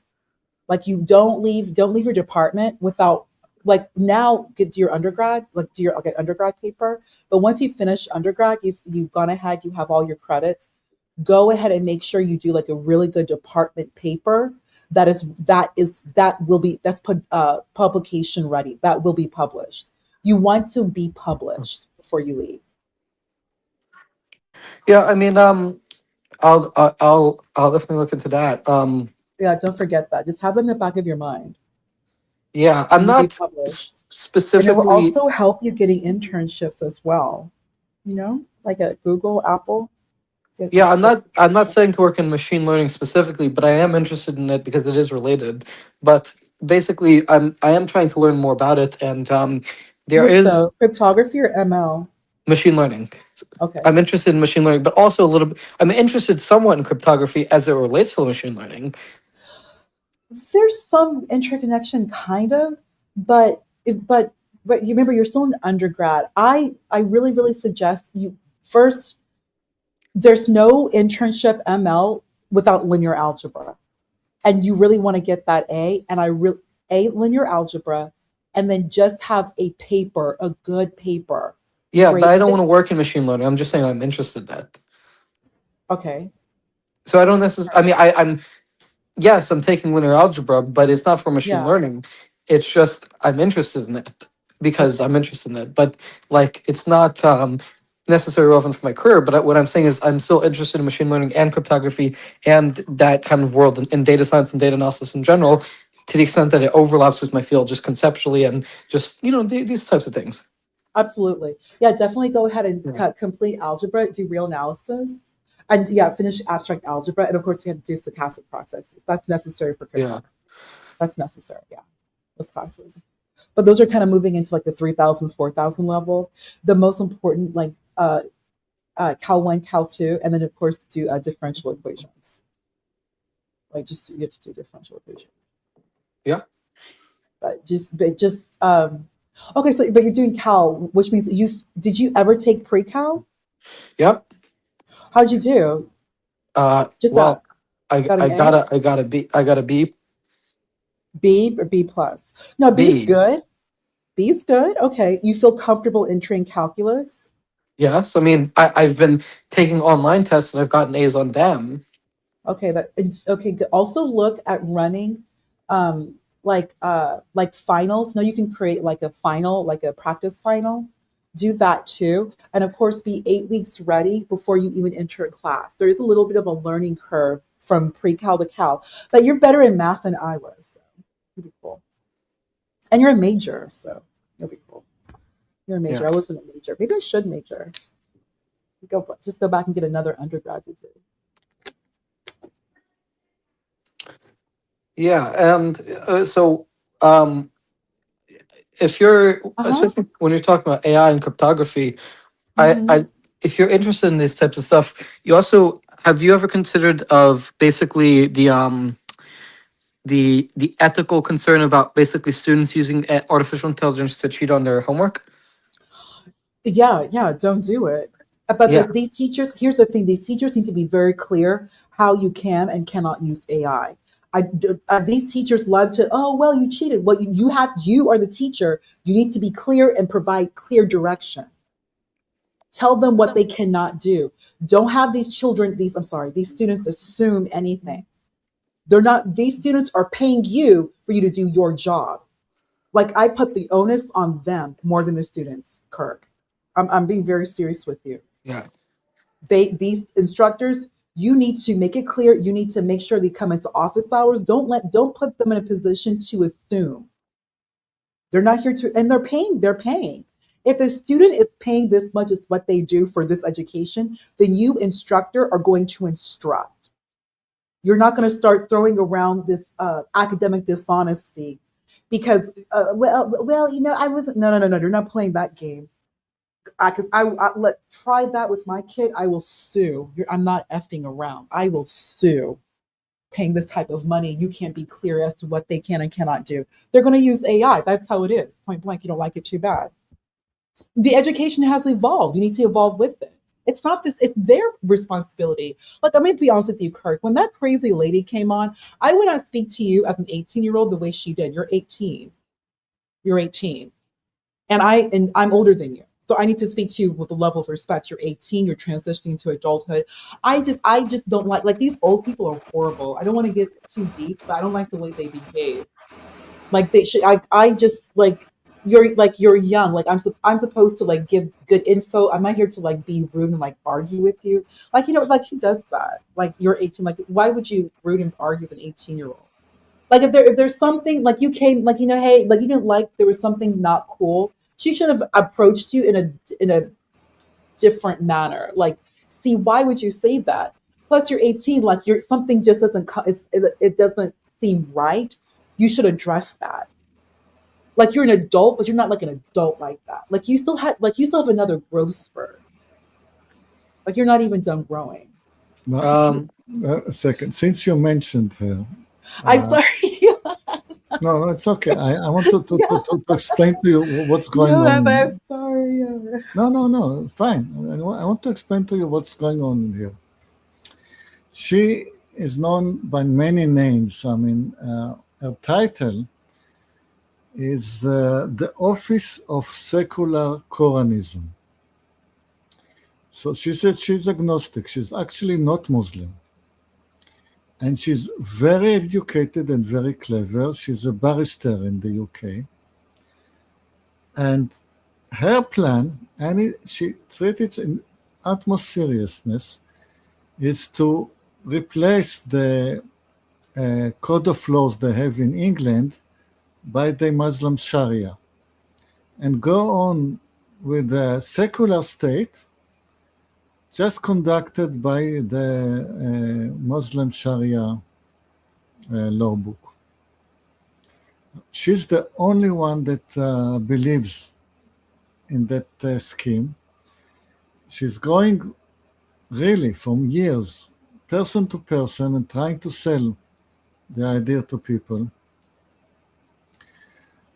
Now, people first think she must be joking, and then they think that she must be an agent of the Russian or the German or the Portuguese or whatever.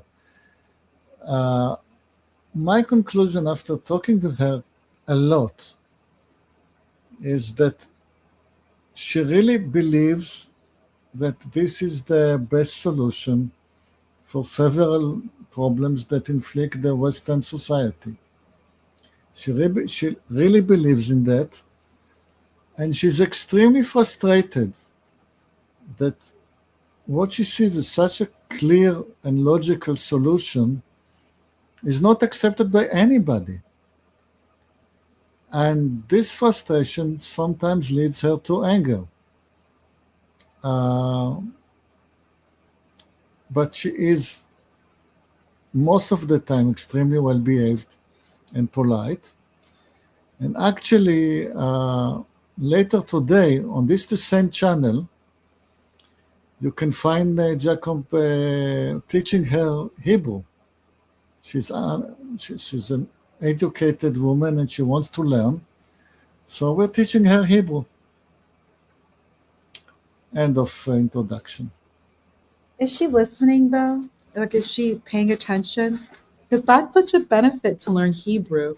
Learning Hebrew is going to just improve, like learning Hebrew improves like your knowledge of the abstract. A lot of Hebrew's metaphors only going to benefit her and help her be smarter. So I hope she's listening. and taking advantage of the opportunity to learn Hebrew. I tell people that your children should learn either Greek, Latin, or Hebrew in middle school, as also learn C. Oh, Kirk, cool kid, make that's another thing for you when you're in school. Learn C,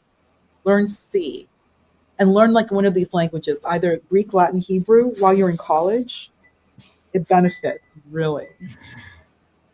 Oh, the day's too short. Too much to What? learn. So much to learn. Yeah, but there's such benefits learning Hebrew. Learning Hebrew, you just like learning Hebrew really just kind of helps with your like just your understanding of the abstract, like metaphor and metaphor. Just something I don't know how to describe it, but it's definitely a win. It's good for students to learn. Learning Hebrew is Okay. good for students. Young God says that you should learn Rust rather than C. Yes, Rust is fantastic, but C then Rust, Yon God. C then Rust. You want to learn C. Rust is good for ML too. I know that for machine learning. I know that, but he has to learn C. He needs to learn C. He needs to learn C. Come on, young God. These kids have to learn C. You know that they need to learn C because C is low level language, and they need to have a good understanding of memory. Start with C. Start in the beginning. C. Then Rust. He can learn Rust as he gets older. Rust. He can pick up Rust after he learns C. It wouldn't even be that hard. Young God, you need that.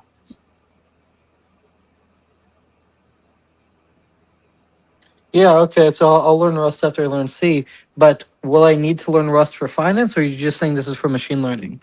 No. Rust is neither for finance nor for machine learning. Both languages are fundamental. It's what you really build the infrastructure for. Now, I have my very definite views about C versus Rust. Really? What? Share. C Rust, versus Rust, and then yeah, C plus plus versus Rust. yes, of course. Thank you. Rust is a political statement.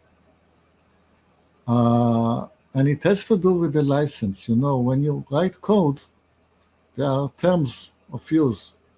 There is a license. C comes with a open source, fully open source license. So once any a project uses some code in C, then all the project must remain open. You cannot create a closed project while incorporated C source code that has the open source license. Like Unix was written in this way. Unix is open source and it's completely open source, and nobody can take Unix and make it closed source because of this license.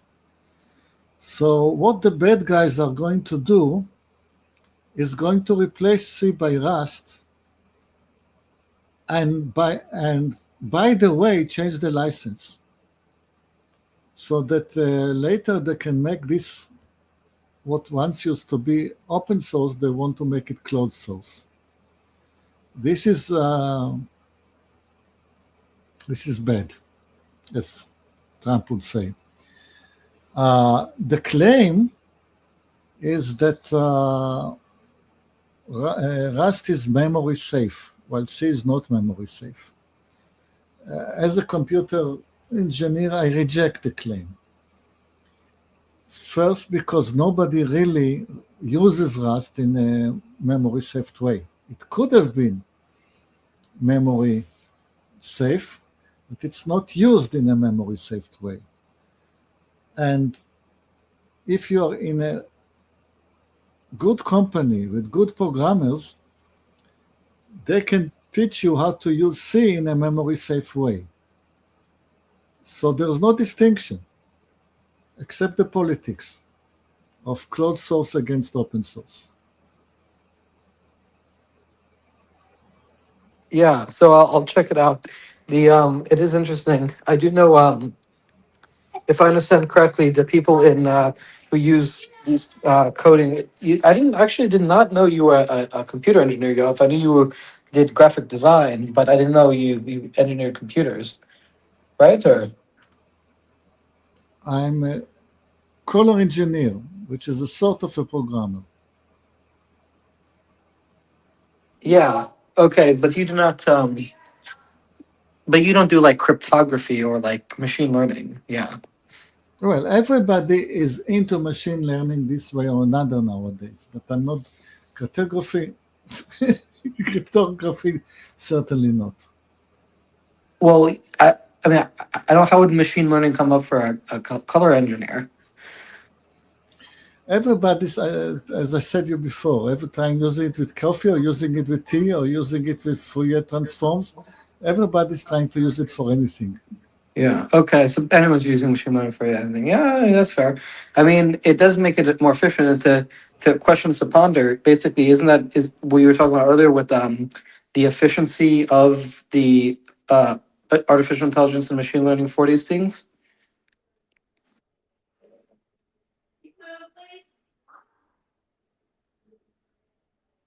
I don't know if you're still there. Yeah.